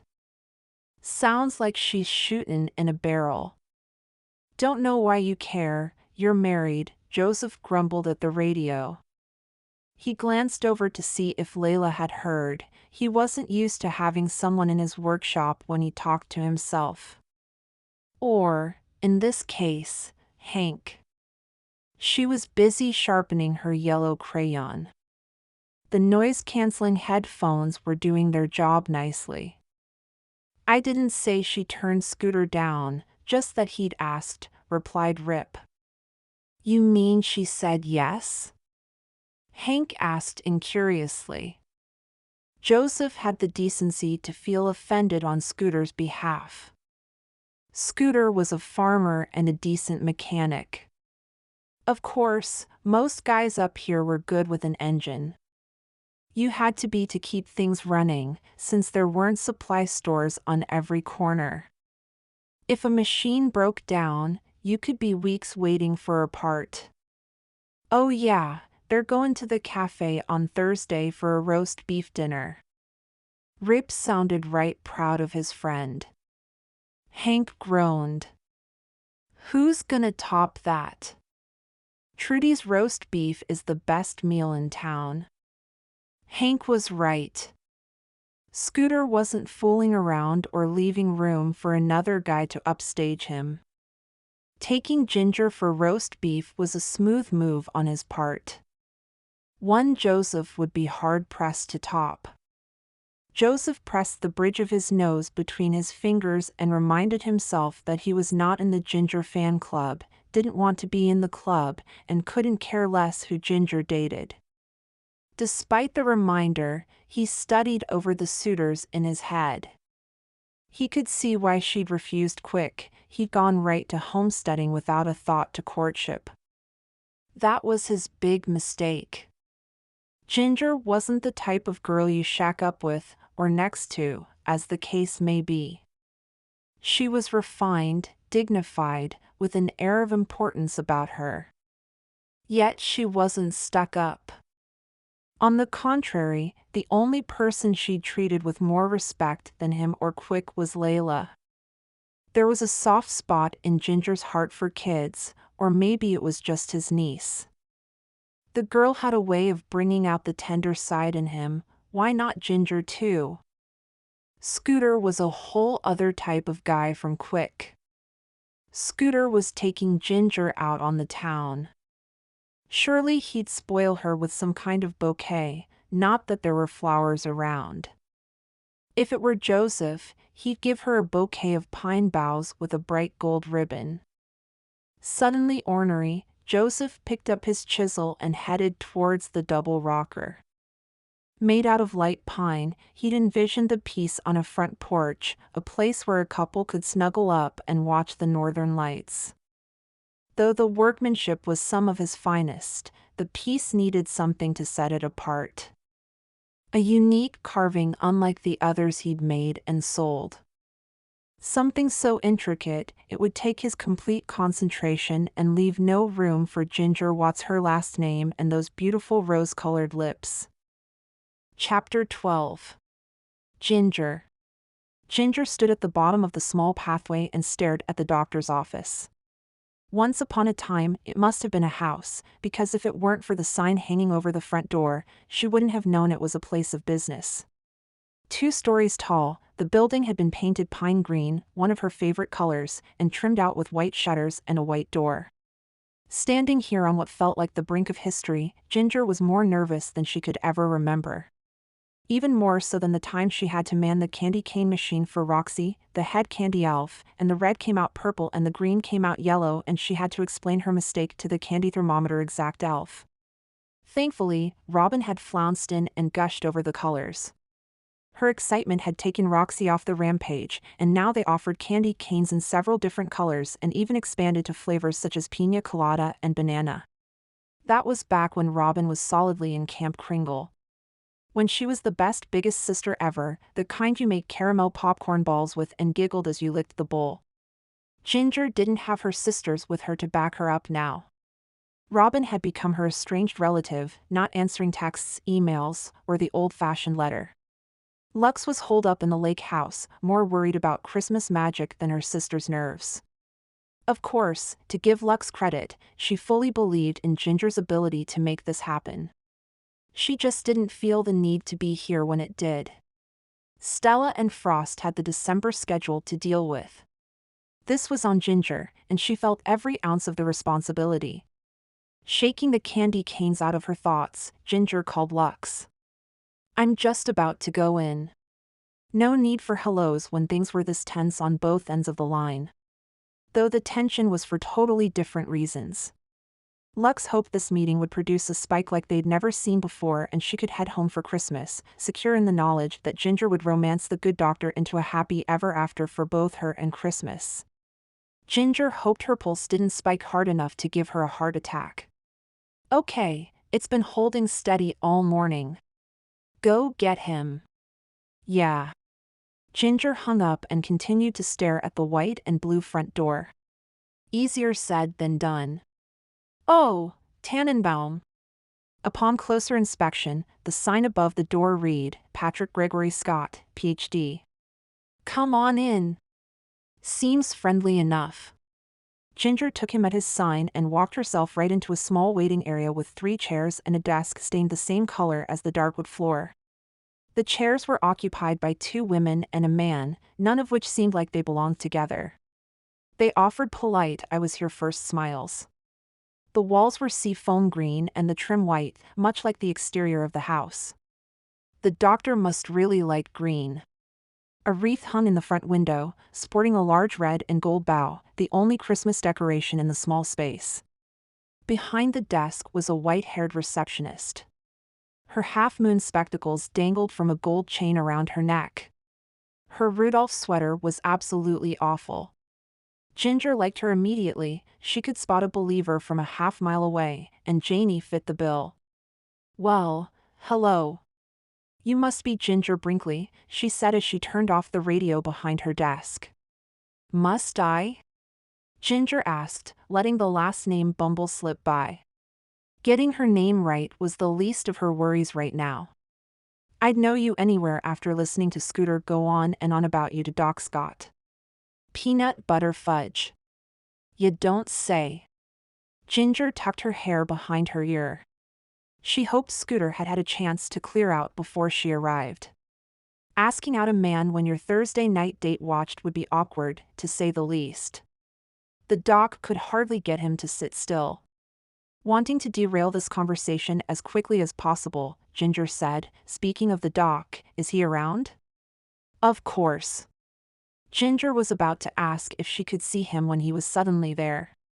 Dark, wavy hair that fell lightly across his forehead and brushed his collar, golden brown eyes that brought to mind delicious thoughts of caramel and chocolate, and a tall frame complete with broad shoulders and a slim waist. The doc was hot. Measure that heart palpitation on your computer, Lux. Ginger Higgins, I presume. Patrick Gregory Scott held out his hand. Everyone knows my name. She giggled embarrassingly. Biting her lip, Ginger decided it didn't matter what people thought her last name was now, because if all went well, she'd be changing it to Scott in no time. Nice to meet you. She held out her hand to shake his. Patrick Gregory Scott shook her hand and jerked back. Your hands are really cold. Do you have frostbite? He gently took her fingers and examined her perfectly pink skin. Ginger kicked herself for forgetting to put on her gloves after talking on the phone. She really needed to wrap her head around that. I'm fine, it's cold. Wow, way to dazzle the guy with your wit and intelligence. It's cold outside, Captain Obvious. Your reputation precedes you, said the doc as he signed the papers Janie placed in front of him. It does? Ginger mentally smacked herself. Try saying something original. It was just hard to think with him rubbing her hands between his as if he could warm her up. The effort was sweet, even if the results were lost on her. Scooter said you were as pretty as a meadow of wildflowers in the summertime, and he was right. Blushing furiously, Ginger ducked her head. That's very kind of you, of both of you. What can I do for you today? Patrick Gregory Scott asked, still holding both her hands. Ginger glanced at the receptionist's eager face. Her first plan had been to ask the doctor out. Just jump right in and be brave like Scooter. Faced with the moment, she decided she needed a little more time to warm to the subject.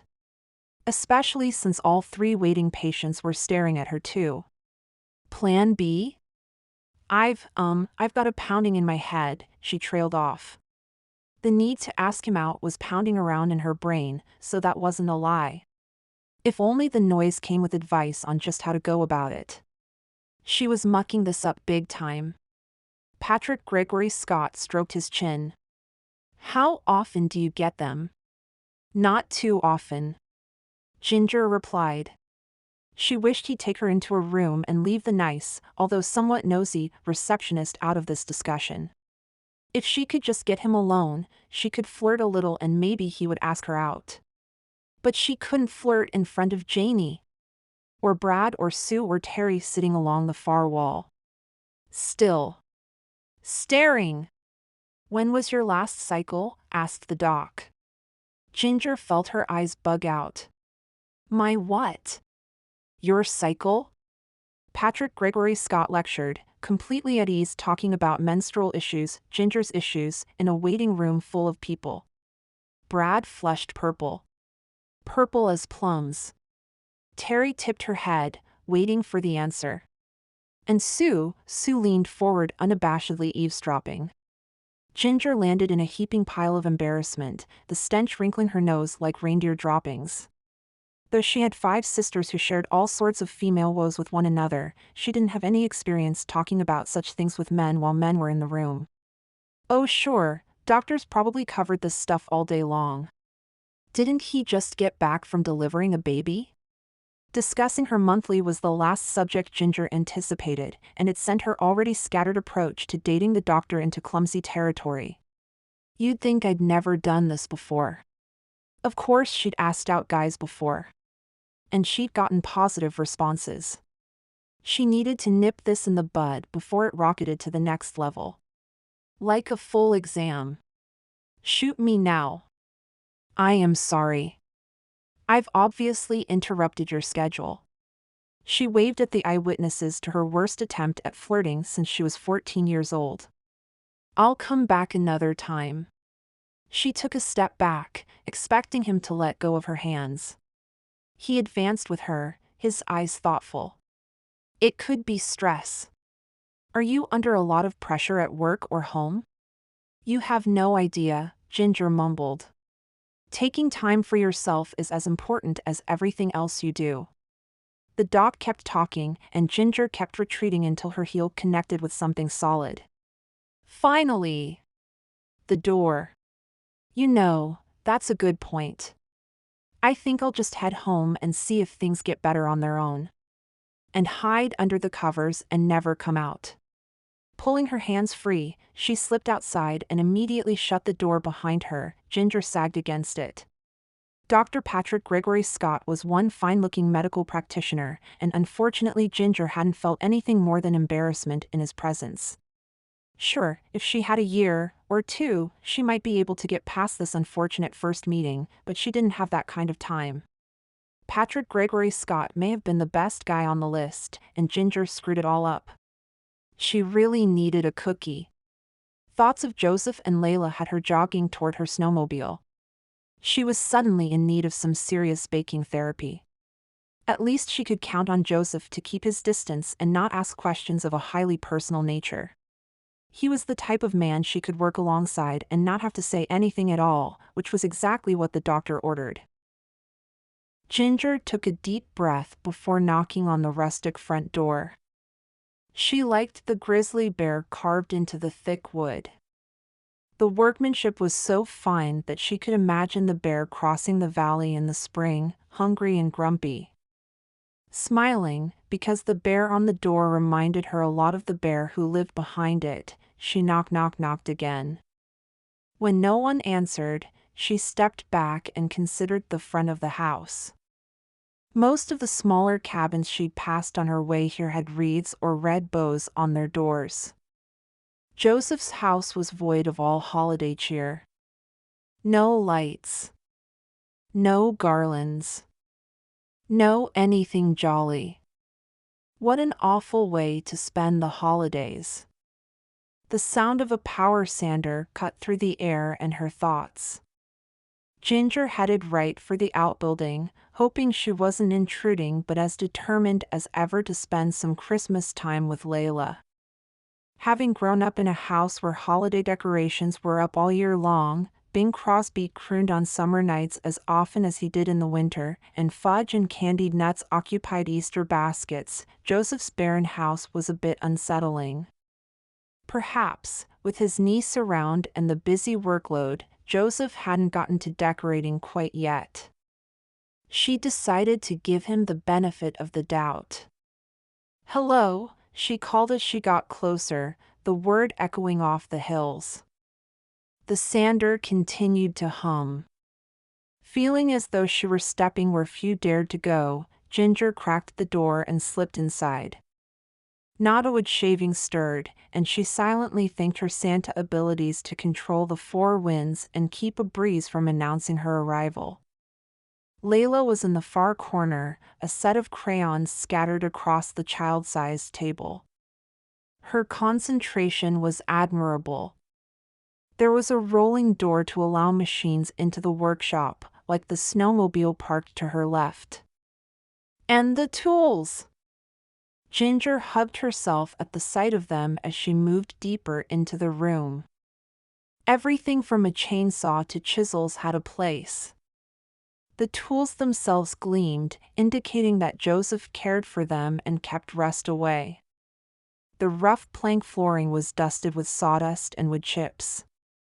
Taking in a deep breath, Ginger enjoyed the scent of fresh carved wood, stain, and earth, so familiar that she felt right at home. Smiling, she watched Joseph bend to the task at hand. The cords in his forearms rippled as he passed the sander over the back of the bench. Wait, not a bench, a rocker. And what a stunning rocker it was, having been assembled with such care and talent. A seat made for lovers, wide enough to sit two, yet small enough that they'd be close and comfortable. She could imagine spending many happy evenings in a chair such as this with Joseph. With a start, for she should not be thinking of him in such a way, she stepped back and kicked a table, causing the contents to rattle. "Ginger!" Layla exclaimed. She left her small chair and ran right into Ginger's hug. Squeezing the girl close, Ginger smiled at her frowning uncle.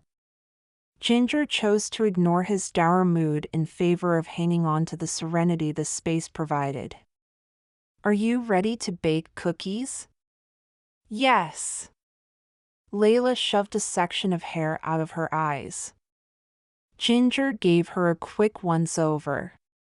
She was dressed and clean, but no one had brushed through her hair before securing it in a low ponytail. She'd have to remedy that. "Are you coming too?" Layla asked Joseph. Rubbing the back of his neck, Joseph hemmed and hawed. "I have a lot of work out here." Joseph's reluctance wasn't a surprise. He hadn't exactly been happy when she invited herself over, more like reluctantly outnumbered. Yet she had to give him credit for not putting up a fuss. She could also give him credit for his woodworking talent. And if she was honest, baking with Layla would be much easier if Joseph wasn't there. He was much too attractive to ignore completely, and after this morning's debacle, she wasn't sure she could be trusted around men for a time. "I don't want to take you away from what you need to do. We'll be fine." As Layla put her coat on, Ginger pointed to the rocker. "You have an amazing talent. Even my grandpa would be impressed." "Is your grandpa a woodworker?" For the first time since she'd met him, Joseph's grouchy mask slipped. "Yes." She smiled. "I used to spend hours in his workshop. He'd carve small animals for me. I think I have an ark's worth back home." She took in a deep breath, letting the smell of pine and machine oil take her back to a simpler time. A time when things seemed perfect, and the occasional tears could be banished with the comforting sound of Grandpa's deep timbre. "Is he still around?" asked Joseph. In a manner of speaking, he retired and whisked Grandma off to Mexico. It was her dream to live somewhere in the sun. She looked up into Joseph's steel blue eyes and was surprised at the interest and compassion she found there. A connection sparked between them, mysterious and mystifying. "You miss him," he stated, bewildered, as if he was surprised he could see that in her. "At times, very much." Which was something she hadn't divulged to her sisters, her parents, and especially not her grandfather. She'd kept the majority of her sadness close because she hadn't wanted him to feel badly about moving, hadn't wanted to guilt him onto staying at the North Pole even though his move had been quite the trial for her little girl heart. "His shop was my oasis." Ginger took a step towards him at the same time he moved towards her. "This place is mine. I can see why." He reached out as if to touch her arm, causing Ginger's heart to pound loud enough to drown out a sander. The feel of his hair against her palm came to mind as their bodies drew closer. She wanted to reach for him. "I'm ready," announced Layla from the doorway. Joseph quickly turned away. Ginger approached Layla at the door in her coat, hat, gloves, and a bit of impatience, on wobbly knees. "We'll see you in a bit," she said to Joseph. "I'll be out here if you need anything." He wiped sawdust off the bench. "Okay," Ginger said, though her boots were anchored to the floor by what had transpired only moments before. Considering the confidence set to Joseph's shoulders and the sense of serenity that surrounded him, she wondered if she'd imagined the whole thing. Shaking off the chain of thought, she chalked the overwhelming sense of belonging up to having shared her childhood memories and the feelings of familiarity and serenity the woodshop resurrected. Finally able to lift her feet, she followed Ginger outside.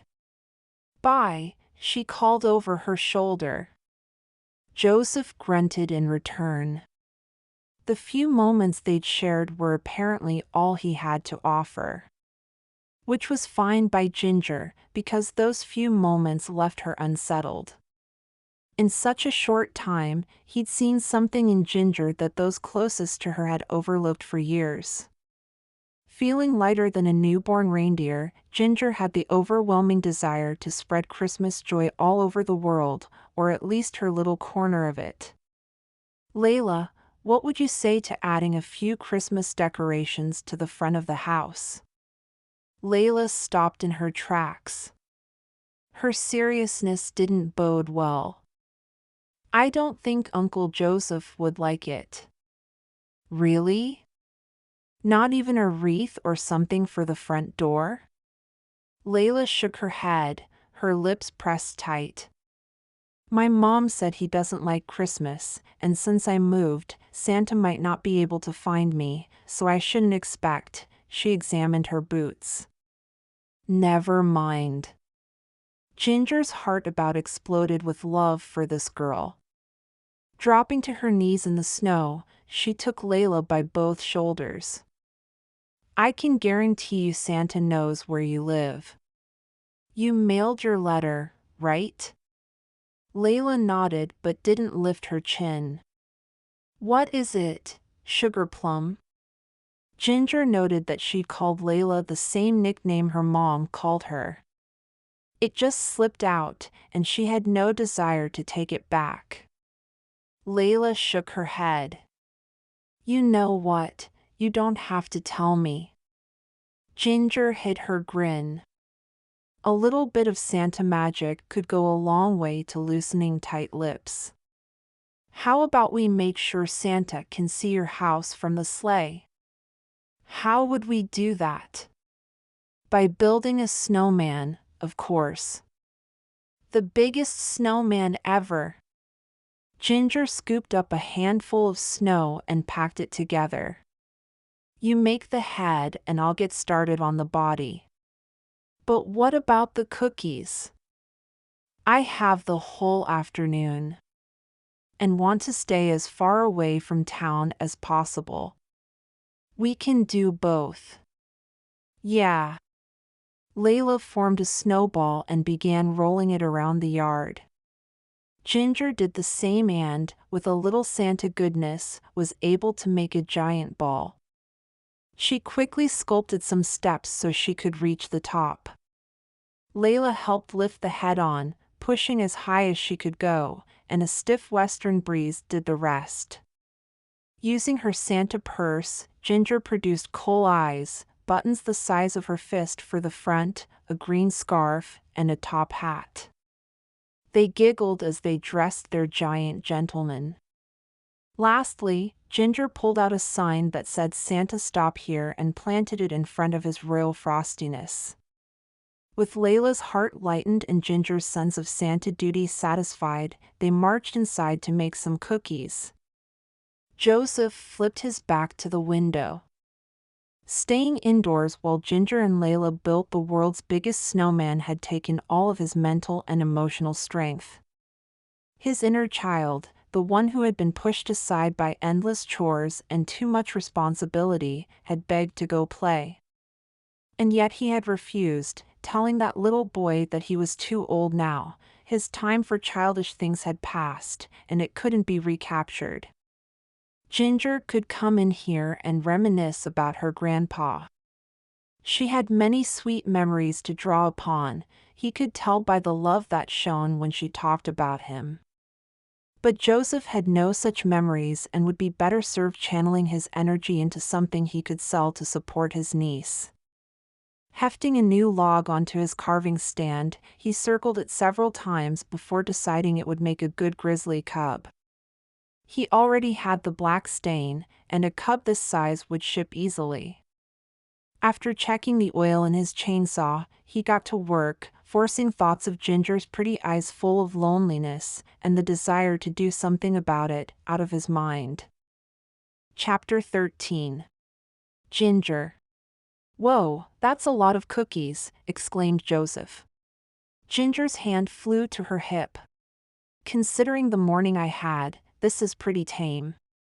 She surveyed the 24 gingerbread men, the 30 sugar cookie stars, and the chocolate peppermint crinkles with cream cheese frosting. There was a special plate of dog bone-shaped chicken biscuits for Timber. The dog had watched the festivities from his spot by the fireplace. When Ginger offered him a snack, he sat on her boot and wagged his tail. "I tend to bake when I'm upset, it's a family trait." "Is that crushed candy canes?" Joseph pointed to the dusting on top of the crinkles. He leaned over and sniffed one. Ginger untied her black and white checked apron with the red ruffle, one of her personal favorites.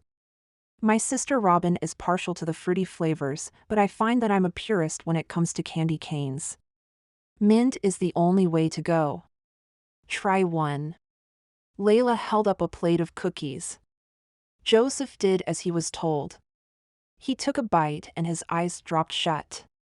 Moaning softly, he clutched his stomach. "This is awful." Layla's face fell, and Ginger panicked. She picked up a cookie and took a quick bite. Layers of chocolate, cream cheese frosting, and a hint of peppermint melted over her tongue. "There's nothing wrong with my cookies," she said in a tone that implied something was wrong with him. Joseph stuffed the rest of the cookie in his mouth and took the plate from Layla. "No, I mean it," he continued, shoveling another cookie in his mouth. "These are horrible. I think I'd better get rid of them." He headed down the hallway. By now, Layla was giggling, and Ginger's tart thoughts had sweetened right up. "Uncle Joseph, no food in your room." Layla grabbed his arm and pulled him back towards the kitchen. "Then I'll put them up here so no one else has to eat them." He opened the small pantry and set the plate on the top shelf, where neither Layla nor Ginger could reach. "I'm going to put these on the tree before you eat them." Layla rushed off with the gingerbread men they'd strung on ribbons. Joseph shut the door to the pantry, folded his arms, and leaned against it. "You haven't tried the others." Ginger lifted an eyebrow in challenge. "Are you planning on eating them all yourself?" He reached for a star. "It's an option." "I haven't had dinner yet." Ginger laughed. "I'm the first one to say that cookies are a perfectly acceptable main dish." She backed up to the stove and lifted a lid, allowing the smell of a hearty beef stew, heavy on the vegetables, since she doubted these two had a veggie-sufficient diet, to overshadow the sugars in the air. Joseph followed his nose around the island and leaned over the pot. He was suddenly close enough for Ginger to see the small laugh lines around his eyes. So he does smile. Once again, her attention was drawn to his beard, nicely trimmed, she noticed, and dusted with sawdust. Chuckling, she used the apron she just removed to cup his cheeks and wipe away the dust. "You've got something there." Joseph paused at her touch, the stew seemingly forgotten. That sense of connection was back, 100-fold. Meeting his gaze, Ginger was delighted by the silver flecks in his eyes. Like tinsel, they reflected the light and something more. Something she had a hard time naming, because she'd never seen it before. It both startled and excited her, causing her to become as frozen as an ice statue, though she was warm enough to melt the entire North Pole. Joseph must have felt it too, because he gazed into her eyes with intensity. "You smell like sugar," he said, his voice warm like maple syrup, his lips close. Kissably close. "It's the cookies," she insisted. Her eyes darted to his lips and back. Wanting him to kiss her was a really bad idea, and yet she couldn't stop herself from doing just that. "You made stew, too, and you don't smell like carrots." His eyes dropped to her lips. Ginger melted, unable to come up with a reply. Can I ask you something, Ginger? He said her name with a tenderness that belied his gruff act. Yes? You can ask me out to dinner. You can ask me out to lunch. You can ask me to stay for a movie night. Can I have my face back? Oh! Ginger dropped her hands and jumped away as if she'd been shocked. Joseph laughed. A real, honest-to-goodness laugh. Tickled by the sound, Ginger shook her head. You must have had a good day at work. She shoved her hands into the sink full of sudsy water and found a bowl to wash. Anything to keep her hands busy and work off all the nervous energy buzzing around like bees inside of her. Instead of smiling again, Joseph scowled. Not really. His instant drop back into his low mood dampened her buzzing bees. Sorry to hear that. He moved around the island, as if he wanted to put something between them. Unaccustomed to being avoided, Ginger nevertheless recognized the symptoms. For the life of her, she couldn't understand what she'd done to cause the change in his behavior. Perhaps she'd overstayed her welcome. She quickly dried her hands, leaving a few dishes for Joseph to clean. She'd made dinner, after all, the least he could do was scrub a couple pots. I'd better get going. But Joseph started and then stopped, shrugging as if it didn't matter. Well, that's a fine thank you. Ginger shoved her arms into her coat. She recognized that she wasn't as upset about the work that had been her doing since she invited herself over as she was about the way she felt for Joseph and his obvious lack of return. Layla skipped into the room. Are you going? It's dark, Joseph threw out, his gruffness grating against Ginger's nerves. I assume that's your way of saying you're worried about me getting lost. Ginger folded her arms. Joseph turned to Layla for help. We aren't supposed to go out alone after dark, she supplied. You are absolutely right. You, and probably your uncle too, should never go out alone when it's dark. But I have an unflappable GPS and never get lost. Thank goodness for Santa's sense of direction. Never? Joseph scoffed. Never ever. She reached for her purse. I almost forgot. I have a gift for you. She pulled out a hair kit, complete with a brush, 10 no-tangle elastics, and several clips and bows. Layla took it, her face a mixture of awe and excitement. I love it. Ginger's posture relaxed. I hoped you would. Where did you get that? Joseph asked accusingly. A lady never reveals her shopping secrets. Ginger gave him a frosty glare. After a hug from her new favorite pint-sized Alaskan, Ginger headed to her snowmobile. She hadn't gotten 10 steps from the front door when Joseph caught up to her. I wanted to make sure your machine started. Why, so you can make sure I leave? What? No. He stuffed his hands in his pockets. Actually, I wanted to know where you got the hair clips. I've combed the town and haven't found much for Layla for Christmas. She's been through a lot, and I wanted to spoil her this year. Ginger sighed. She hated that he was right. Hated that Layla had been through hard times, and hated that Joseph had to be a good guy. Why can't he just be a jerk so I can write him off? Twice today he'd stirred emotions and left her grasping for solid thoughts. Thoughts that didn't include kissing this highly kissable man. If you'll get me a list of what you want, I'll see what I can do. Really? You'd help me? Ginger weighed her answer. For Layla, I'd do just about anything. Ginger climbed onto her snowmobile and pressed the start button. As expected, it fired right up. Leaning close so he could be heard over the roar of the machine, Joseph's breath brushed her ear, causing a delicious shiver to dance across her skin. Seems we have something in common, he said. Be safe. With a light squeeze of her shoulder, he stepped back to allow her room to maneuver. The way he carried himself, shoulders back and yet relaxed, like he was strong and confident and able to sweep a woman off her feet, whoa. Wishing she had the sleigh so she could fly, Ginger shoved her helmet on her head and tore out of the yard, spraying snow behind her. He had no right to make her feel this way, like she was floating and falling and twirling and twisting, and if she didn't get her head on right, headed for the naughty list. Stella said that Ginger didn't know what she was missing by being on the good list. There wasn't much that could tempt Ginger to the wrong side of the list, but Joseph might just be the thing. Intent on putting as much distance as possible between her and her temptation, Ginger took the shortest route back to the lake house, where she buried herself in work. Chapter 14. Joseph. The next evening, Joseph flipped on the late radio show and propped his feet up on the coffee table. Layla snuggled in by his side with a book. Timber lay in front of the couch, snoring. The wood box was full for the night, and the dinner dishes had been scrubbed and put away. The scene was peaceful and quiet, and Joseph was a ball of nerves. Ginger had wound him up like a jack-in-the-box, only he never jumped out of the box. He just sat there, with his gears full of tension, waiting for the release. Once again, she'd gotten close to him as if it were the most natural thing in the world for them to be familiar with one another. He couldn't deny that walking through the front door to find her and Layla, all welcoming smiles, hadn't done something to his heart, something irreparable.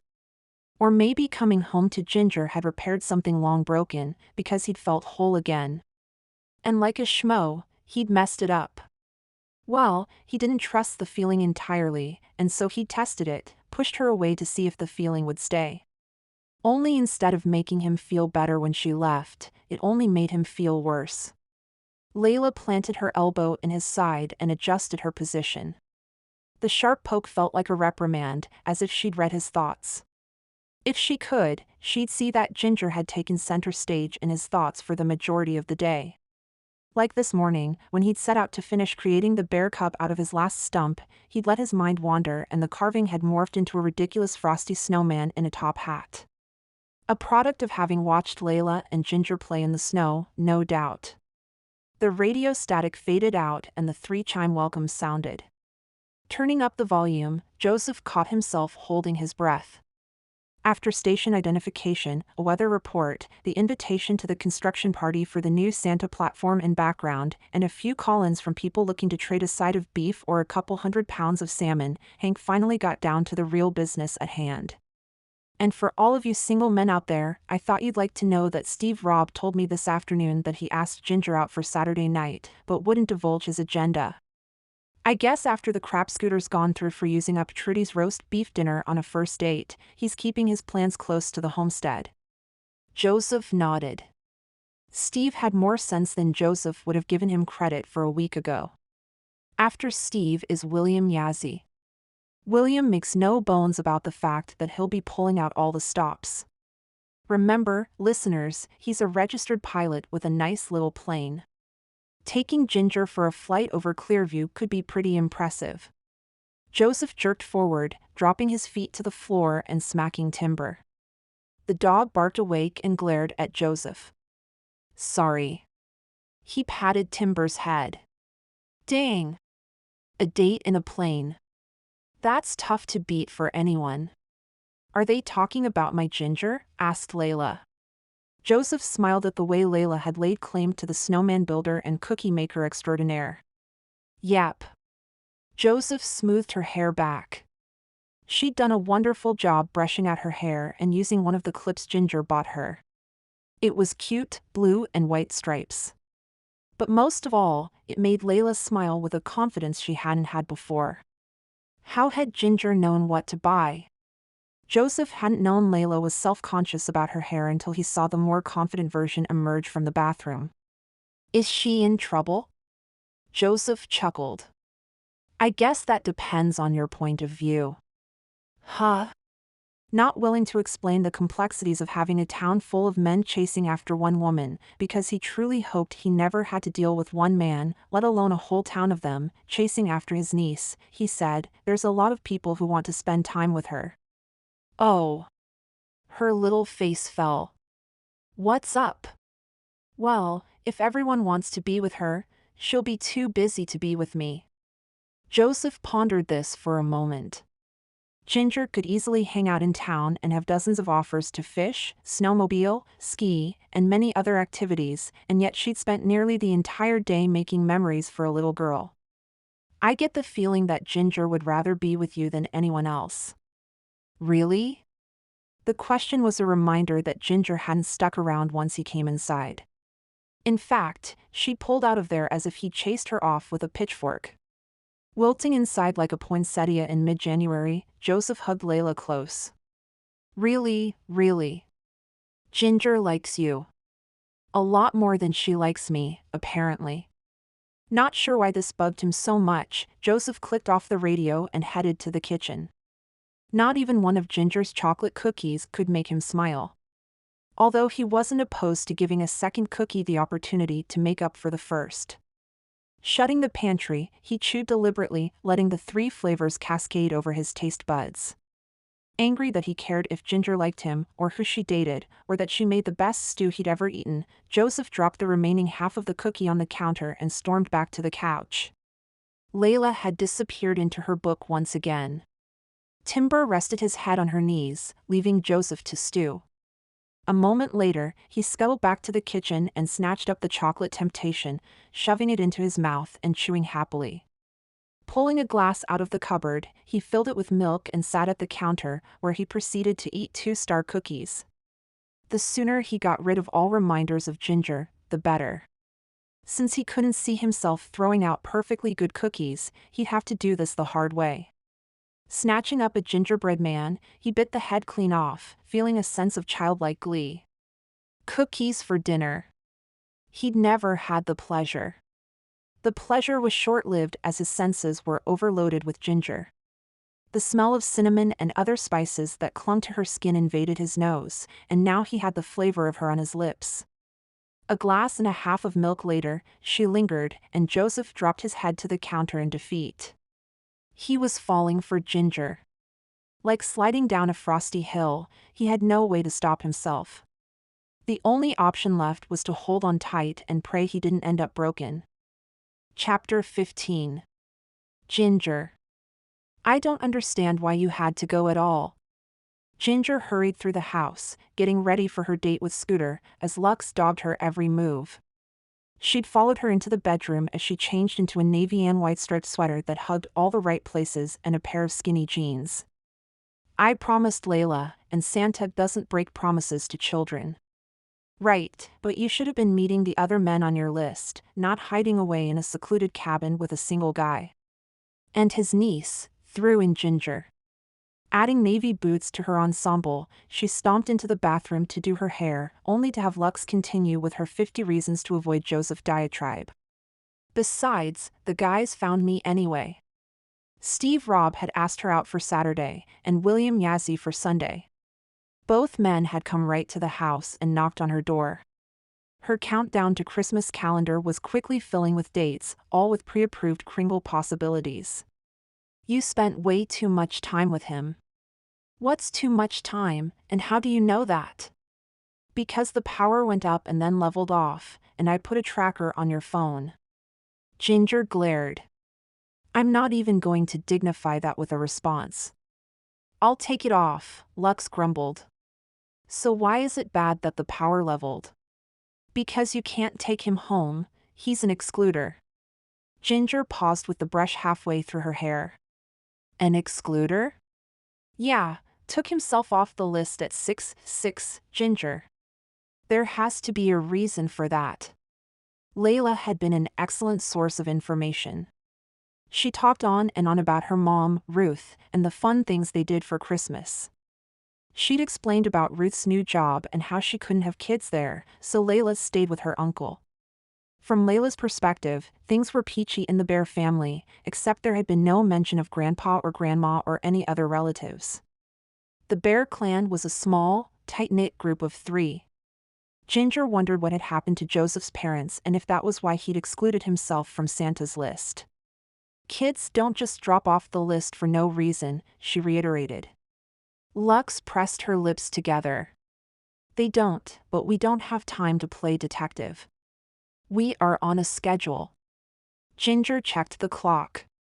If I don't hurry, I'll be late to meet Scooter. Lux sighed. That wasn't the schedule I was, you know what, never mind. Lux's laptop beeped, and she hurriedly pressed keys. I had Stella run a backlist on the doctor. A backlist? Really? Perhaps she should have Stella run one on Joseph, see if she could shed some light on his childhood. Yes, really. I'm not giving up on Dr. Patrick Gregory Scott no matter how bad you messed up that meeting. Lux looked up. Did you just roll your eyes at me? Yes. In fact, I rolled them so hard, I think I sprained something. Ginger used a flat iron to get the hat kink out of her hair. I do not want to talk about Patrick, he is now dead to me, Scott, ever again. Lux laughed. Easy for her to do, she wasn't the one who had a whole town discussing her female organs. She flicked a hairband at her sister.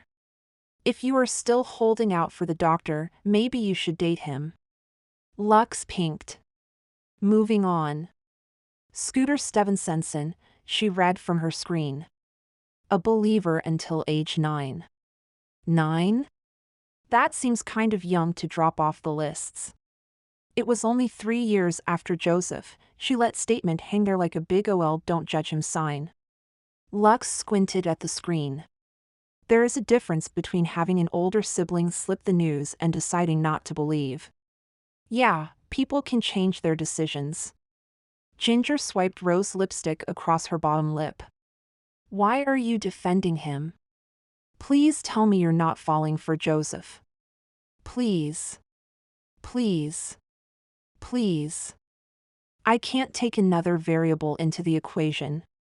Lux sat on the edge of the bed and flopped back. You're worse than Stella. Not likely, Ginger muttered. Will you quit dramatizing and read the rest of the report? Lux rolled onto her side. Wow, Stella has some mad skills. What do you mean? Ginger plopped next to her and turned the screen so she could read it better. Patrick Gregory Scott, MD, 34, never been married, no children, graduated med school cum laude. Son of Gregory and Grace. Youngest of 6 boys. Current address, phone number, college transcripts, loan application for mortgage. Ginger exchanged a look with Lux. I thought we only kept naughty and nice records, Ginger clarified. We do. Lux pulled the computer back. Stella must have run a background search on him. Lux clicked a few buttons, and Stella's face appeared in the video conference app. Hey! Sisters. How goes the manhunt? Man, I wish I was with you girls instead of up here. You're killing me with those incomings, Ginger. Ginger smirked. I don't think I'm keeping you busy enough.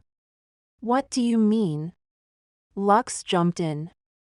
You ran a complete background on Patrick Gregory Scott, and I don't even know how you came up with his mortgage application. That's supposed to be encrypted information. Stella scoffed. Hey, when you meet guys online, you have to figure out how to weed out the liars. By reading their financial statements? Lux glared. Guys will claim they make all sorts of money when they're really drowning in debt. I'm not about to take on the financial repercussions of someone's midlife crisis.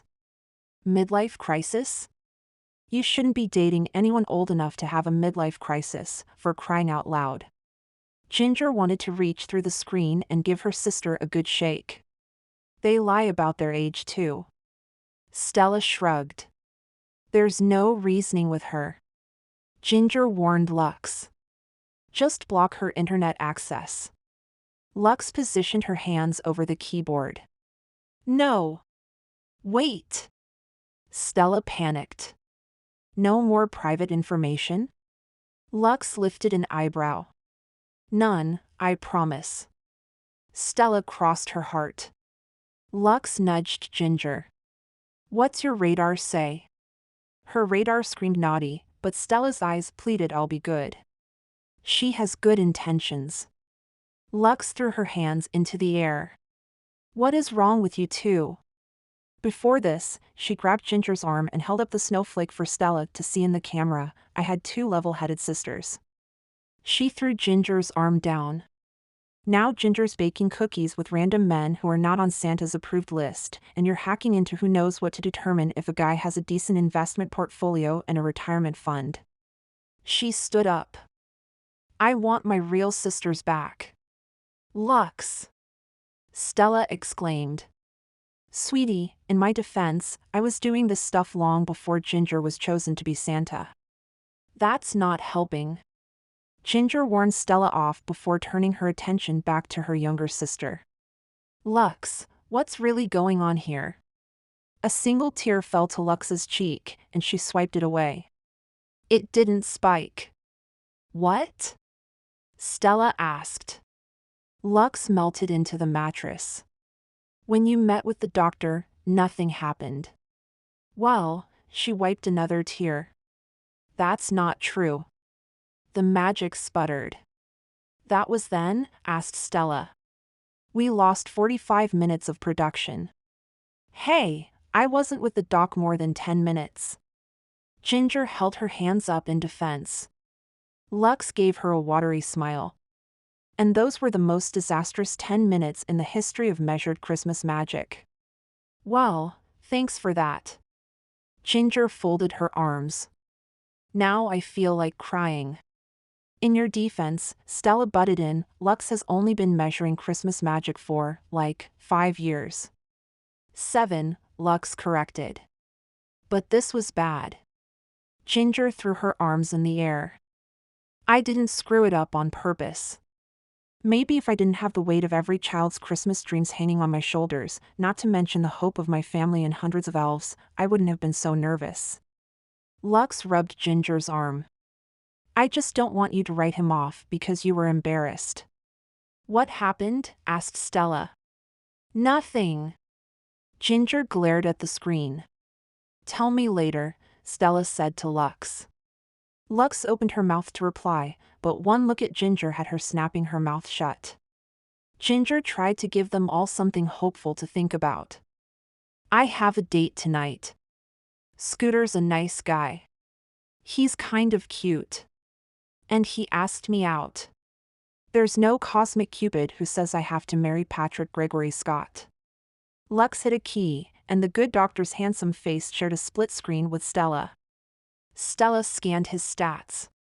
He sounds perfect, Ginger. He's educated, he's smart, and according to this, he's been on several mountain climbing expeditions, so he'd fit right in with the family. She bit her lip. Ginger shook her head. Stella, there was no Zap. Oh man, you gotta have Zap. Stella snapped her fingers. Zap? Lux's eyebrows peeked up over her thick glasses. Zap. Zing. Snap. Wow. Oh yeah, Stella filled in. Lux was a blank. Ginger gulped. The only Zap she'd had on this trip was with Joseph. It happened once when she'd handed him the repaired gloves, and it happened again when he'd whispered in her ear to be safe. But she couldn't have Zap with Joseph. Joseph was a non-believer of the grumpy sort. The kind that slept until noon on Christmas, threw out Christmas cards, and didn't have a wreath on his front door. Though, thanks to her and Layla, he now had the world's biggest snowman in his yard. Stella leaned closer to the camera. If he doesn't make your heart flutter, then he's not the one. Ginger didn't think it was possible, but Lux's eyes grew even larger. And what if he does? Then you've got Zap. Stella leaned back in her chair and folded her arms. Ginger hit her cringe.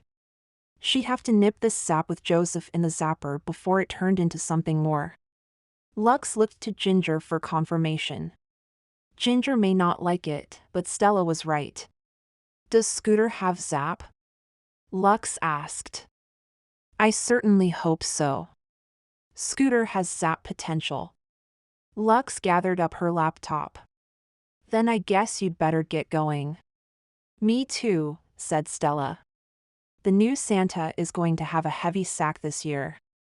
Ginger leaned over Lux's shoulder so Stella could see her. Thanks for the vote of confidence. Over and out. Stella clicked off, and her half of the screen went black. Lux touched the picture of the doc. Are you sure he's not, that you don't? 130,000%, replied Ginger. She may not know exactly what she felt for Joseph or why, but she was sure that the doctor was not her future husband. I'll let you finish getting ready. Lux glided to the door. Ginger stared at her snowflake. I wish you could just tell me which guy you wanted. You know, light up, throw a spotlight on him, or just surround him with snowflakes or something. The silver twinkled in the bathroom light but was otherwise silent on the subject. I thought so. Ginger finished her hair. Tonight was about Scooter. Ginger and Scooter. Scooter and Ginger. Not about Joseph and Ginger. Banishing thoughts of the bearded woodcarver, Ginger climbed on her snowmobile and headed into town. Chapter 16. Joseph. Saturday, December 3rd was a dark day. Of course, this time of year, the sunrise was around 11 and sunset happened between 2 and 2:30 in the afternoon, so most days were pretty dark. But today, heavy clouds hung over Clearview, threatening without releasing the moisture they held.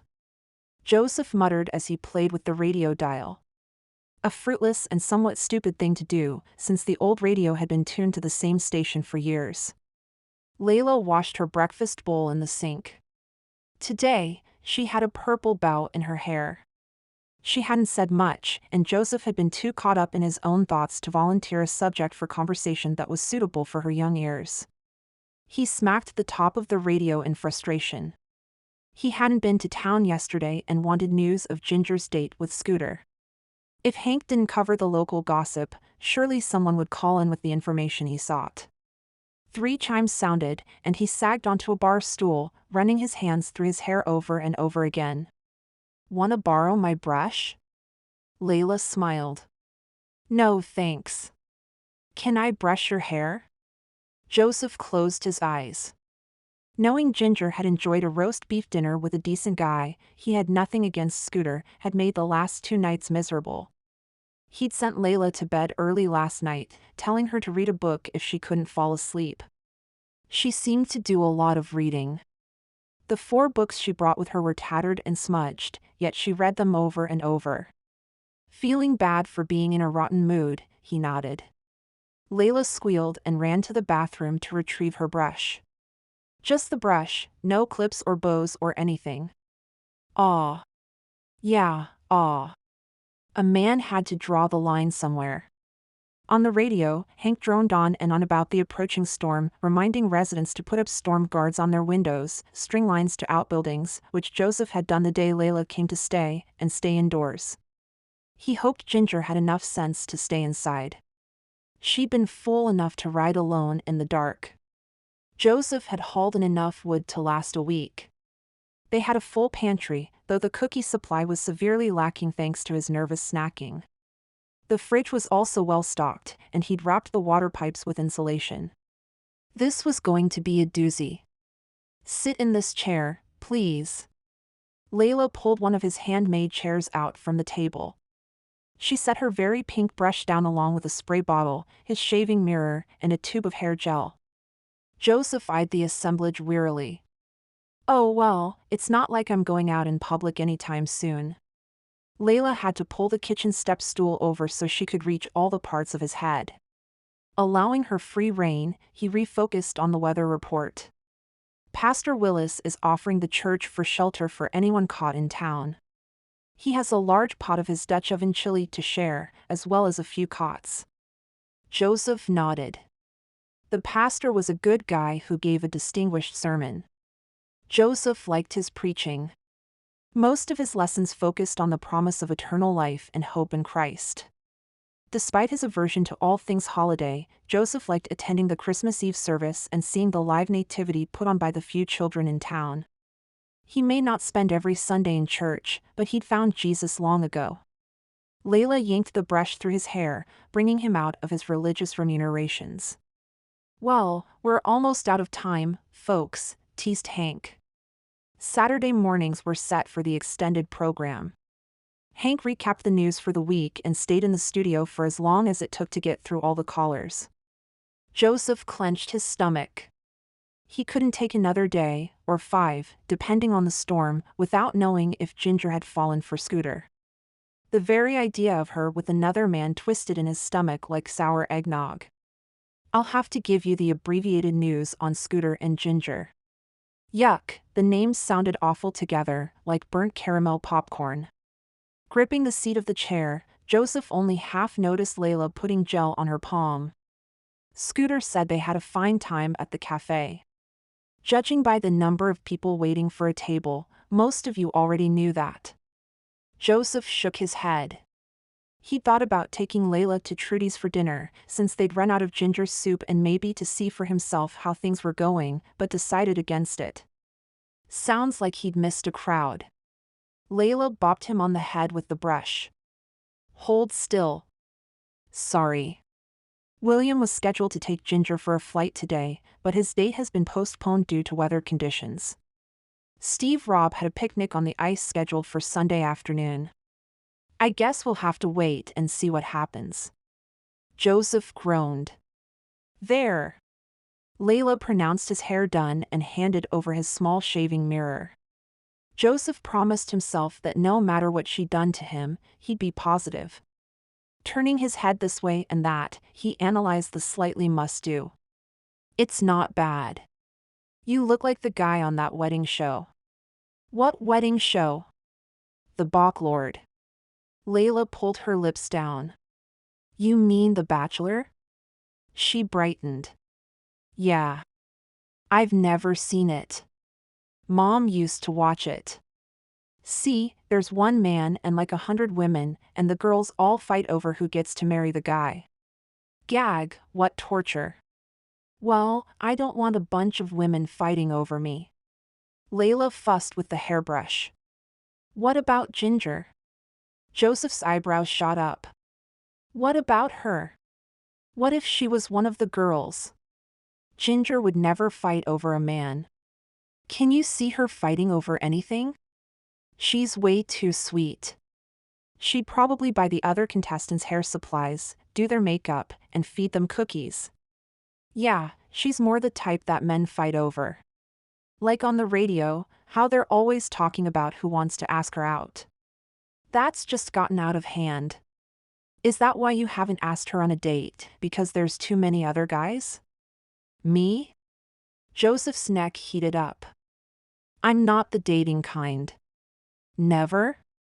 Layla asked incredulously. Not really. Then how are you going to get married? I'm not sure.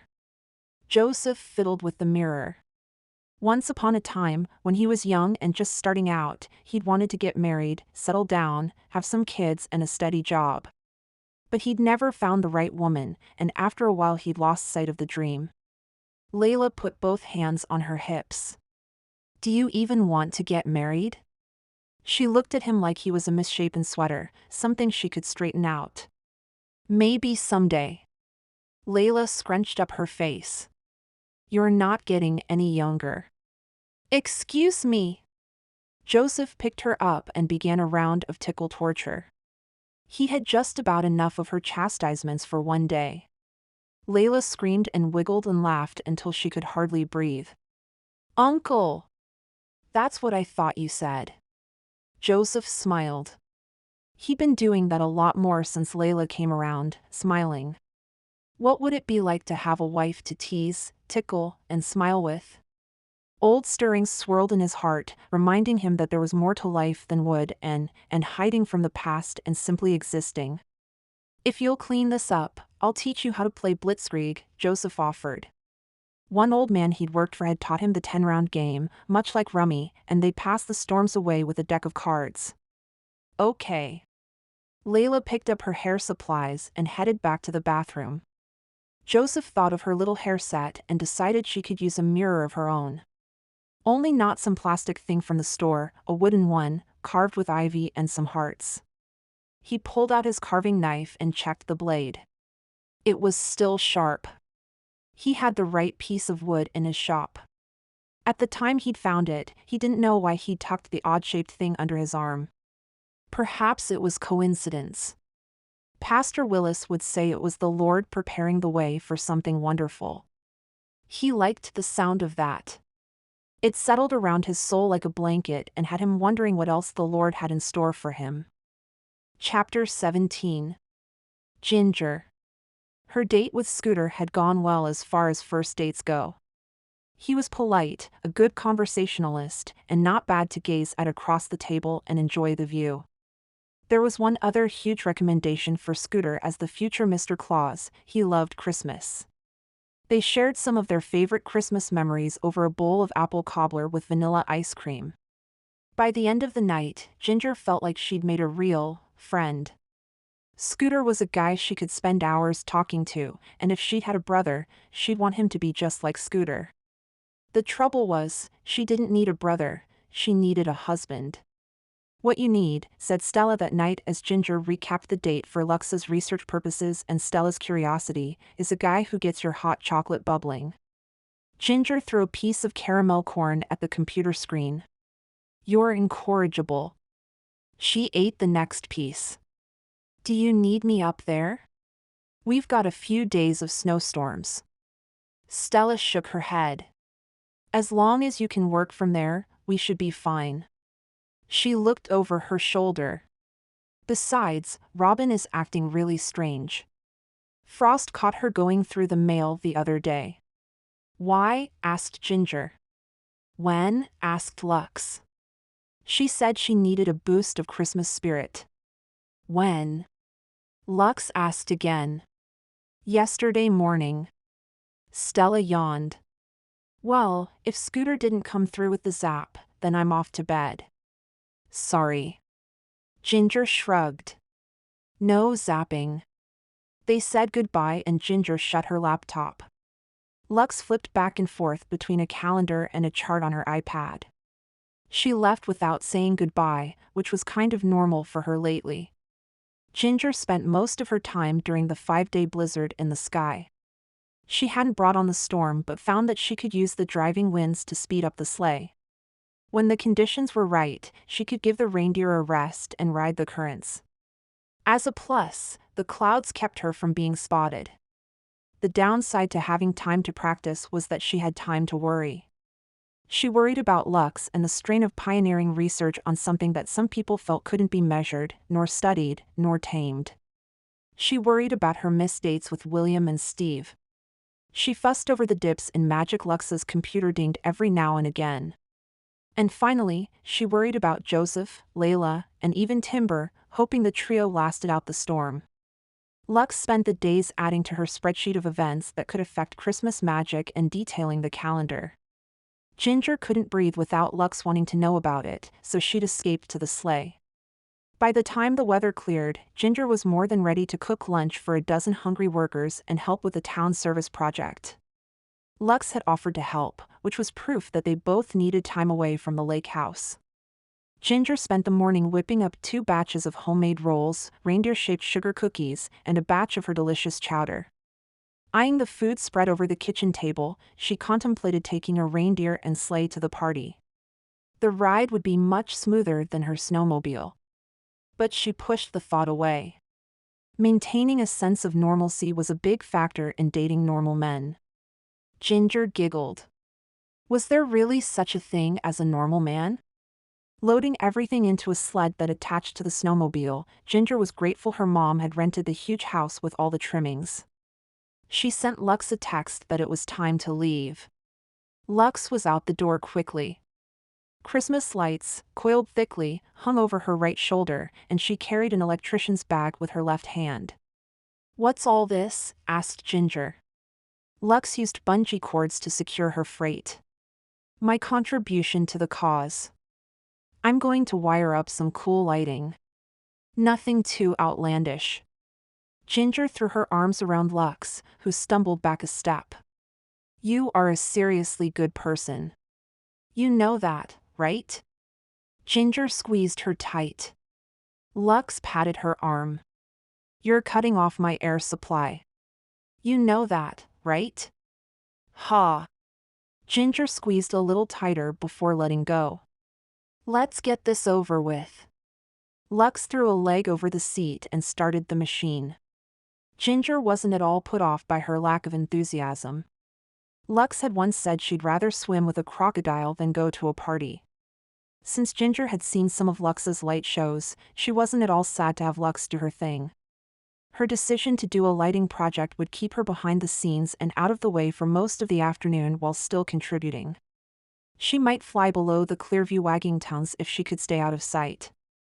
Traversing the new snowpack was an adventure in and of itself. The skies were a bright blue, and the sun reflected off the snow with blinding ferocity. Ginger pulled shaded goggles over her eyes and plowed on. They arrived in town an hour early and found a crowd gathering outside the church. Susan waved as the girls pulled to a stop and cut the engines. "Hey! So glad you're here." She hugged Ginger and introduced herself to Lux as she hugged her too. Lux sent an apprehensive glance to the growing crowd of people. She grabbed her bag and lights and disappeared behind the church. Scooter tromped over. He had on several layers of clothing to fight against the chill. A thick black scarf wrapped around his neck, and a navy blue hat was pulled down low over his ears. Frost would have loved his sense of style. Ginger smiled. "Scooter, it's good to see you again." Scooter didn't take his hat off to greet her like he had the first time, but when the temperatures were in the teens, she couldn't blame him. "You too, Ginger." He pulled the scarf down to reveal an open and friendly smile. He really was a terrific guy, which made the fact that he was sapless all the more sad. Ginger had no desire to turn Scooter down for a second date. They'd left the cafe as friends, and she hoped to keep it that way. To Ginger's relief, there wasn't a hint of flirtation in his eyes as he gave her the lay of the land. "We've set up some tables in the church for the food and have the stove going so you ladies won't be cold." "That's thoughtful of you, thanks. I'm going to help bring the lumber up from the hardware. I'll see you later." Quick stepped up next. "Hello, Miss Kringle." He wore the bright red scarf around his neck and face, muffling his words. Ginger's gaze fell to the Kringle crest. "Quick! Did you come to help?" "I did." He nodded, but his eyes drifted to the back of the church, where Lux had disappeared. "I'd be happy to help out with the wiring. I've got an electrician's license." With Quick's straightforward manner of speaking and tendency to only say what absolutely needed to be said, he'd be a good assistant for Lux. Not missing a beat, Ginger pulled Quick by the elbow. "That's a wonderful idea. Let me introduce you to our head electrician." "You hired someone?" His feet slowed. "Not at all. My sister is a genius when it comes to wires and filament and electronics. She's got a plan and could use some help." The closer they came to her sister, the harder Quick was to drag. As if he had changed his mind. Glancing over her shoulder, she caught a hint of fear flit off Quick as they rounded the corner. "Lux," Ginger called as much in warning as in greeting. Lux pushed her glasses up her nose. "Your scarf," she blurted, her eyes glued to the Kringle family crest. She turned to Ginger for explanation. "I gave it to Quick," Ginger supplied. She pointed to where her red purse usually hung from her shoulder. "Oh, shoot. I forgot my purse. Did you bring yours?" A magical purse came in handy, and Ginger didn't like to be without hers. Lux shook her head. "I don't carry mine." Lux's cheeks turned pink as she made eye contact with Quick. Ginger clamped down her smile. Lux blushing? Will wonders never cease? "Hello." She smiled tentatively. Quick's eyes wrinkled at the corners. After making introductions and ensuring that Lux was okay working with a stranger, which, strangely, she was, Ginger made her way around front. A native family with 3 kids said hello as they joined the throng of people waiting to get inside the church. The children stared at Ginger with wide eyes. She giggled like they shared a secret, which they did. Kids could tell things about Kringles. What a wonderful turnout. And I owe it all to you. Susan patted Ginger on the arm. Ginger did a quick head count. There were more than 30 men, women, and children milling about. Wait, are all these people here to work? Her hands began to shake. She'd only brought food for a dozen or so. Susan? What happened to our small group of helpers? Well, as it seems to do around here, word got out and we just couldn't turn away so many helping hands. Susan grinned like the Christmas mouse who got the last crumb. Let's get this stuff inside. Everyone has been talking about your meal, and we're all so excited to try it out. She opened the zipper on the heat pack cooler strapped to the snowmobile and pulled out a casserole dish wrapped in towels before stomping into the church. Ginger pressed her gloves to her cheeks. I'm in so much trouble. What's that? Susan called. Ginger waved and smiled as if nothing was wrong, and Susan smiled in return. She eyed the snowmobile. It would take her at least 45 minutes to get back to the lake house, a half hour to throw together some food, and another 45 to get back. By the time she assembled enough chowder to feed everyone, they would starve. Time to call for backup. Pulling out her cell phone, she hit speed dial and was connected to the North Pole in seconds. Mom? Ginger. How are you? Not good, Mom. She quickly explained the situation. And there are kids here and I don't have anything for them but a couple of cookies and I left my purse at home. Sugar Plum, is it possible you're taking on too much? You've got all your Santa training to finish, finding a Mr. Claus, and preparing for Christmas Eve, not to mention checking the list, twice. I didn't think I was taking on too much, until you listed it out like that. Thanks so much for putting it in perspective for me. Ginger paced, creating tracks in the snow. I didn't mean to upset you. Listen, I can be there in 35 minutes with enough food to feed a factory. Thank you, Mom. And after we eat, you and I are going to have a naughty and nice talk. Ginger rolled her eyes.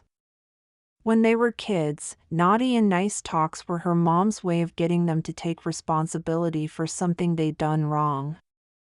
Don't you roll your eyes at me.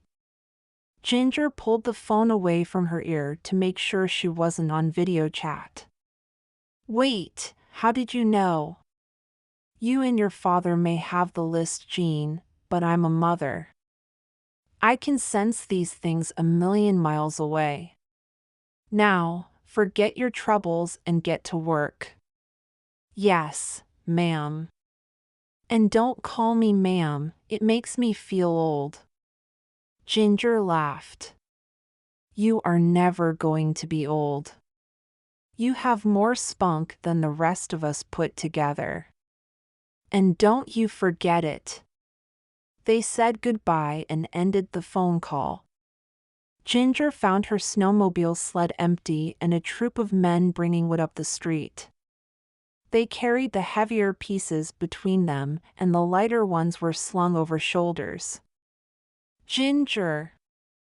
Susan called from the corner of the church. Come see this. Up the steps, around the corner and tacked to the outside of the church were the plans for the backdrop. Only they weren't simple plans, as she'd expected. When you said backdrop, I expected something less intense.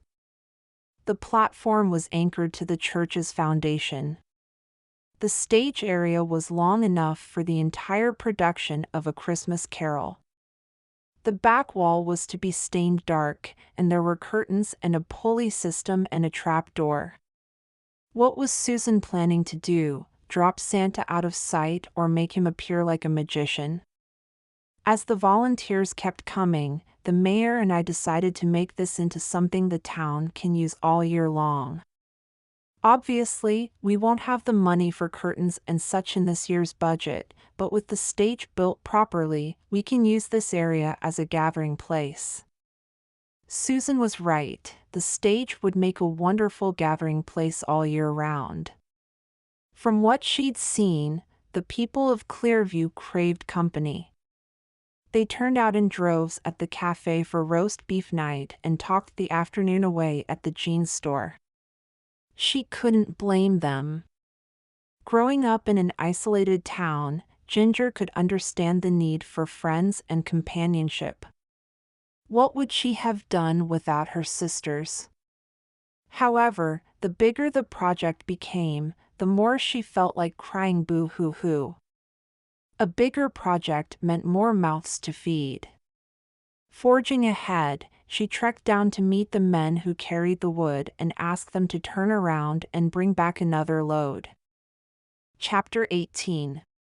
Joseph. Uncle Joseph. Joseph dropped his pencil and ran to the door.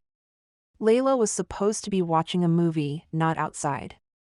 Outside and alone were dangerous for a child her age. He threw the door open, a reprimand on his lips, and froze in place. There, in his yard, was a bright red sleigh pulled by none other than a reindeer. Layla sat next to a woman with a long brown braid over one shoulder and a white fur muff around her head. He blinked, wondering if the days locked up inside during the storm had driven him crazy. The stranger, on the other hand, appeared normal-ish, though he doubted her sanity because she'd harnessed a reindeer. "Uncle Joseph, can we go for a ride?" Layla beamed. "I'm so sorry to interrupt your day, but I'm glad you're home. I'm late for a gathering in town, and unfortunately I'm quite lost." "Hang on." Joseph stepped back inside and grabbed his winter gear. It was darn cold out there. Once sufficiently bundled, he closed the shop door behind him and made his way to the sleigh. "Did you say you were headed to Clearview?" "Yes." "Could you by chance give me directions? Or better yet, ride along with me to show the way. I've got more than enough corn chowder, homemade rolls, and cookies to share." Joseph's stomach growled. The traitor. He and Layla had eaten out of the freezer for the last 5 days. A home-cooked meal sounded like heaven. He was basically doodling for ideas, afraid of what his muse would have him carving if he started a project. His thoughts hadn't gone much farther than Ginger lately. He'd known about the town project everybody knew, yet he couldn't bring himself to trot on into town and offer his skills after the way he'd shot down Susan's request for funds. As time sailed on, he'd felt downright ashamed of himself for not helping the local kids have a good Christmas. What had living alone turned him into? But if he was helping someone out by giving her directions. Sure. "Let me just grab some blankets for Layla." "No need. I have plenty." The stranger plumped a blue velvet covering over Layla. "Although I think you'll find that traveling by sleigh is quite warm." "Sure." Joseph shook his head as he climbed into the seat next to Layla. He couldn't help but notice the detailed work and brushed his glove over the wood. "Beautiful, isn't it? My father-in-law made this over 50 years ago. He's a master." Joseph was impressed, almost to a point of reverence, at the expertise on display. Layla snuggled into her new friend. "I'm sorry, I didn't catch your name." Joseph threw his arm over the back of the seat. "Gail Kringle. And your Uncle Joseph, and this is Layla." With a flick of the reins, the sleigh glided forward with surprising speed and control. Joseph expected his exposed cheeks to complain in the cold, but they didn't. In fact, none of him complained. The ride was pleasant and the company charming. Gail had the air of a businesswoman in snow gear, efficient, smart, and not to be toyed with, and yet there was a softness to her that put Joseph at ease. "Does your reindeer fly?" asked Layla. "Depends on your definition of flying," replied Gail with a wink. Layla was completely enamored with the conversation that itched at Joseph. Gail wasn't propagating the Santa thing, but she wasn't discouraging Layla's belief either. "What's his name?" The reindeer snorted as if offended. "Oh, don't be that way, girl," cooed Gail. "You see, Layla, this is a female reindeer." "But the antlers?" Layla protested. Female reindeer have antlers just like the males. Only, the males tend to shed theirs in November, about Thanksgiving time, while the females will keep theirs until after the holidays. So all those pictures of Rudolph are pictures of a girl? Wouldn't those pictures look silly without horns on Rudolph? Gail laughed. This particular reindeer is named Blitz. Blitzen? Blitzen is her daddy. She zips around so fast, she earned the name Blitz. Blitz snorted again, this time making a somewhat prideful sound. Joseph leaned back in his seat. He should have stayed home and taken a nap. Reindeer acting prideful, flying, and a sleigh that was warm enough to fall asleep in. A nap sounded so good. The air around him seemed to warm with the scent of pumpkin spice, and for a moment before he drifted off to sleep, he thought of Ginger. Of her deep brown hair with a hint of red. Of her laugh. And of the way her lips reminded him of her cookies, good enough to sample and want to keep on the top shelf all for himself. Chapter 19. Ginger. The first batch of volunteers poured through the door like spring melt-off and icebergs through a dam. Frost clung to the fringes of scarves. The second group, which had been waiting inside the warm church, donned their coats and gloves and headed out. Each man or woman coming in handed off a tool and explained where they'd left off. The process was seamless, as if they'd done it 1,000 times before. I thought you said you had a hard time finding volunteers. These people act like they know what they're doing, Ginger said to Susan as they filled bowls with chowder and tucked rolls and cookies into the crooks of arms or, in some cases, open mouths. Keeping a weather eye on the soup pot and one more on the door, Ginger's stomach twisted. If her mom didn't get here soon, they'd be out of food. Trading off like they do is the way it's been done for generations. Susan gave the soup a careful glance. Although I'm beginning to worry about something else. Ginger smiled. I've been moving forward under the assumption that if I don't mention our lack of food, it won't be a problem. Susan patted her on the back. A positive outlook will go a long way. Let's just hope it goes further than the last bowl. Wiping her hair off her forehead, Ginger said, I've called in reinforcements. Just then, her mom breezed through the front door like a blast of peppermint. With one perusal around the room, Gail moved over to the table and hugged Ginger hello. The comfort found in that embrace was Christmas card worthy. Her mom's ability to pack parental pride, a sense that all will be well, and endless love into a hug was a magic all unto itself. I've missed you, Sugar Plum. Ginger sank into her mother's arms, grateful to feel the safety and security of leaning on a strong woman. After a moment, she straightened. Mom, I'd like you to meet the second most efficient woman in the world, Susan White. Susan's smile widened. It's a pleasure. Your daughter here has been a ray of sunshine for our little town. With her encouragement, we're accomplishing more this winter than in the 10 before. Gail's arm around Ginger held her daughter snug her against her side. She's a real go-getter. Oh. The other reason for her mom's visit, the talk about her workload, came to mind. Speaking of, why don't I run out and grab the rest of your parcels? Ginger volunteered. Gail's eyes danced with merriment. I've got a little something for you in the front seat. Mom. You didn't have to bring me anything. Nonsense. I saw this and knew it would be an exact fit. I simply couldn't pass it up. Feeling so much better now that the food situation was under control, Ginger hurried out to her mother's sleigh. The silver runners sparkled, and Blitz stomped her feet in greeting. Laughing quietly, Ginger gave the reindeer a good scratch behind the ear. You want to go for long flight, don't ya, girl? See what you're made of? Blitz bumped into Ginger's stomach with her nose. It won't be long now. Christmas Eve is right around the corner. A nervous group of butterflies flittered about in her stomach at the thought of harnessing up the fastest 8 reindeer in the barn. As her mother had so graciously pointed out earlier, there were several large tasks to complete before she could throw her bag in the sleigh. Speaking of gifts, Ginger moved to the front seat, anxious to see what her mother had brought.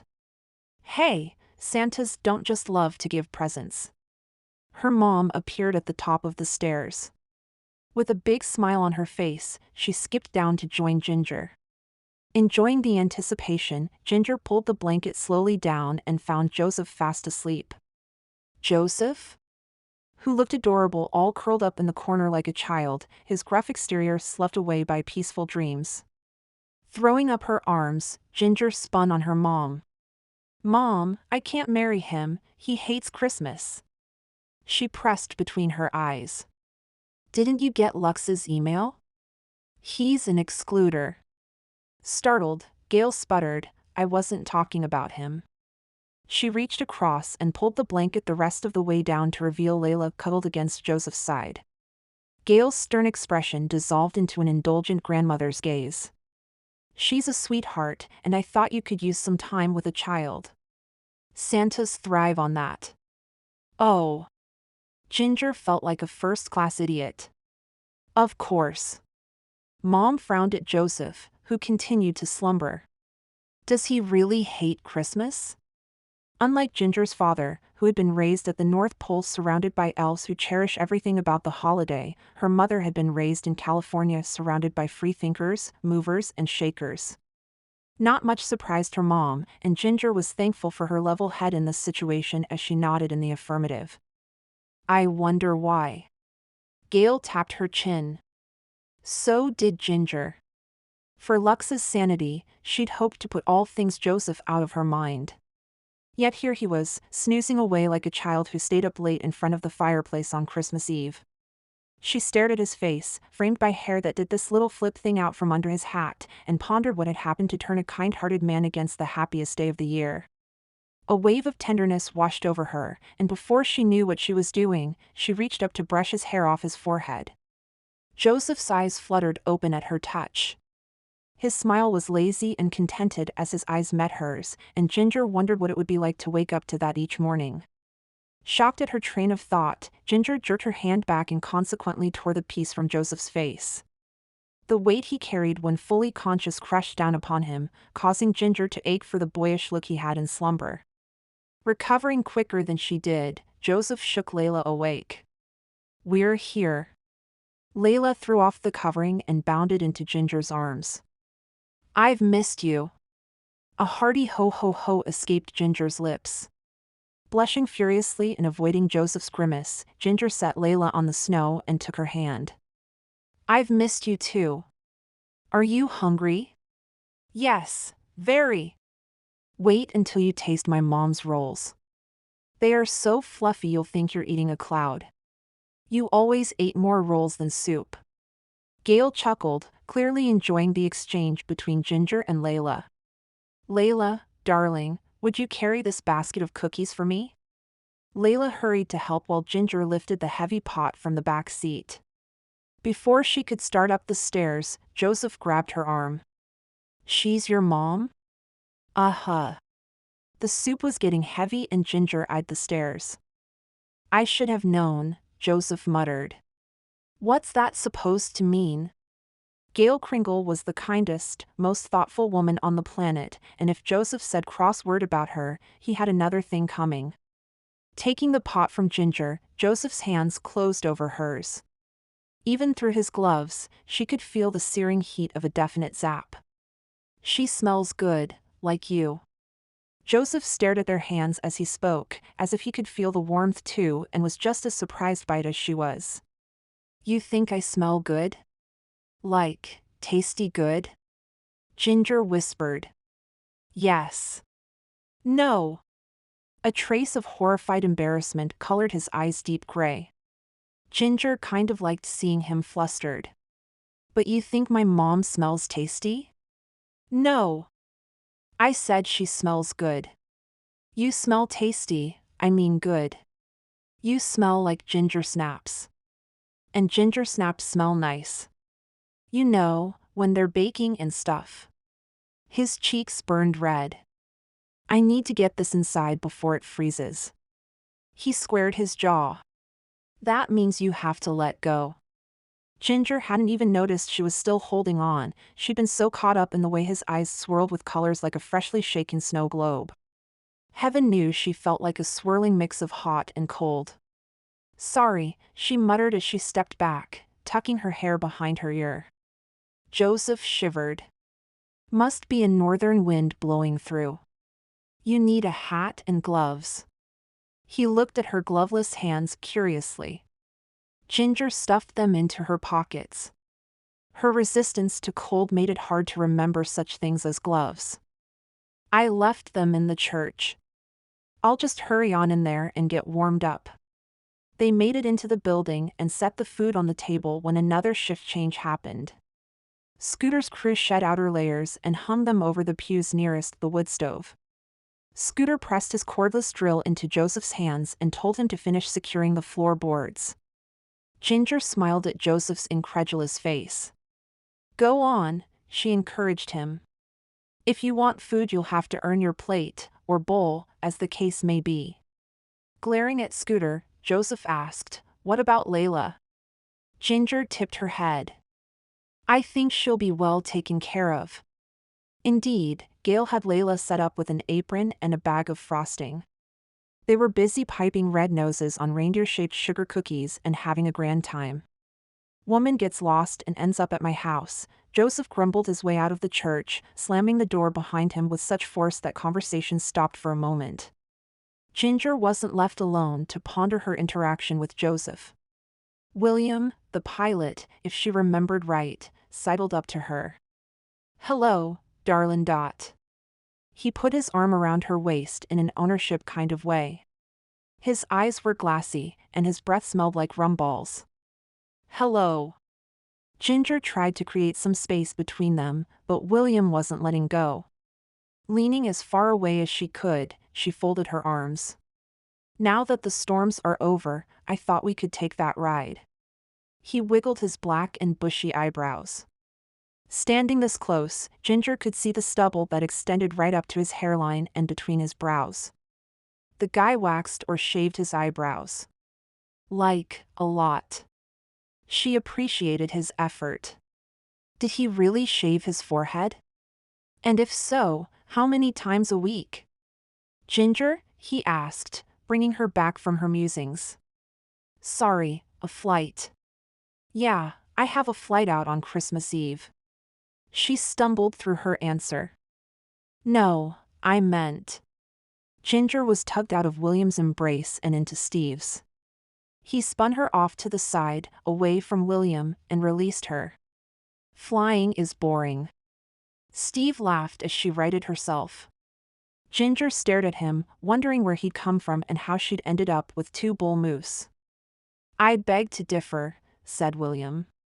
Ginger did too, but she wasn't about to argue with the man who had saved her. Dancing is a lot more fun. Steve insisted. William folded his arms. Where are you going to dance around these parts? That's none of your business. What do you say, Ginger? A romantic evening under the stars, dancing the night away. Steve shook his hips. Ginger glanced at her mother, who was watching her predicament with an amused smile upon her lips. She wasn't going to be much help, and Lux? Lux was nowhere to be found. Typical. Steve and William were both on the list, so they had to be good guys at heart. But despite the close quarters and fancy footwork, neither of them had produced even the slightest sap. Sighing heavily, Ginger wondered what was wrong with her. Perhaps her naughty radar had somehow overtaken her good sense and was now in control of her zap detector, making her attracted to the one guy in Clearview who hated Christmas. Was there even such a thing as a zap indicator? Why couldn't this all be much simpler? Pick a guy, fall in love, marry, and deliver gifts. So simple on paper and so difficult in life. Ginger didn't want to hurt anyone's feelings, yet she didn't have time to spend on dates that were for naught. She took an inventory of her list. Patrick Gregory Scott, not going to happen. Her fault, totally. Quick, removed himself. Unwilling to change lifestyle. William, like that was going to take off. Steve, noteworthy dancer, no zap. Scooter, best adopted brother ever. Was that it? Had she failed her family? The children? Herself? Was she meant to be a lone Kringle, wandering the world with no gifts to deliver? There had to be a way.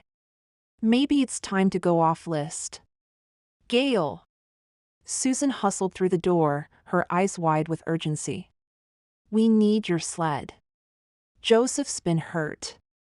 Ginger's hands flew to her mouth. Gail stroked Layla's hair. The child had suctioned herself to her side. Ginger, can you drive? The very last place on the whole planet Ginger wanted to go was Dr. Patrick Gregory Scott's office. Yet she couldn't let Joseph suffer, and Layla couldn't be in better hands with Gail. Besides, Ginger wanted to take care of Joseph. It was dumb and silly and twitters and frippery, but she wanted to be the one to hold his hand if he needed someone to hold his hand. I'll take him down. It's less than a mile. I can do it, volunteered Pastor Willis. Ginger picked up her gloves. The reindeer won't listen to you. Sorry. Pausing at the door, she tossed her mom the keys to the snowmobile. Just in case. Gail nodded, snatching them out of the air. Ginger hurried out to where two men were loading Joseph into the sleigh. He held his right arm to his chest. What happened? She asked. He was peeking through the church window, got angry at something, and ended up falling off the stage and onto the pile of wood, said Wood. The owner of Jeans and Things had closed shop and joined the party. I wasn't angry at anything, I just stepped wrong. Joseph leaned into the corner of the sled, as far away from Ginger as possible. Once there, his shoulders lowered.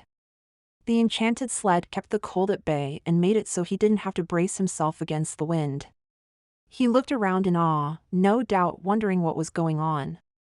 Picking up the reins, Ginger stood with her feet against the blocks. The faster she got Joseph to the doctor, the faster she could get him out of the sleigh. Honestly, what was Mom thinking, bringing her sleigh into town? She could have easily parked at the lake house and brought a snowmobile like a normal person. Except Mom was anything but normal. None of the Kringles were normal. On Blitz, she called. Blitz surged forward, gaining speed and begging to lift off. Ginger reined her in with an easy. The last thing they needed was to fly off into the bright afternoon sky. That would really give Joseph something to ponder over. He'd already noted her ability to be out in the cold without freezing off her digits. And he'd connected that she and her mother carried holiday scents in their skin. All the sisters had their own scent, like strawberry shortcake dolls. No one knew why this happened, but it was one of those things the Kringles accepted. Maybe she could get Lux to study that instead of charting her personal life. And he'd seen her loneliness. True, she had a whole family of people and elves around her all day every day, but she was lonely. The emptiness sat on the back shelf of her mind most of the time, rarely getting the attention it begged. Yet Joseph had spotted it like finding Waldo in one of those children's books. In a blink, Blitz pulled to a stop in front of the doctor's office. The "Come on in" sign was in the window. Ginger screwed up her courage to face the good doc once again. There shouldn't be a repeat of last time, since Joseph was the one with the broken arm. Joseph! Here she was fretting and Joseph needed help. As she assessed him, her heart did a double backflip with a twist, turning her cheeks a rosy pink. Stupid heart, get control. He's not my guy. He's not on the list. And there are people, children, for the love of mint cocoa, who are counting on me. Ginger bolted from the sled. She needed to put enough space between herself and Joseph that she could breathe again. Joseph. Joseph traced the holly pattern carved into the side of the sled. It was so well done, he expected to pick the berries. When he pulled himself away, Ginger was halfway to the door. He moved to lift himself out of the sleigh and got a sharp pain in his arm for his effort. Pretty sure he'd cracked a bone, Joseph silently berated himself for ever peeking through the blasted church window and seeing Ginger snuggled up next to William. He didn't own the woman, and she was free to cuddle any man she chose. Except he wanted her to choose him. "Are you coming?" Ginger called. Joseph watched her for a moment, hating feeling weak and needy. "I could use a little help." "Oh." "Of course." Ginger hesitantly came around to his side of the sleigh and offered her hand. At least she had enough sense to grab her gloves before driving the sleigh. He'd never known anyone to forget their gloves in the middle of December. Joseph took her hand with his good arm, his eyes never leaving hers. Ginger had a mystical quality about her that intrigued him, like a mysterious gift wrapped in shiny paper and placed under the tree. He could look right at her and not know exactly what was going on in that head of hers. Like now, she seemed worried with her eyebrows pulled together. Of course she was worried, he probably broke his arm. But she also looked scared, as if she was afraid to get too close to him. And there was a spark of attraction in there too. He almost missed that tidbit, but upon finding it, his heart did a fist pump. The organ threw caution to the wind and beat overtime, telling him to make a move of some sort. People were attracted to Ginger by some unseen force. After meeting her mother, Joseph believed it to be a force of nature. He wasn't sure if he should give in to his desire to pull her close and sample her lips, or fight it with all his strength. At the moment, staring into her twinkling blue eyes, the battle inside tipped precariously towards kissing. "Thanks." "No problem." Ginger returned his gaze. The air around them grew warm and sizzled. "Ginger?" he asked, his voice quieter than he'd planned. "Yes?" Joseph couldn't remember what he was going to say. His eyes dropped to her lips. Grabbing the only thought that could possibly compete with the idea of kissing her, he said, "My arm hurts." "I know." She continued to gaze back at him, looking as if she could float away at any moment. Perhaps she could. Perhaps if he gave in and kissed her, then he would float away too. "I have to ask you something." He stepped close enough for their coats to brush against each other and slid his good arm around her waist. "Okay." Her breath hitched. "Do you taste like cookies?" Her eyes closed as if she were searching for willpower. "Joseph Michael Bear, you can't say things like that to me. It's a simple question." She stared at his scarf. "If only it were simple." "Can't we make it simple?" Joseph prodded. He wanted to know everything about this woman who fit so perfectly against his chest, even with layers and layers of fabric between them. Ginger was good and kind and generous and spunky and daring and so much more. He could spend his life with her and find new things to love every day. Love, now there was something to ponder. Ginger stepped back, stepped away from his arms and his questions. Cold Alaskan air overwhelmed his senses. His sore arm seized with chill and he clamped his jaw shut to keep from crying out. "Do you think you could walk?" she asked. Feeling like a fool, Joseph nodded.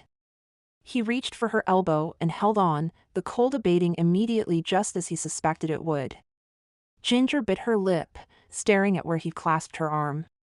"Don't let go," he pleaded. "It hurts when you're not close." Which was much more of the truth than Joseph wanted to admit. Ever since Thanksgiving, thoughts of Ginger had never been far away. Ginger's gaze was everywhere but on him. "I don't want to hurt you," she said. As if she understood that he cared more for her than he let on. That there was the possibility of something wonderful between them, but she was holding back. Was it William? Or Steve? Or maybe it was just him, maybe she didn't want a reclusive woodcarver who had to be kidnapped to get him to help out in town.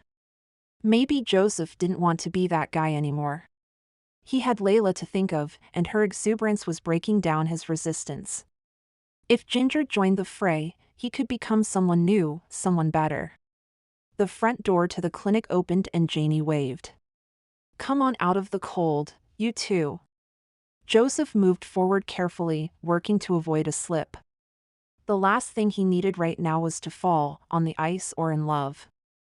Chapter 20. Ginger.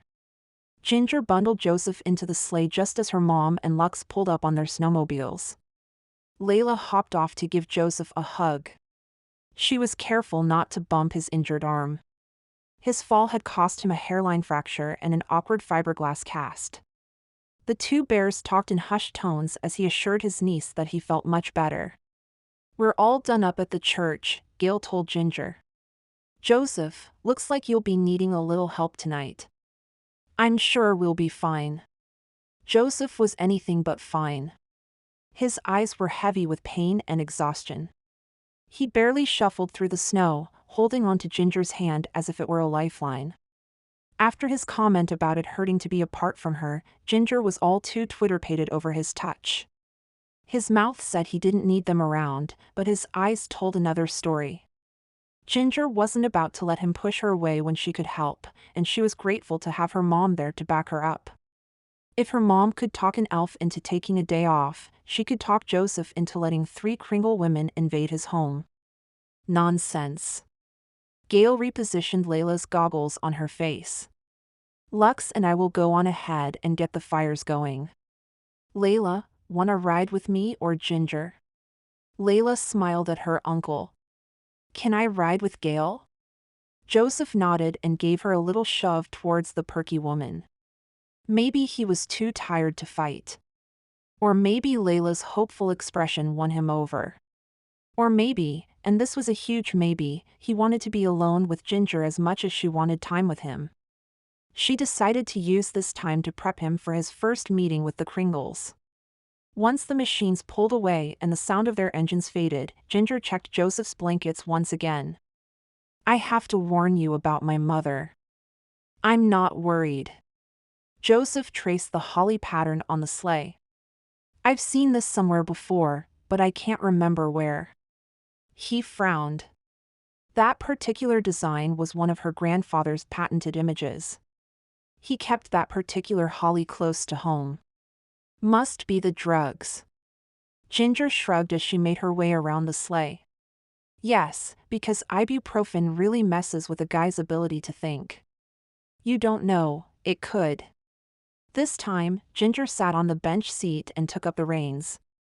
She liked being near Joseph when it was safe. Who was she kidding? She liked being near him when it wasn't safe, when he wanted to kiss her, and her heart lifted. But she couldn't do that, because no matter what her heart said, she had to use her head too. Children across the world deserved a jolly old Saint Nick, and she was going to deliver one no matter the cost. "Have you ever taken ibuprofen?" asked Joseph. "I can't say that I have." "You're probably immune to pain, like you are to cold." He slipped off her glove and laced his fingers through hers. Ginger did feel a change in temperature, an immediate increase in heat coursing through her body. Her heart skittered at his touch. Except he wasn't saying he appreciated the things that made her Ginger. He was appreciating the things that made her a Kringle. And there was a big difference. People all over the world loved Santa. They loved him, or her, as the case would soon be, because she brought presents. Or because she loved everyone naughty and nice. They may have even loved the idea of Santa. But that didn't mean they loved her. Hence the loneliness. She thought Joseph had seen past all that Santa stuff, but maybe he was like everyone else. Feeling a burden she'd never intended to pick up, Ginger pulled her hand free and laced the reins through her fingers. The thick leather was no compensation for the sinewy goodness of Joseph's hand. Joseph and Ginger arrived at the bear cabin to find the fires crackling, Timber's tail wagging, and the house smelling like Christmas dinner. Gail had commandeered the kitchen. Several pots bubbled and steamed while fresh bread baked in the oven. "Joseph, there you are. I was beginning to wonder if you two would ever make it home." She gave Ginger a pointed look. "I took it slow for the sake of Joseph's arm. Didn't want to jostle him too much. If you'd have flown." Ginger cut in, cutting her hand across her throat. "Across the snow? Not going to happen." Maybe ibuprofen did affect his thinking, because there was a deeper conversation going on here, and Joseph was missing it. Gail shook her wooden spoon at Ginger. "We still need to have a talk." It will have to wait. Ginger smiled at her mom while pushing Joseph towards the couch. Joseph held onto some part of Ginger, her hand, her sleeve, her arm, until he was settled with a pillow under his cast and his feet on the coffee table. Lux, Ginger's quiet sister in an Incredible Hulk long-sleeved t-shirt, sat on the floor with Timber's head in her lap, while Layla braided, twisted, and looped her hair into several different styles only to take it out again and start over. She'd somehow learned to braid while he was riding home. He didn't know why he ever worried about Layla having a female influence in her life when she collected them like rocks from a mountain stream. Lux turned out to be a master of all things with wires and wireless. She had reconfigured his TV/DVD/satellite/sound system into an amazing home theater experience that converted Layla's princess video into an evening at the movies. Although it was hard to tell what held her interest more, the movie or Lux. Ginger and her mom worked in the kitchen, where cupboards creaked open and shut, drawers rattled, and good smells abounded. They didn't have the talk Gale had promised, not in a small cabin where every corner was within earshot. He wondered if Ginger was a skipping rock that would soon bound across the water and out of his life, or the kind that would sink in and stay a while. The lake house was a rental, and she hadn't said how long she'd be in town. Her mom had arrived from. He rubbed his forehead. Had he even asked where she came from? He couldn't remember. On a side note, Lux smelled like peppermint cocoa. Not that he went around sniffing like a hound on the hunt. He'd only noticed when she'd passed him to take her seat on the floor. And he'd only attributed the scent to her because she was Ginger's sister. Despite Lux's almost antisocial behavior, Layla seemed to love her. Gale gave her full attention back to Joseph. I felt so bad that you didn't get anything to eat today. I've cooked up a batch of corn chowder just for you along with some homemade rolls. Now that she mentioned food, his stomach cramped, begging for nourishment. Sounds wonderful. Do you think you can sit at the table? Sure. He stood up too fast and the room tilted. Ginger was by his side in a moment, concern etching a line between her eyes. I'm fine, he groused. Of course you are, you big tough mountain man. I am, really. His foot was full of pins and needles, so he ended up limping forward. That's what he got for resting his feet on the coffee table. Sure. Sure. She shuffled toward the table like a geriatric nurse. He kept pace, doing his best not to lean. Relying on Ginger and her family was not a comfortable position for him. You're really infuriating, you know that? Ginger smiled. People who are right usually are to people who are not right. Are you saying I'm wrong? I would never say that. So I'm right. I wouldn't say that either.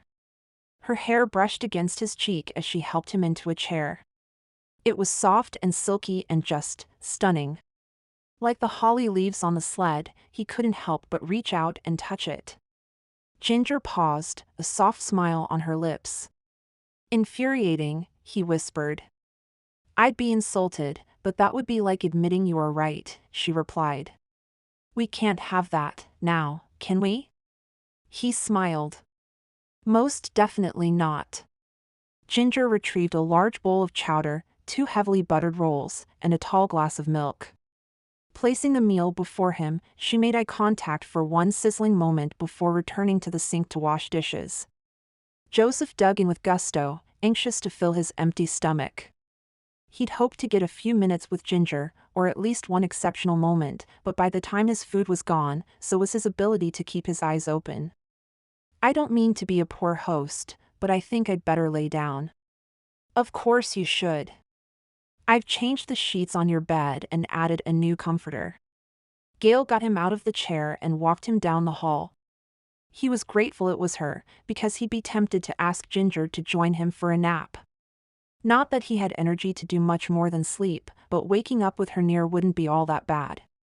Gale handed him a pair of new flannel pajamas and pointed to the bathroom. Joseph was able to change his pants, but decided he could sleep in his t-shirt. Taking off the sling would be awkward at best and painful at most.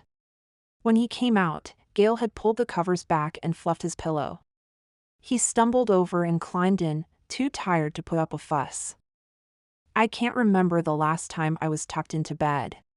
He wondered if he should be embarrassed to have this person he just met pulling the blankets up and situating his sore arm. Because Gail was matter-of-fact mixed with concerned care, like a well-practiced nurse or a mom. That was it. She was a mom, and she was sharing that gift with him. Yes, it was a gift. His own mother had been severely lacking in this area. Gail's motherly kindness broke through some of his reserves, or maybe it was the exhaustion, and he asked, shouldn't a kid have memories of being tucked in? Perhaps. Her eyes took on a note of concern that hadn't been there before. She adjusted the blanket. Don't you worry about Layla, Gail continued. We're going to have a sleepover in the front room. But where will you sleep? She waved him off. I have some things in the sleigh. You just worry about getting some rest. Too tired to argue, Joseph nodded. Gail slipped from the room and shut the door quietly behind her. Joseph's bed faced a large picture window. Usually he shut the curtain at night, but he'd forgotten. As he stared out at the cloudless night, his thoughts turned to Ginger and their almost kiss. Something held her back. Something she wasn't willing to share with him just yet. He'd have to work on that, just as soon as he felt better.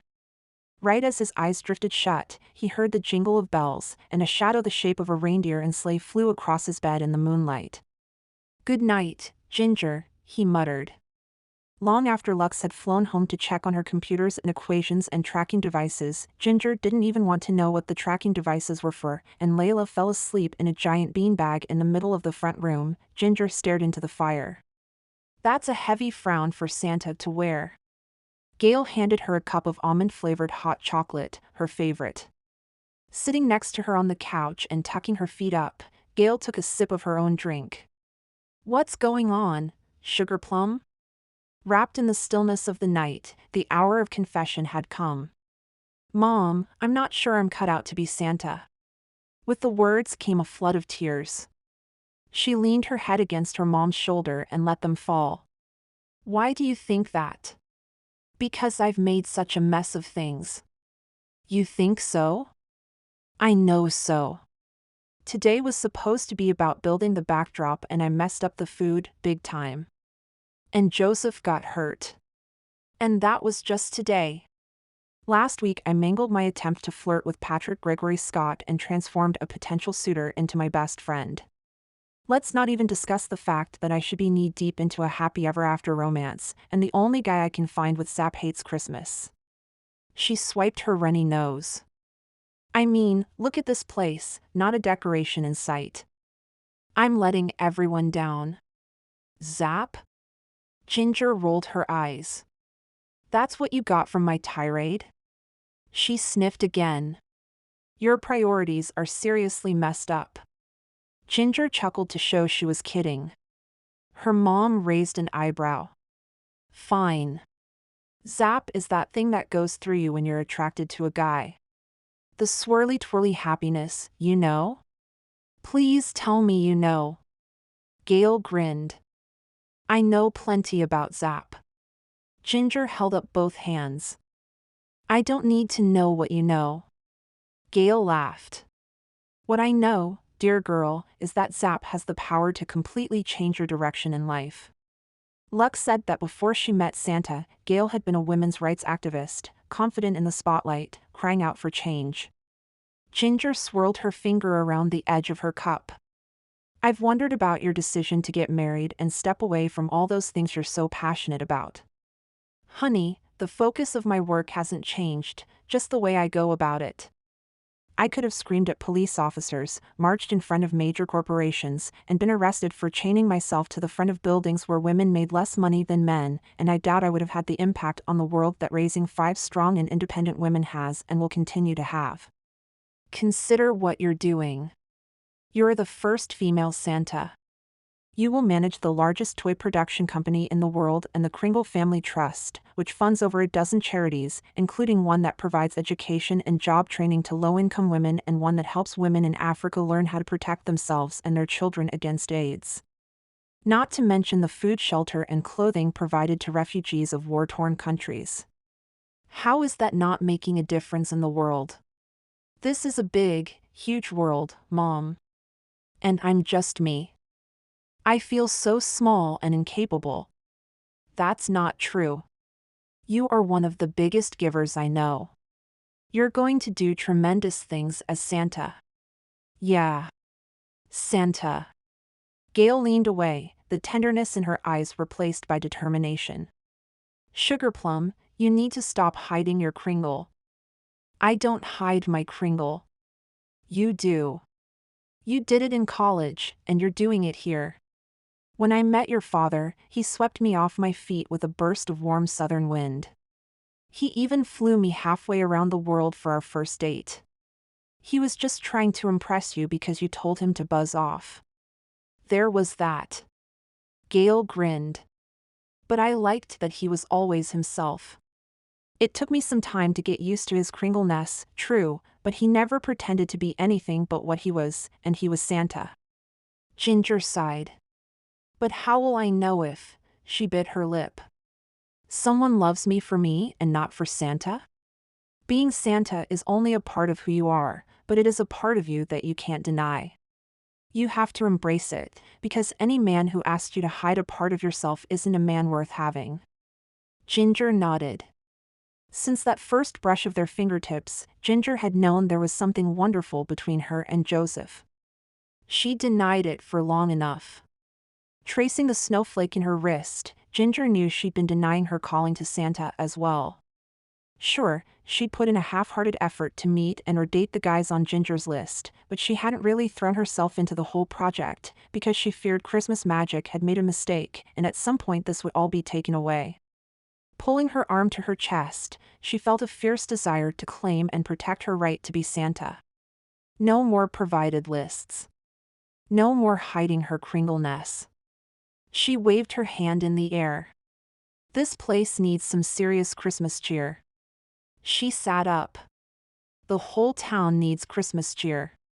Visions of Clearview decked out in Christmas splendor filled her mind. Then I guess you'd better get to work. Gail took a sip of cocoa. Ginger whipped out her phone and dialed Lux. Hey, can you bring the sleigh back? Lux groaned. Fine, but I'm leaving Blitz here, he almost flew us into a barn. You do realize you're supposed to steer. Easy for you to say, grumbled Lux. Oh, and I'm going to need my red purse. Ginger winked at Gail. That's my girl. Gail patted her knee. Share your gift and you'll find your way. I'll be there in 10 minutes, said Lux before she hung up. I'll stay until you are done with the town, and then I need to get back home. Mom stared out the window, her eyes tight with worry. What's going on back home? Just the usual. Gail waved her hand as if clearing candle smoke. And nothing you need to worry about. Her eyes landed on Layla. She's something special, reminds me of you when you were that age. Ginger brightened at the thought. Really? Yep. Her uncle, on the other hand, is he your zapper? Gag, Mom. You make him sound like a bug killer or something. Promise me that you'll not only share your joy with the town, but you'll open your heart to Joseph. Ginger gulped. He hates Christmas, I got that. Sometimes the hardest hearts need a tender touch to open up. Mine did. The front door burst open, and Lux fell inside, positively green. I hate flying. Ginger laughed. And I love it. I'm ready to paint the town. Literally, if I have to. Gail laughed as she poured Lux a cup of cocoa. Don't wait up. Ginger winked and shut the door behind her. The time had come to fully embrace her Santa side. She only hoped that by doing so, she wouldn't alienate the one guy in town who made her hope for mistletoe. Suddenly, the front of the sleigh filled with the plant as it spewed out of her red purse. Working with Santa's speed, she tacked sprigs to every doorway she passed, along with wreaths and garlands and ribbons and bells and bows. This would be a Christmas Clearview would remember for a long time. Chapter 21. Joseph. Fairy lights twinkled all merry and bright from the rafters and around a huge tree in the corner, and Joseph placed his palm against the wall and leaned heavily against it. Snow globes and angels and reindeer and sleighs graced every tabletop, countertop, and window lintel.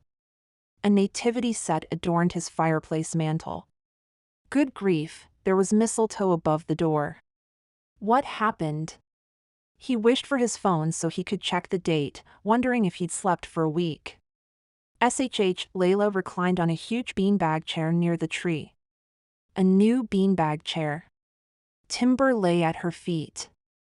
She had a book in her hands, the pages crisp. Ginger sleeping, she admonished before returning gleefully to the pages. Joseph hardly dared leave the protection of the hallway. He glanced behind him to see if his room had been transformed into a holiday decor boutique as well. Except for the new quilt on the bed, which had some kind of crest on it, his room was safe. Perhaps Ginger was right. Perhaps the ibuprofen was causing hallucinations. Except his arm, and his head, throbbed. If he hadn't left the meds out here, he'd gladly crawl back into his private den, hibernate until December 26th, and then come out when the world was once again sane. The kitchen was just as bad as the front room, except there were trivets full of steaming eggs, bacon, and waffles. 3 bottles of syrup lined up like nutcrackers. No, wait, they were nutcracker-shaped syrup dispensers. "Where is everyone?" he whispered. "Gail had to go home early this morning." Lux got kind of freaked out when Ginger started putting up lights. She says Ginger doesn't know the first thing about overloading a circuit breaker. Don't worry, Lux checked it all and made sure it was safe before she left.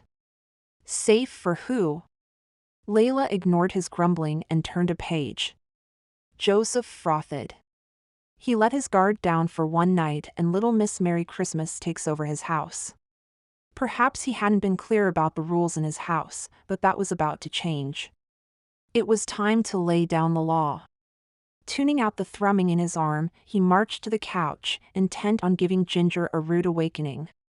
She startled him by sitting up just before he got close enough to touch her, and he backed up a step. "Joseph! You're up." Her hand flew to her mouth. "You shouldn't be up. I bet your arm is killing you. Here, sit down and let me get you an ice pack and some more pills." She got to her feet, placed her hands on his shoulders, and maneuvered him into the warm blankets she just vacated. Placing a pillow on his lap, she laid his sore arm across it and then covered him with a blanket, all done so quickly Joseph didn't have time to protest. "Where did I put the bottle?" "Oh yeah, it's by the sink. You're going to love this orange juice. My mom squeezes the oranges herself." With Ginger in the kitchen, Joseph had a moment to think. And he thought a glass of orange juice sounded good. His arm ached less now that it was slightly elevated, and his feet weren't cold with the blanket tucked around them. He twisted in his seat to ask Ginger what on earth she had done, or why she felt she had the right, when he caught sight of her piling a plate full of bacon and eggs, and the reprimand died on his lip. How could he yell at a person who was fixing him a plate? "Are you hungry?" Ginger called. "Layla, come grab a plate, and we'll have a picnic in the front room." "A picnic?" Ginger cleared a spot on the coffee table for a plate. Layla took that spot, waffles with whipped cream and strawberries. It had been months since Joseph had tasted a fresh berry. His mouth watered. "Here." Ginger propped a tray on the couch on his left side, where he would be able to reach it with his uninjured arm. She settled on the far cushion with her feet tucked up underneath her and set the tray between them. There were 2 small pills on the upper corner, and he downed them with a shot of orange juice. By darned it if that wasn't the best orange juice he'd ever had. As Layla offered a prayer over the food, Joseph studied Ginger. She had on a pair of red flannel pajamas with a gingerbread man popping out of the pocket. Her hair was attractively mussed, and she didn't have any makeup on. Yet her skin was beautiful and creamy, good enough to nuzzle into, and his head screeched as if he'd thrown on the mental brakes. The happy fuzzy feeling blew away, and Joseph was back to seething. He set his fork down. I don't know what you're trying to pull here, but it's not going to work. Ginger glanced at Layla, silently asking him if he wanted to have this conversation in front of his niece. He did. Well, sort of did. Okay, maybe not.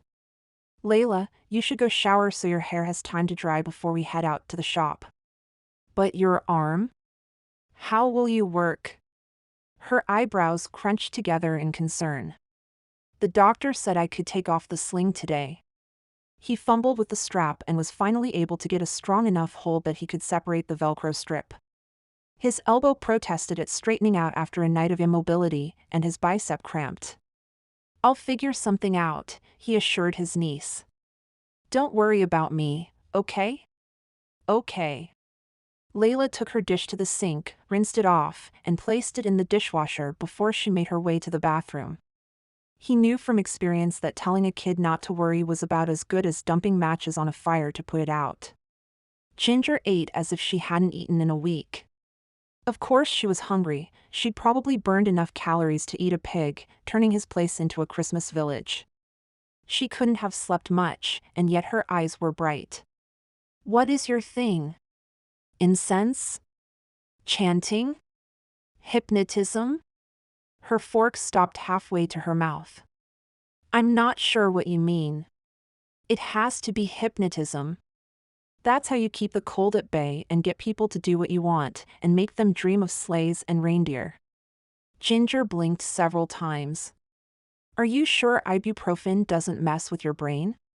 He wasn't sure. The last day and a half was like some kind of crazy dream. He stayed silent. She set her plate on the table. Do you really think I hypnotized you? It's the only rational explanation. Ginger snorted as she got to her feet, her red pajama bottoms falling to cover her bare toes. For some reason, he liked the idea of her barefoot in his house. It was intimate and, shaking his head, he glared. You're doing it again. I'm not doing anything. She threw her hands into the air. Except leaving.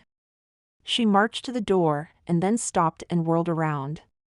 By the way, you're welcome for taking care of you, for making breakfast, and for decorating your house. Joseph scrambled to his feet, his movements jerky and uncoordinated because of his arm. That's another thing. What gives you the right to turn my house into the set of a Hallmark Christmas movie? How many times do I have to tell you, I don't like Christmas? The only people allowed to hate Christmas are Ebenezer Scrooge and the Grinch, both of which mended their ways. Don't tell me you think they're real people? The next thing you'll be saying is that you believe in Santa Claus. Ginger glared. I do. She took 5 steps to cross the room. Santa is real. Something inside Ginger's sleeve began to glow, but she didn't notice. He's more real than the anger and hurt you hide behind. Joseph snagged her hand, pulling it towards him. As he did, her sleeve fell back to reveal a beautiful silver snowflake that glowed. The tinsel-like thread was embroidered into her skin. Light exploded forth, bathing them in a sense of childlike joy, erasing Joseph's angst. Filled with a sense of wonder and peace, all he could think about was Ginger and how he never wanted to be apart from her. Ginger stared at her wrist and then back to him. Her mouth dropped open, and there was a shift inside of her. Smiling, she met his gaze with relief and hope. What's happening to me? He released her hand and brushed his fingers across her cheek, reveling in the sense of being right where he should be with the woman who was so full of wonder and delight that she illuminated even the darkest parts of his soul. It's magic, whispered Ginger, her arms sliding around his neck. Her rose-colored lips were beckoning him closer. He brushed his thumb over her mouth, and she shivered. You're magic, he breathed before pressing his forehead to hers and letting his eyes drop shut. Questions came forth, like who is she really and what is she hiding from him, but he shoved them aside and focused on enjoying the sensation of holding her close. Joseph? If you don't kiss me, I might explode. Elated that she felt what he was feeling, he smiled so wide he could have strained a muscle. I was getting to that. He kissed her cheek and then moved down to kiss her neck. And then that soft spot behind her ear. She was tender and gentle and so much good wrapped up in beauty that it left his head spinning. Ginger leaned into him, sighing. I was starting to wonder. He chuckled softly, loving the way her fingers tickled across his skin. He wanted to stay in this moment forever. Cupping her cheek, he placed his lips over hers, relishing the warm and soft and delicious woman he found there. Yes, she was yummy, tasting exactly like he'd imagined she would. Kissing Ginger was like nothing he had ever experienced. He almost didn't feel worthy of the bliss and the pleasure she brought into his life. Yet there was no way he could back away or take it back. Stay. Joseph's warm breath heated Ginger's skin like nothing on earth ever had before. Baby, it's cold outside. He left a trail of kisses down her neck that headed straight for her heart. My sister will be suspicious, she teased. Your lips are delicious. He continued to press kisses to all the places that made it difficult to think clearly. Lux's ringtone sang from her pocket. Ginger ignored it. Breakfast sounds lovely. He chuckled against her skin, making her giggle. Only you can get away with using words like lovely, he said. Was her brilliant reply just before his lips found hers once more. Her phone screamed, answer now or I will find you, effectively killing the mood. Ginger broke off the kiss before turning her phone off. She really needed to find a way to Lux-proof her phone. Sorry. Lux likes to hack into my phone and mess with the ringtone. I should ask her to upgrade my internet connection. Ginger grinned. She probably already has. When? Joseph's eyebrows came together. Oh, when you were busy defacing my home, she was running coaxial cable behind the walls, he teased. Ginger was still wary about having let loose the Santa inside. She had gone a little overboard. It was possible that by suppressing her Kringle instincts, she'd compounded them. Like a dam bursting, every ounce of pent-up creativity poured forth. Decorating Clearview had been seriously fun, or maybe delirious fun, she wasn't quite sure which yet. The glowing snowflake made her think that she was on the right track, though. Maybe her mom was right, maybe embracing her inner Santa would bring everything together. Come with me. She pulled him towards the door. There's something I want to show you. Do you want to get dressed first? She glanced down at her red pajamas and shrugged. I should be fine. Joseph shook his head. One of these days, I'm going to figure you out. One of these days, I'm going to let you. She winked before tapping on the bathroom door. Layla? Do you want to go for a sleigh ride? Yes. She threw open the door. Her wet hair dripped down the back of her sweatshirt, but her face was freshly scrubbed shiny. I have a blow-dryer in my purse. Let's get you ready. Joseph raised an eyebrow. You keep a blow-dryer in your purse? Doesn't every woman? Ginger threw back with a flirty grin. He folded his arms. No. I don't believe they do. She pecked him on the cheek. They should. Sliding his arm around her waist, Joseph pulled her to him and pressed his lips to her temple. I'm going to hide in my room while you two do girly things. Ginger giggled. She could only imagine springing her 4 sisters on Joseph. Frost and her penchant for colors and ruffles and poofy skirts was probably elbow-deep in planning Ginger's wedding. Not that Ginger minded, who had time to design bridal gowns and flower arrangements when Joseph was so stinking kissable. Maybe they could elope. Maybe she should spend more than an hour with him before she married him. Except that this felt right. There was one thing that had her worried. Joseph had been against the holiday for long enough that turning him into a believer may be impossible. The fact that he'd been able to see the magic surge out of her gave Ginger hope that he wasn't a lost cause. Taking a deep breath, she forced a bit of reality into her thoughts. Things may happen by magic at the North Pole, but down here there was a certain order to dating, courtship, and marriage. In fact, that was the order: date, court, marry. If she wanted to win the game of love, she had to play by the rules. "What are you thinking?" Joseph asked, a concerned tilt to his head.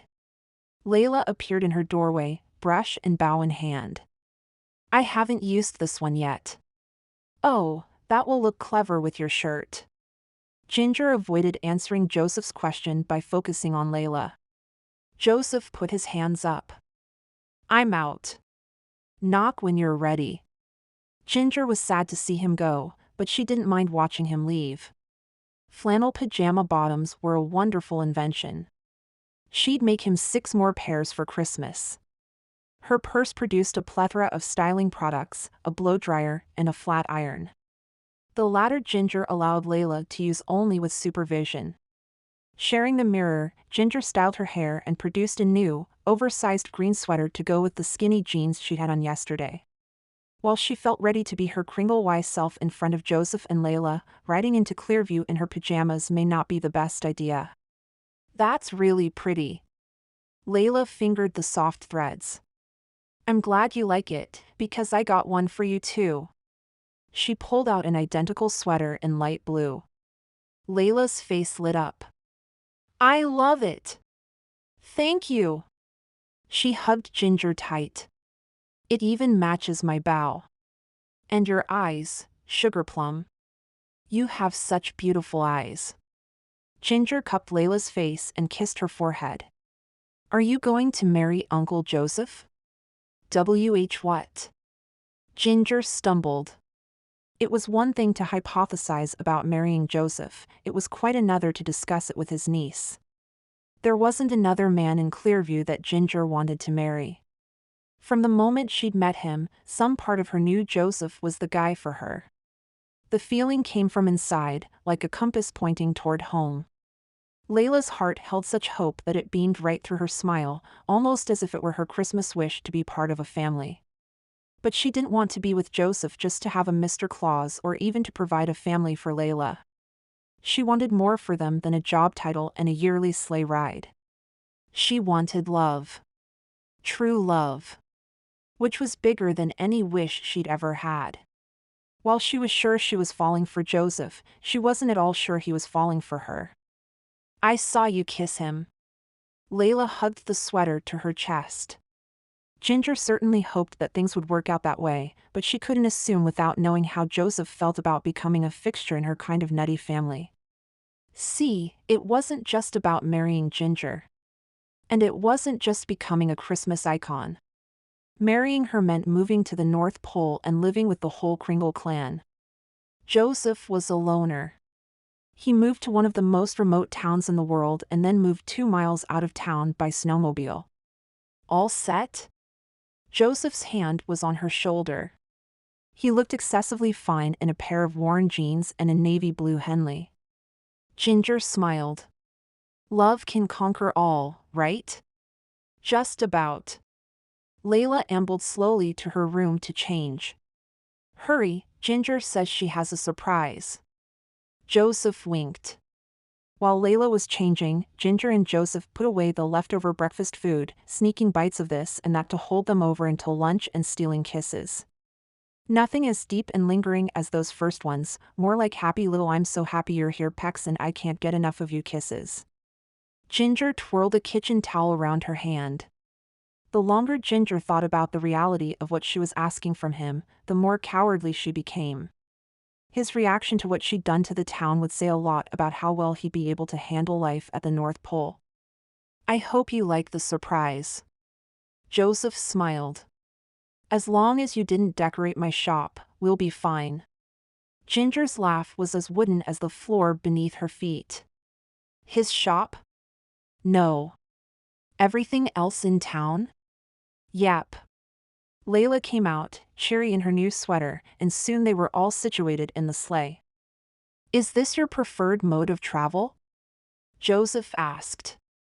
Ginger was comfortable holding a pair of reins, like she'd done it all her life. "Actually, I prefer to fly." Ginger grinned as she urged Blitz on. Why doesn't that surprise me? Are you a pilot? Joseph asked. There were dozens of questions that came to mind, and he wanted to know everything about her. Come to think of it, he wasn't even sure what her last name was. He'd heard several versions over the radio and in town. Feeling as though someone had stuffed a snowball down the back of his shirt, Joseph squirmed in his seat. How he could have kissed a woman without knowing her last name? This wasn't just any woman, though. It was Ginger. She was magical. Yeez. She drew out the word like she wasn't sure of the answer. Joseph's fingers found the holly pattern of their own accord, the smooth wood under his hands soothing the slight unease prancing through his mind. He laughed, I'm not even sure how to ask this. Ginger laughed too. Just ask. Okay, what's your last name? Ginger glanced at him out of the corner of her eye as if gauging his ability to handle her answer. Kringle. Kringle? That's not a very common name. It is where I come from. Ginger took the sleigh up the side of an embankment, and they tipped nearly 90 degrees before coming back down. There weren't any seatbelts, and yet everyone stayed in their seat. They jostled as they righted, but for a sleigh with metal runners, it sure was a smooth ride. He began to inspect further. There wasn't a spot for a heater, and yet the seats were warm. He was just about to ask her how that worked when she pulled to a stop at the bottom of Main Street. Wow. Layla grabbed the dashboard and leaned forward. Look! Main Street Clearview had been transformed from the rundown wooden storefronts to a Christmas village worthy of the Lemax Company's envy. Rows and rows of fairy lights hung across the street, stretching from the land office over to Jean's End Things and back to the doctor's office. On and on they zigzagged, right up to the church at the top of the hill. Ginger clicked her tongue at the reindeer, and they moved forward at a trot. Kazu stood outside the trading post, scratching his head at the 5-foot mechanical Santa wishing everyone who passed by a Merry Christmas. Through the large front window of the Grizzly Cafe, Joseph could see Trudy stepping around a giant tree as she served French dip sandwiches to the regulars in their plaid flannel shirts and snow pants. A giant present wrapped in gold foil and tied with a green bow sat on the porch at the post office with a tag that read letters to Santa. A large slot was cut into the side to accommodate even the biggest request. Stockings hung in the window at Fat Jack's garage. Even the watering hole had gotten into the spirit of things with a neon ho-ho-ho sign. Joseph's stomach began to churn. Memories of long ago rose up like specters, forbidding and heavy upon his heart. He'd written a letter to Santa, penning the one wish of his heart, a wish he didn't dare voice in his home, but one that needed to be heard. He'd needed someone, anyone, to understand, and he'd foolishly believed Santa, with his merry helpers, would be able to fulfill his request. He'd been so wrong. His childlike hope for Christmas morning was dashed when he was handed a package of undershirts and a new pair of work gloves, needed items for sure, yet not what he'd written for, not what he dreamed. Year after year of disappointments piled up like record-breaking snow in his chest, making it difficult to take a deep breath. As if the lights and the decorations weren't enough, every door was outlined in greenery and bedecked with a festive, personalized wreath. The tea house had a teapot and cups amidst the boughs, and the gas station wreath was decorated with classic cars. Railings weren't left alone, red, white, and green ribbons transformed the posts into candy canes. At the top of the street, right in front of the church, was a giant Christmas tree even the Who's of Whoville would be proud to call their own. The transformation was surreal enough that Joseph wouldn't be surprised if Cindy Lou leapt off the branches and sat in the seat next to him. In front of the tree was a life-sized nativity scene. The camels' heads bobbed up and down, and the star twinkled. "What do you think?" asked Ginger. Her grip on the reins turned her fingers white. "It's unbelievable." He pressed his fist to his chest. "It's Christmas, as it should be." Ginger's broad smile faltered as she noticed Joseph's discomfort. "Did you do this?" She nodded. "Why?" "To share Christmas." She shrugged as if decking a whole town, and his house, in one night was normal. "I love it." Layla gave Ginger a hug. It's perfect. Layla would have a much better Christmas morning than Joseph had ever experienced, yet filling her head with nonsense about Christmas magic and miracles would only set her up for heartache. It's work. Not really. Ginger smiled. It was fun to come up with something for each store, and the sled makes hanging lights easy. Nothing happens without work. As the words clumped from his lips, Joseph heard his father's voice, and he cringed. His father had used that phrase to get him out the door and on his way. Never did the words "I love you" accompany him to his jobs. It was always work, work hard, don't embarrass the family. Don't dream and don't fancy yourself above where you came from. Work is how life moves forward, how dreams are really accomplished, Ginger. We can't wait around for life to pull a rabbit out of a hat or a present out of a bag. He waved towards her red purse tucked under the bench.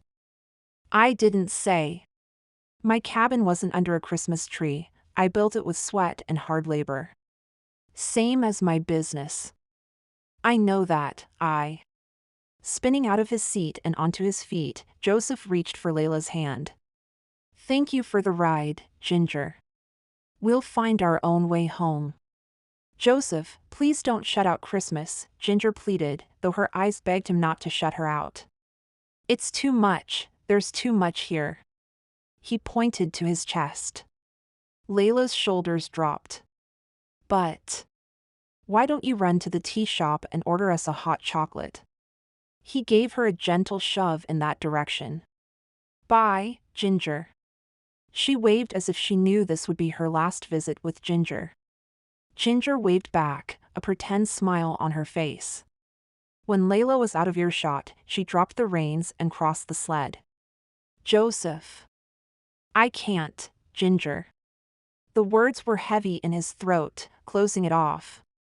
He swallowed hard. Maybe I'm made of coal, he tried to joke, but his tone was flat. Ginger swiped at her cheek. At least let me take you home. I can't let you do that. You've already given Layla expectations that can't be met. She doesn't deserve to have her heart broken. That doesn't have to happen. Ginger scrambled off the sleigh. Joseph stepped back to avoid touching her. That's what had gotten him into this whole mess, letting down his guard, wishing for something he couldn't have. All her Christmas wishes can come true. Joseph, if you can't believe in Christmas, please try to believe in me. Looking into her twinkling blue eyes, Joseph almost believed he could have a Christmas miracle of his own. But there was too much of a history, too much proof to the contrary, for him to cast aside. I'm sorry. He turned on his heel and jogged to the tea house, leaving Ginger and his heart out in the cold. Chapter 22. Ginger. Ginger stood in the middle of Main Street, staring after Joseph's retreating figure in shock. She'd expected some chaffing from him, but after the moments they'd shared that morning, she thought they could work through what was bothering him, together. He doesn't believe in me.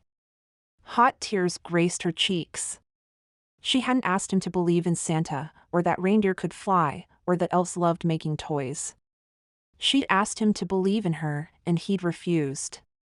Her biggest fear had finally happened, the very thing that made her who she was had come between her and the man she loved. She stared at the tea house like a dolt, thinking that it took 3 ghosts to change Scrooge's heart. And no, she didn't think he was a real person. The story was a classic because people don't change their mindsets or a history of unbelief with just one visit from an old friend. A monumental shift took confronting the past, present and future with an objective mind. 5 minutes into her contemplation, a snowmobile pulled up. Lux ripped off her helmet and flew at Ginger, grabbing her by both shoulders. Why won't you answer your phone? Ginger blinked, trying to remember where she'd put her phone. I think it's off. Lux pulled her towards the sled. Fly me home. Ginger planted her heels in the snow. I can't go back. I've got to talk to Joseph. There has to be a way to. Ginger, Lux snapped like her power strip had been switched off. The system has been overloaded. So? So whatever you and lover boy were doing this morning blew the power grid. Ginger's cheeks reddened. She thought things were pretty good. Okay, Joseph could kiss like a pro, but to blow the system? Holly berries, that was some good kissing. It was, good. Lux wasn't out for details, that was Stella's job. Thankfully, Stella wasn't anywhere near. Too good. The power surge was off the charts. You bet it was. Ginger smothered her smile. Ginger, the list is gone. Lux's voice was near panic as she shoved Ginger into the driver's seat. Jerking upright, Ginger placed her hand on the backrest. The list, as in the list.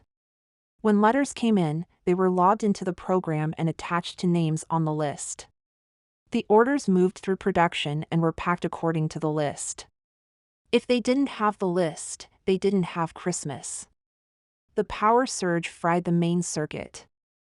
I've got to get up there and see if I can reroute. Get in! Ginger pulled Lux forward by her scarf. Lux fell into the seat. With a hearty-on blitz, they raced down Main Street, taking to the air as soon as they cleared town. Making a loop, Ginger aimed due north. Allowing blitz-free rein, she braced her toes against the blocks. She pushed Joseph too far too fast, but she didn't have time to fiddle around. The deadline approached. She'd have to press on as if Christmas were right on schedule, broken heart or no broken heart. Tears trickled down her cheeks as Clearview became nothing more than a speck far behind them. Chapter 23. Joseph. Joseph decided to do at least one productive thing in his day and check his email. Ginger had been gone for days, and yet her essence floated around him like the scent of one of those Christmas candles Kazu burned at the trading post. Feeling lower than the snow-covered branches on the pine trees, he'd settled into the couch for most of the day, most of the week, letting Layla pick the movies. He even let her style his hair again. His computer came online in record speed, and he knew he'd have to officially thank Lux for rewiring the whole house. How she accomplished as much as she did in the short time she was here amazed him. Then again, he probably shouldn't be amazed at what the women in that family could do. He had 3 new emails. 2 of them were ads from companies he bought supplies from. They promised end-of-season discounts and amazing holiday bargains on all his favorite tools and carving necessities. The third one was an order for a rocking bench with 2 bears carved in the backrest. Joseph leaned back in his seat. What were the odds of someone ordering a bench he'd already made yet hadn't posted? Something fishy was going on here. Scrolling down to find a ship-by date, he saw the words "Pick up Christmas Eve" were written in the slot. That was odd. Who would come all the way up here to pick up a gift on Christmas Eve? A first name, Clarence, was on the slip, and he promised cash. Cash was good. Joseph went back up to the description and saw something he hadn't seen before. Besides the 2 bears, there was to be a sprig of holly. For some reason, the design he'd seen in the sleigh popped into his head. The curvy leaves and pert berries would go well with what he'd already carved. Sending a confirmation email took a little longer than normal with his right arm in a cast, but he was able to peck away. He still had the use of his fingers, so he should be able to work tomorrow, after the aching in his heart subsided. At some point he would heal. Until then, he decided that napping and thinking about Ginger's delicious lips were perfectly acceptable ways to pass his time. Chapter 24. Ginger. Ginger rubbed her eyes. She didn't need sleep, but if she wanted to look under the age of 60 she would eventually have to nap. After checking the C's, she could rest. Flipping the page, she tuned into her naughty and nice radar and checked several names into the nice column. Propped in the velvet-covered chair next to her, Frost shuffled papers of all colors and sizes, working to match names on the list to requests. Her white hair hung in a curtain over her face, and her multicolored pens flew. Ginger smiled, thinking of the 40-color highlighter set she'd ordered for Frost's Christmas gift. Robbie, the head elf, set a cup of cinnamon cocoa near her elbow. "Drink up, Miss Kringle." Ginger's smile wilted like snow in the spring. Lux predicted there would be enough power to get them through the next couple of days, but gift delivery was still in question. The power surge had toasted the digital list and taken them back to the 80s as far as verification and production was concerned. As Robbie left, Dad came in with a tray of cookies in one hand and his pen set in the other. "This takes me back. You seem to enjoy our predicament." Ginger took a ginger snap from the tray and dipped it into her hot chocolate. Dad groaned as he took the seat to her right. "I am." "Dad." Ginger shook her head. "Christmas is a mess." As they did so often lately, tears stung her eyes. "I'm a mess." Her cookie broke off into the liquid with a plop. "Ugh. I can't even hold a cookie together." Dad chuckled. "You could look at it that way. But I see a chance to spend time with my daughter doing something I love." "You enjoy combing through the list?" Ginger rubbed her eyes. "All you see is what needs to be done." Dad rested his forearms on the table. "See the children, Ginger." Ginger focused on the name before her, Gracie Christensen. She listened to that inside voice that told her which box to check. Gracie was a clear, nice list, but as Ginger hesitated, more came to mind. Gracie's love for books, her skill on the volleyball court, and her infatuation with horses shone. Ginger could also sense Gracie's deep love for her family, the way her younger brother sometimes annoyed her, and how she'd worked to befriend a new girl at her church. Energized by Gracie's goodness, Ginger checked nice and drew a smiley face before moving on to Gracie's sister, Maggie. Maggie, who played the flute and tended the family's almost 100 chickens. "I didn't realize." Ginger brushed the tear off her cheek before it could land on the page. Dad patted her knee.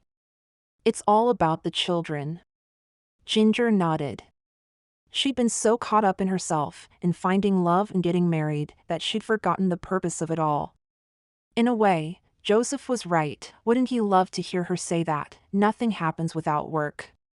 But the work should be a labor of love.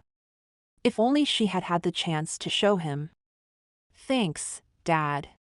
Ginger leaned her head on his shoulder. Smiling, he said, "Pass me the D's and let's do this together." Ginger handed over the leather-bound book. Dad lifted the cookies. "Have another." "Why not?" "It's not like I have to fit into a wedding dress." "A shame," Frost sighed. "Your dress is beautiful." Santa winked. "Christmas is about hope. Don't give up on your fella just yet." Ginger snapped the cookie in half. "Sorry, Dad. Some hearts are too broken." "I don't believe it." He pulled his gold-rimmed spectacles from his front pocket and placed them on his nose. "Christmas magic has its limits, that's true, but nothing is impossible at Christmas time." Ginger nodded. Maybe Joseph wasn't the only one who needed a shot of Christmas spirit. Chapter 25. Joseph. Stupid arm. Joseph dropped his chisel on the bench seat. He'd done a pretty good mock-up of the holly on paper, but transferring that design to the wood was proving to be more difficult than he would have believed. Holding the tools was awkward at best, and he'd hit his cast with the hammer more than once. Layla was back to coloring in the corner. She'd been quiet since Ginger tore out of their lives. He couldn't get the image of her speeding away in the sleigh, like a bright red bullet, the reindeer gaining speed with every step away from him. He'd hurt Ginger, and he didn't like that, but he couldn't undo a lifetime of unmet expectations, and he couldn't lay those same problems on Layla's shoulders. A loud knock came at the door before a man with a long white beard poked his head in. "Hello," he called. "Come in," Joseph called back. "Hi. You must be Joseph Bear." "I am." Joseph extended his hand, taking in the stranger. He wore a Hawaiian shirt, a pair of shorts, and socks with sandals. Perfect clothes for combing a Florida beach, but not so smart for Alaska. "And you are?" "Clarence." "I placed an order for a—" He stopped as he caught sight of the bench Joseph had just vacated. "This is wonderful." He ran his wrinkled hand across the bear on the right. She's stunning. Joseph nodded. He'd always thought of that bear as a female as well and was glad that the likeness came through. And this is where the holly will go? Clarence pulled out a set of black bifocals. He leaned close to the rocker to decipher the pencil markings. Yes. I've started on the outer leaves, but I'm sorry to say I'm working slower.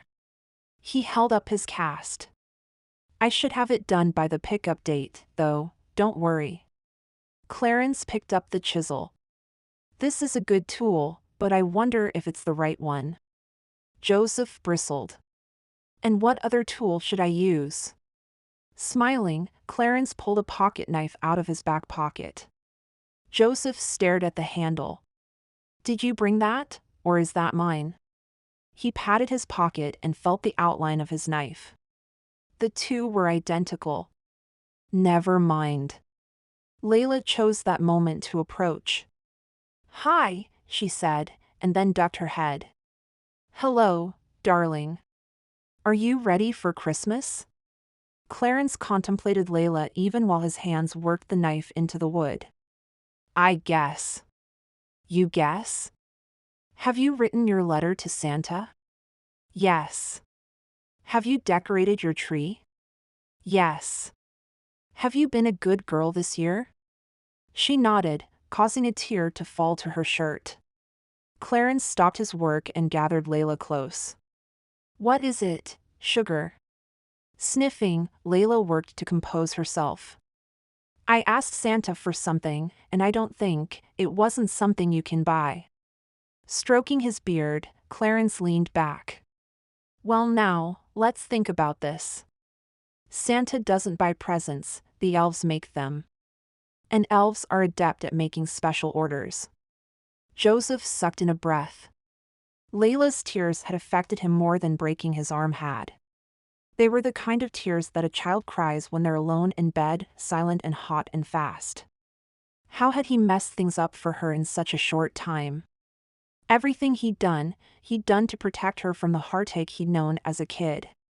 Yet here she was, suffering, and he had no idea how to fix it. It's not a toy, Layla whispered. Ooh-hoo. Clarence patted his chest pocket, making a crinkling sound. He smiled. Let's see now. He withdrew a cream-colored envelope and unfolded the enclosed letter. Layla's eyes widened as she stared at the handwriting on the sheet.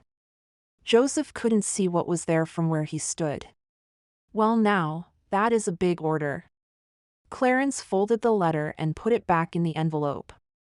I'm sure Santa is working hard to make your wish come true. In fact, I think he's giving this wish his personal attention.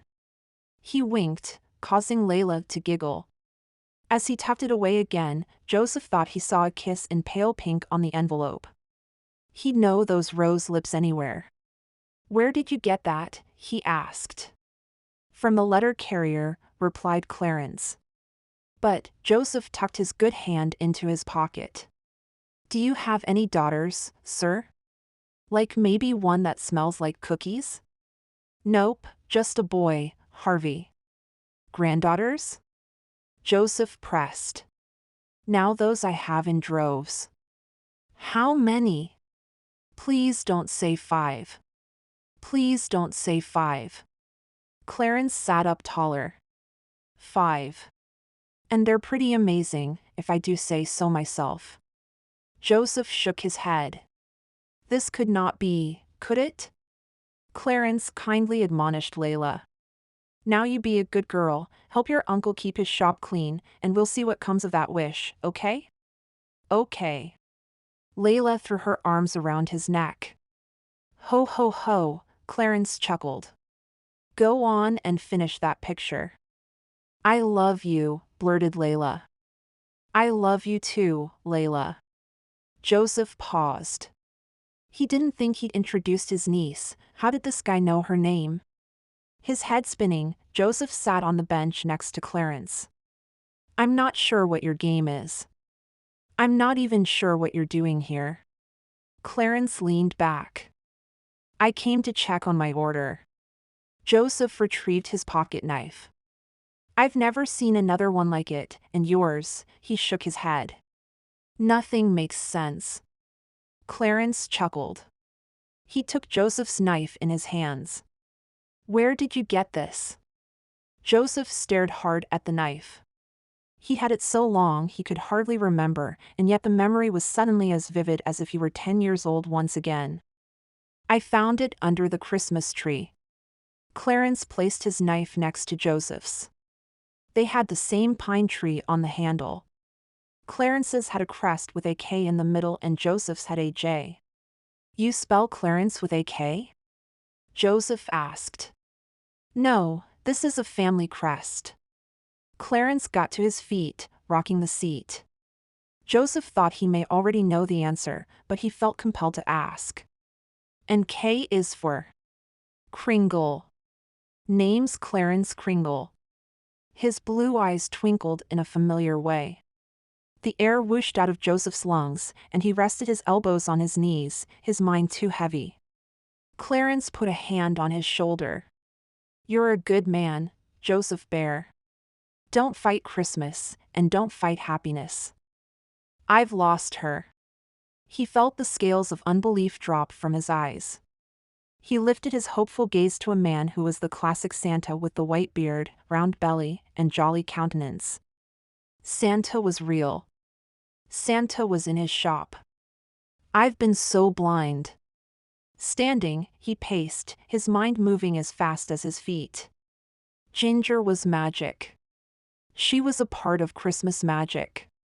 The joy, the peace, the hope that surrounded her was part of who she was, and he'd refused it all, thinking, no, believing himself unworthy of it because of his past. Ginger had seen past his walls and into his heart, and she'd opened herself up to sharing all that she held dear with him. And like a fool, he'd run away. Do you know where she is? He hadn't seen Ginger in town, and he'd heard she and her sister had packed up and left. She's gone home. At this, Clarence seemed to sag. Can you take me there? I'm sorry.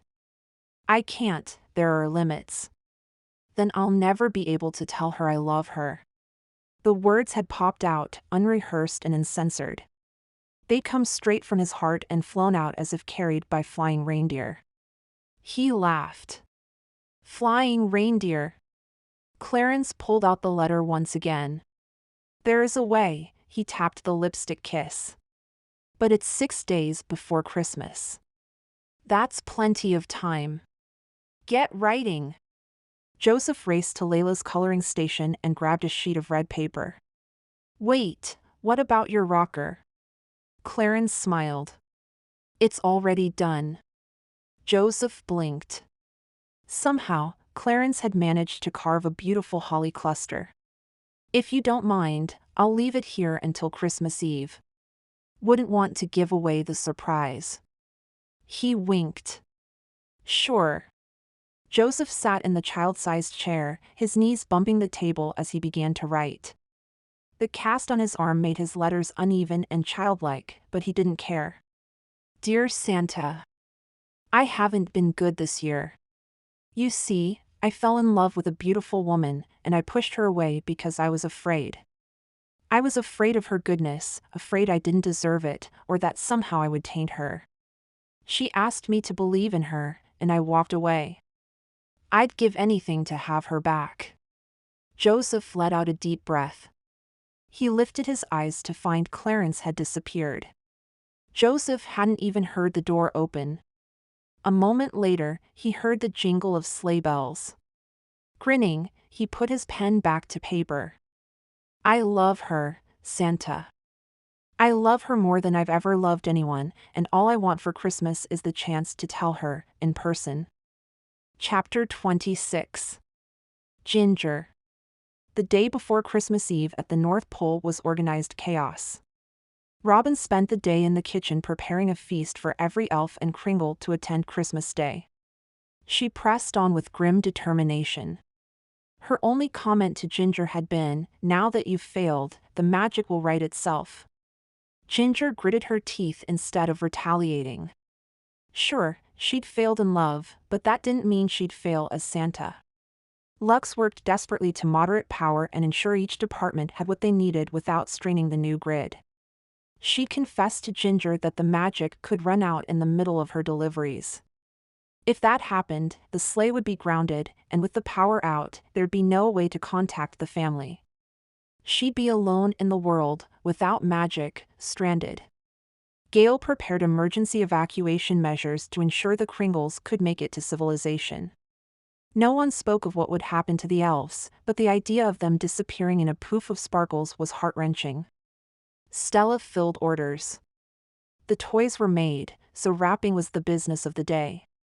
A long line of elves wound from the workroom to the stable where the big sleigh, all polished and gleaming, waited. They passed the presents down the line, filling the magic sack to the brim. Dad and Ginger were on their second run through the list. Rarely did they have to change a child from the nice to the naughty list. This late in the season, they were more likely to change naughty kids to nice as they realized the error of their ways. That's why they checked it twice. No child should be left without a gift on Christmas morning. Which was something that bothered Ginger. Dad? Dad took a bite of a peanut butter cookie, the crumbs splattering across the book of end names. Why didn't Joseph get presents? What? Dad looked up, his crystal blue eyes contemplating her question. Joseph said he wrote to you, but he didn't get what he asked for. Why not? Dad took off his glasses and laid them aside. You know the magic has some limits. Yes. As a child, Ginger thought it unfair that they were somewhat limited by the economic status of the family. Then, one year, she'd snuck an extra gift into one child's stocking, a portable game console he'd begged for in his letter. 3 days later, he was accosted on his way home, left bruised and battered and the game stolen. She'd unknowingly made him a target, and her heart ached with the lesson. So you didn't take him anything because his family was poor? Ginger frowned. Even the poorest kids got an orange and a peppermint stick in their stockings. No, I wasn't talking about that limit. Then, he'd ask you to change a person? He asked for a family full of love. Dad lifted his shoulders. There's only so much we can do. Ginger hugged herself. No wonder Joseph hated Christmas. Frost hustled in, her arms full of last-minute letter deliveries. This should be the final push. We'll get a few more tomorrow, but the bulk is here. She started sorting, but stopped. Well, looky here. She held up an envelope with a tiny pink kiss. Handing it to Ginger, she went back to work. Ginger smiled at the kiss before turning the envelope over. There was no return address, so she opened it. As she'd promised Layla, Santa reads every letter sealed with a kiss. Dear Santa, I haven't been good this year. As she read, Ginger lifted out of her chair. Peanut butter fudge, she gasped. She reached behind her for her chair and held on tight as she read the final lines. Dad. She held the letter out to him and then jerked it back to her chest. That was her dad. She didn't want him to read her first love letter. Santa lifted his eyebrows. Dad, I have to go back to Clearview.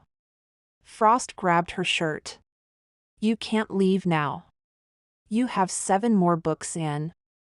Ginger thrust the paper into Frost's hands. Her sister she could handle reading this. I have to go. Frost's violet eyes tripped across the page. I'll get the dress. Ginger squealed. I haven't even asked him to marry me. Her hands flew to her cheeks. What if he says no? He won't, said Dad.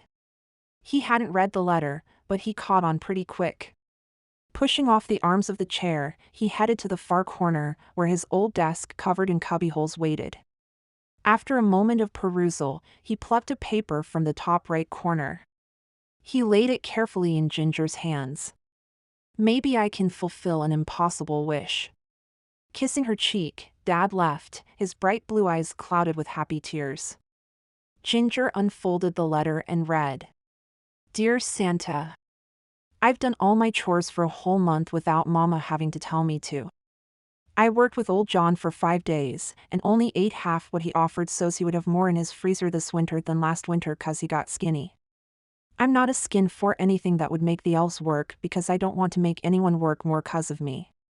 All I want is someone to love me even when I'm not working. Joseph Bear, age 6. Ginger folded the paper, the vision of a 6-year-old Joseph fresh in her mind. His skinny arms and his eyes begging for love as he wrote this letter. How do you read these letters every year? Ginger wiped at her cheeks. Frost hugged Ginger but didn't reply.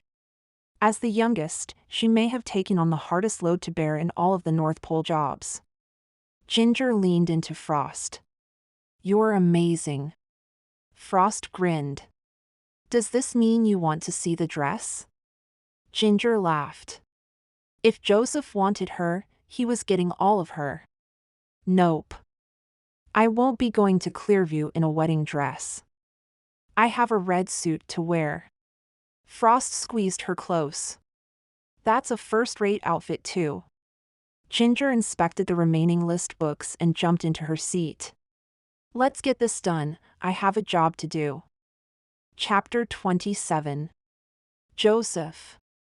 Christmas Eve found the town of Clearview in a festive mood. Local business owners had discounted prices for the holidays, and the shoppers turned out in droves to make their last-minute purchases. The children's nativity was set for late afternoon, and Santa was due to arrive around 12. Joseph couldn't wait at home for an answer to his letter. He left a note for Clarence that he could take the rocker and leave the money on the table. He liked the feeling of believing the best in people, of seeing the magic in every day. He and Layla layered up for the snowmobile ride. I wish we could travel by sleigh. It's warmer, grumbled Layla. Yes, it is. Joseph tapped her nose with his finger and set her on the snowmobile. Do you think she'll come? Layla asked. I hope so. Joseph had worried and fretted that his letter hadn't made it in time or that Ginger didn't want him or 100 other worries, until he had to throw his hands up and turn the situation over to the Lord.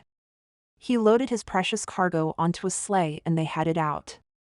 Touring onto Main Street, Joseph pushed thoughts of his last visit to town out of his mind. He wasn't that guy anymore. Susan White ran out of the town hall, waving her arms to get his attention. A woman with short black hair that spiked out in all directions followed at her heels. He'd never seen this little pixie woman before, but the holidays drew everyone into Clearview. Cutting the engine, Joseph smiled politely. Merry Christmas. Merry Christmas to you. Susan's eyes darted to Layla, and she lowered her voice. I was told to come find you. Our Santa hasn't made it, can you fill in? Joseph stared at her, thinking he'd misheard. You want me to be Santa? Please? Joseph thought about the joy in Layla's eyes as she talked to Clarence, the love that poured out of her. He wasn't the real Santa Claus, but he could bring a little ho-ho-ho to the role. For the children. Sure. Marvelous. I'm Stella. The pixie woman held out her hand. As Joseph shook it, he caught the scent of dark chocolate and lemon. I'll take care of Layla if you want to head up to the church. Pastor Willis will show you what to do. He normally wouldn't have left Layla with a stranger, but something about her reminded him of Ginger. She instilled the same sense of trust and goodness in those around her. Sounds good. Hurry, it's almost time.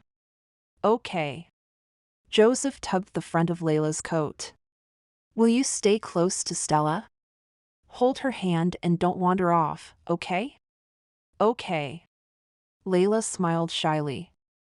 I'll park your machine behind the post office. Stella hopped on the snowmobile. Do you like to fly, Layla? Wait!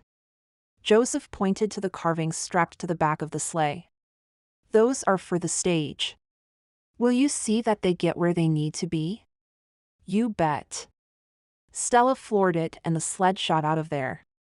Not too fast, he called after them. Stella seemed to be responsible and Layla was smiling, so he followed Susan up to the church. She shoved him through the door and slammed it closed. Pastor Willis paced just inside. He brightened when Joseph stumbled in. "Come on. Come on. You can change behind the choir seats." The pastor didn't even offer a hello. He nudged Joseph behind the riser and pointed to a pile of red velvet and white fur. Joseph put the outfit on over his snow clothes, giving him the appearance of a plump man. The costume was first-rate, thick, and made with care. He slowed his movements so he didn't rip it. With the shiny black boots on his feet and the belt secured around his bulky belly, he was ready. "The beard!" The pastor ran back behind the divider, but came back empty-handed and disappointed. "I can't find the fake one. Your beard will have to do. At least wear the glasses." He handed Joseph a pair of black-rimmed glasses. "They've got your seat all set up on the stage. Someone donated curtains for the backdrop. There's a tree." Santa was supposed to bring the gifts, but he shoved a bag that rattled with candy canes into Joseph's hands. "These will have to do for today." Nodding, Joseph was pushed towards the side door that opened onto the stage. "Ho ho ho," he boomed as he parted the curtains. As in years past, children from the outlying homesteads had gathered for the festivities. For many of them, a trip to Clearview was a special treat. They clapped their gloved hands and pointed his direction, clearly delighted. Joseph's heart lifted. He waved and was about to find his seat when he heard sleigh bells. Leaning over to the pastor, he asked, "Is that the other Santa? We don't want two out here." The pastor shook his head. "There's only one suit." Feeling curious, Joseph stepped to the edge of the stage, his heavy boots clomping against the wooden floor. Just as he reached the stairs, Ginger pulled up in a green sleigh pulled by 2 reindeer. "Ho ho ho," she said as she stood and waved to the crowd.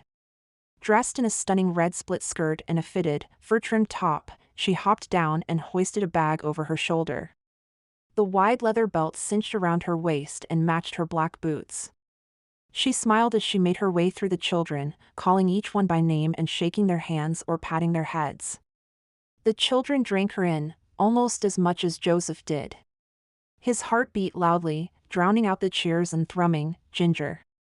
Ginger," over and over in his mind. She paused at the bottom of the steps.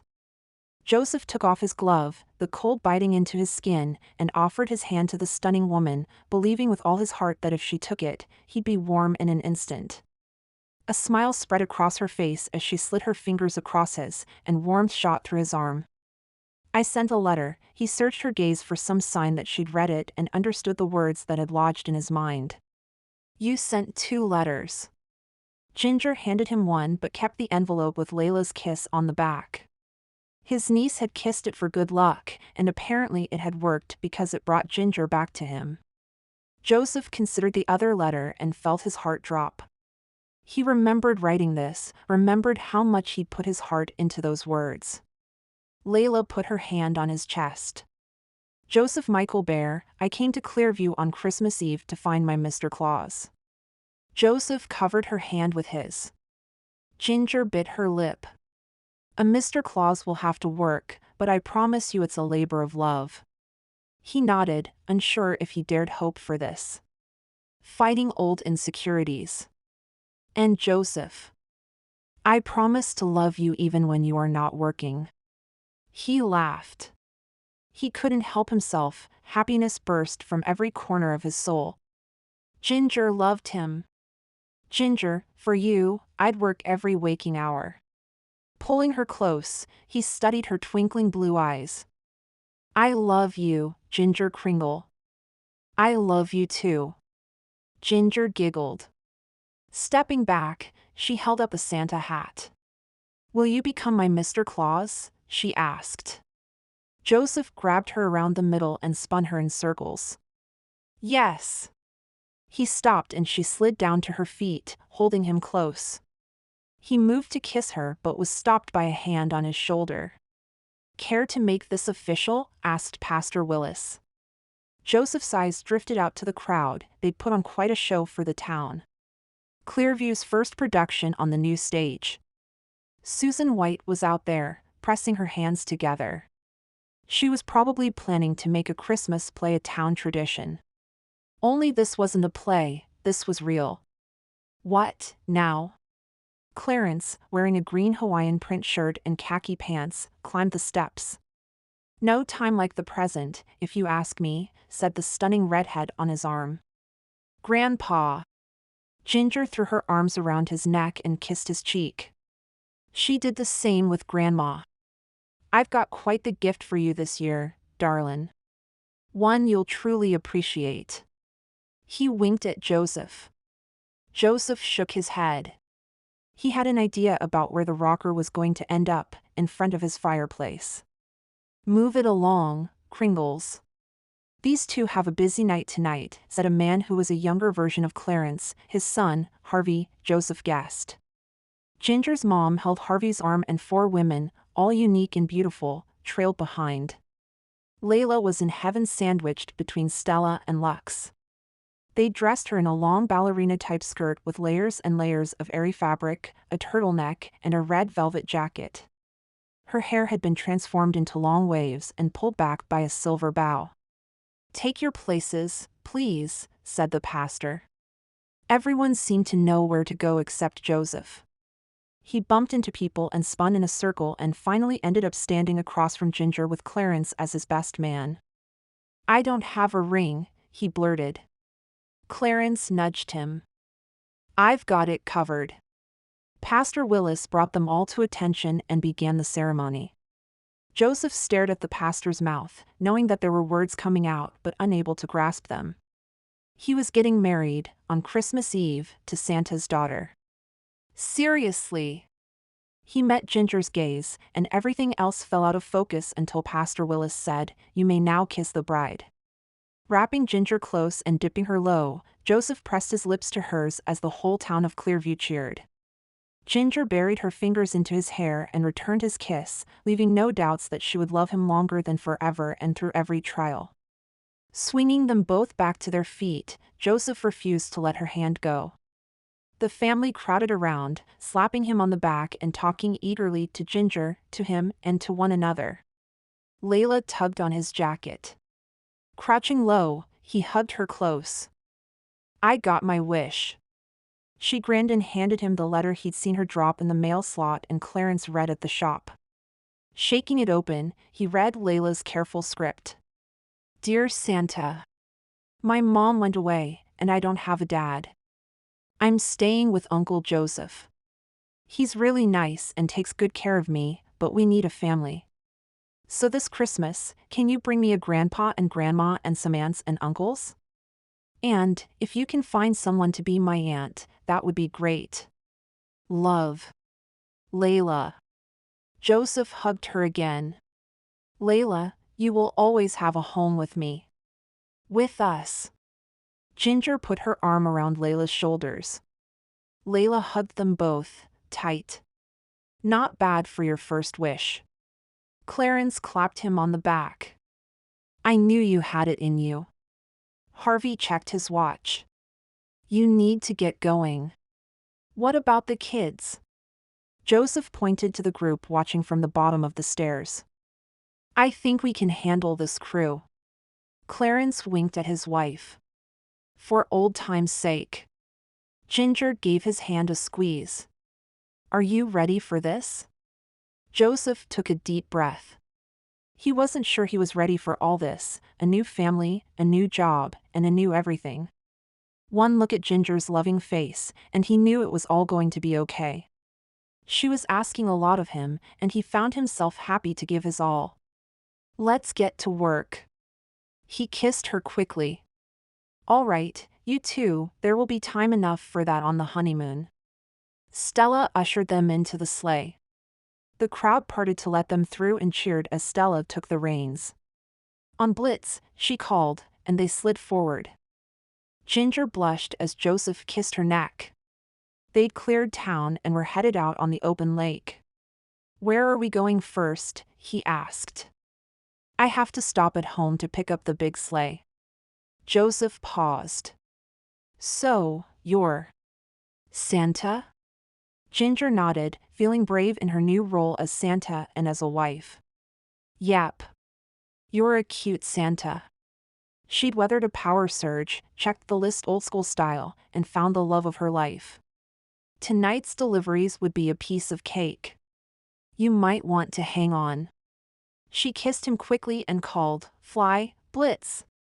Joseph was plastered against the back of the seat when Blitz's hooves left the ground. Ho ho ho, laughed Ginger. Merry Christmas, Mr. Claus.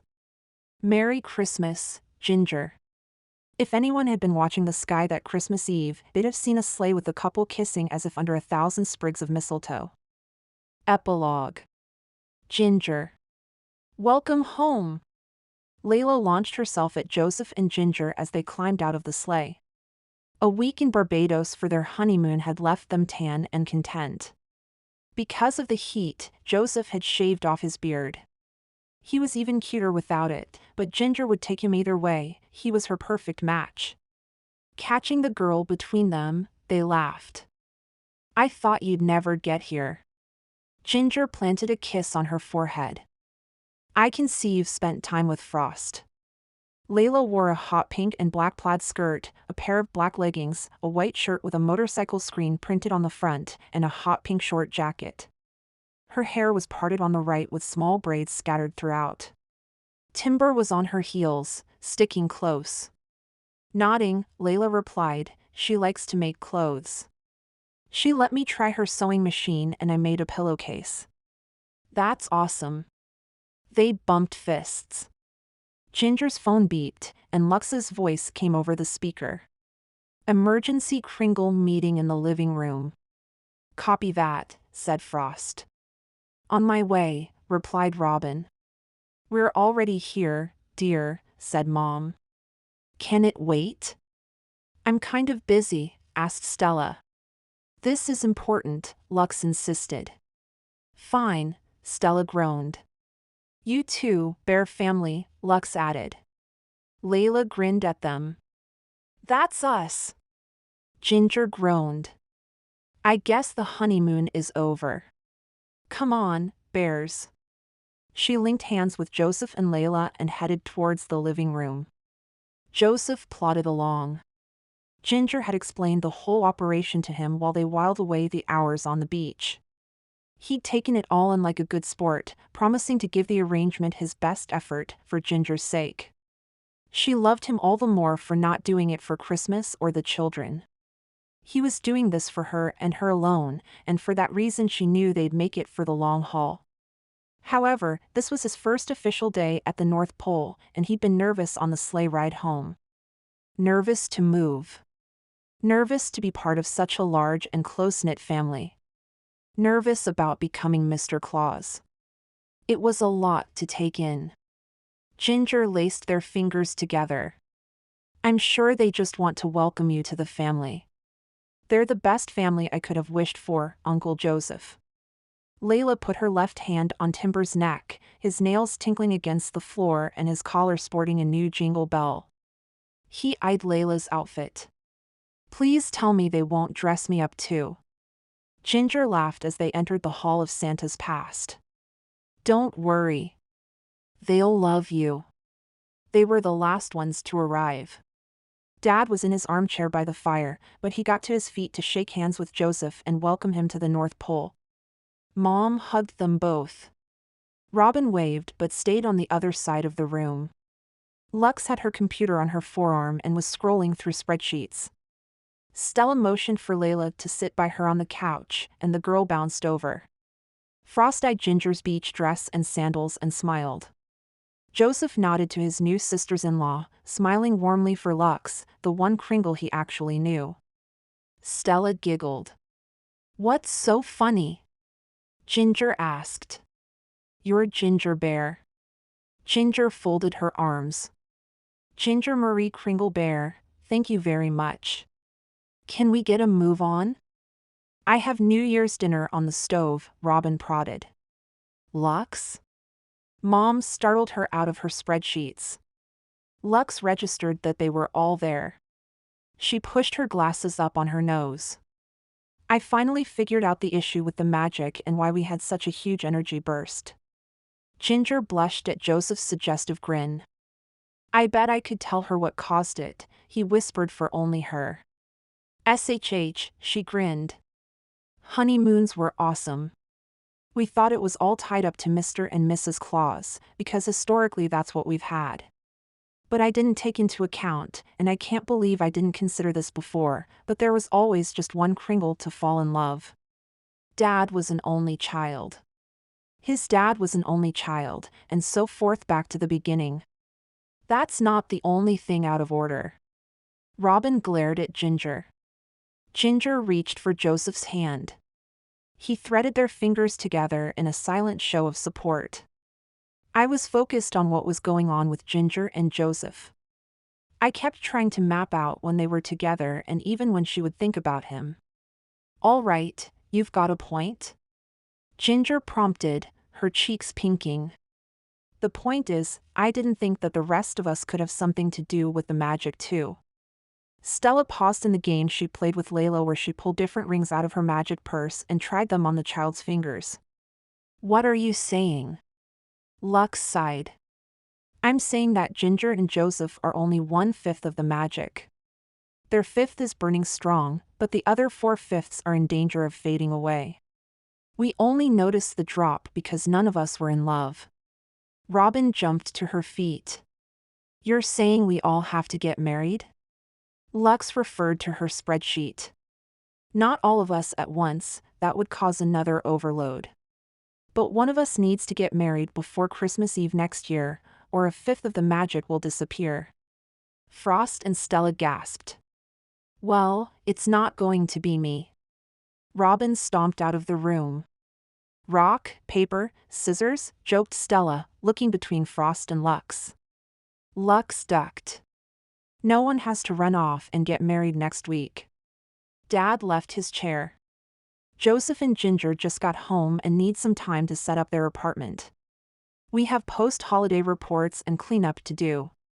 We'll talk about this later. Mom nodded in agreement, and with the two of them standing together, the decision to not decide anything was made. Lux Kringle.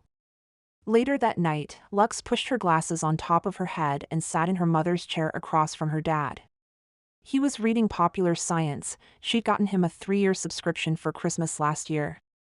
The gift was sort of selfish on her part as she read every issue, but she always waited for him to finish them before she took it to her room. Blinking as her eyes adjusted, she tucked her hair behind both her ears. Dad, she said quietly. Yeah. He didn't look up from the article. Lux waited, but he didn't put down the magazine. She wasn't loud like Stella or commanding like Ginger, nor super cute like Frost or charismatic like Robin, and sometimes she felt as invisible as a kilobyte. Dad. She tapped his knee. Yes? This time his twinkling blue eyes focused on her, and Lux immediately dropped her gaze to the floor. Censoring herself, she lifted her gaze. She'd been working on making eye contact. We've got a problem. Honey, can you give us a couple weeks, maybe months, to get used to Ginger being married before I have to think about losing another daughter? Lux twisted her lips as she tried to see all this from her dad's point of view. But Ginger and Joseph live here. You didn't lose her. Dad gave her one of his indulgent Santa smiles. I'm not the number one man in her life anymore. That's a loss that's hard for any father to take. Oh.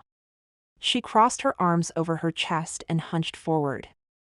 Honey, it's not your fault. Goodness, you take on the world's problems. He patted her knee. I know. Putting her glasses back on, she sat up straighter but kept her arms in place. Dad, I've examined the setup we have now. We aren't equipped to handle a full dose of Christmas magic. What's your hypothesis? If we all get married, we'll blow this place up. Solution? Install a substation. Electrical? Partially. Electricity, or light, travel at some speeds. Christmas magic has that and others. Problems? I don't have the knowledge to do this on my own. Dad leaned back. So get another degree. I don't have time. We're barely hanging in there with Ginger and Joseph together. Dad leaned back and tapped his finger against his lips. Is there someone we can consult with? Anyone who can teach you what you need to know? Lux stuck her hands between her knees. There is, but no one on Earth has ever seen this stuff. He'd have to come here. Dad blew out a heavy sigh. Lux, there are limits. She hung her head. Of all the people in the family, Santa would be the one to understand how important this is. Yet he was bound by the magic as much as anyone. Santa's village was invisible to the outside world. She could drop a person in the middle of it, and unless they were tied to the magic by blood or by marriage, they wouldn't see a thing. I know. Draw up plans and take them down there. He waved his hand towards the south. We'll do what we can. Maybe we can video chat during construction. Lux nodded. She tucked her hands into the pockets of her cardigan as she left the room. Talking to Dad was the easy part, after all, her dad was Santa. Working with Quick would be the hard part. He was smart, too smart. And just as reserved as she was. Besides, when he was near, she felt that zap thing Ginger and Stella had talked about. If she wasn't careful, she'd blow up the North Pole while trying to save it. Hi, everyone. Author Lucy McConnell here. This book was recorded with an AI, which is artificial intelligence. It's not a natural storyteller or narrator, which I'm sure you recognized as you were listening. I did this because I had so many requests for this book on YouTube that I wanted to get it out for those readers who were so excited about it before Christmas. So I would love to know if you enjoyed the AI narration. And if you would like to see more books in this series done with AI, please leave me a comment below. I'm wishing you a very Merry Christmas and welcome to the Kringle family.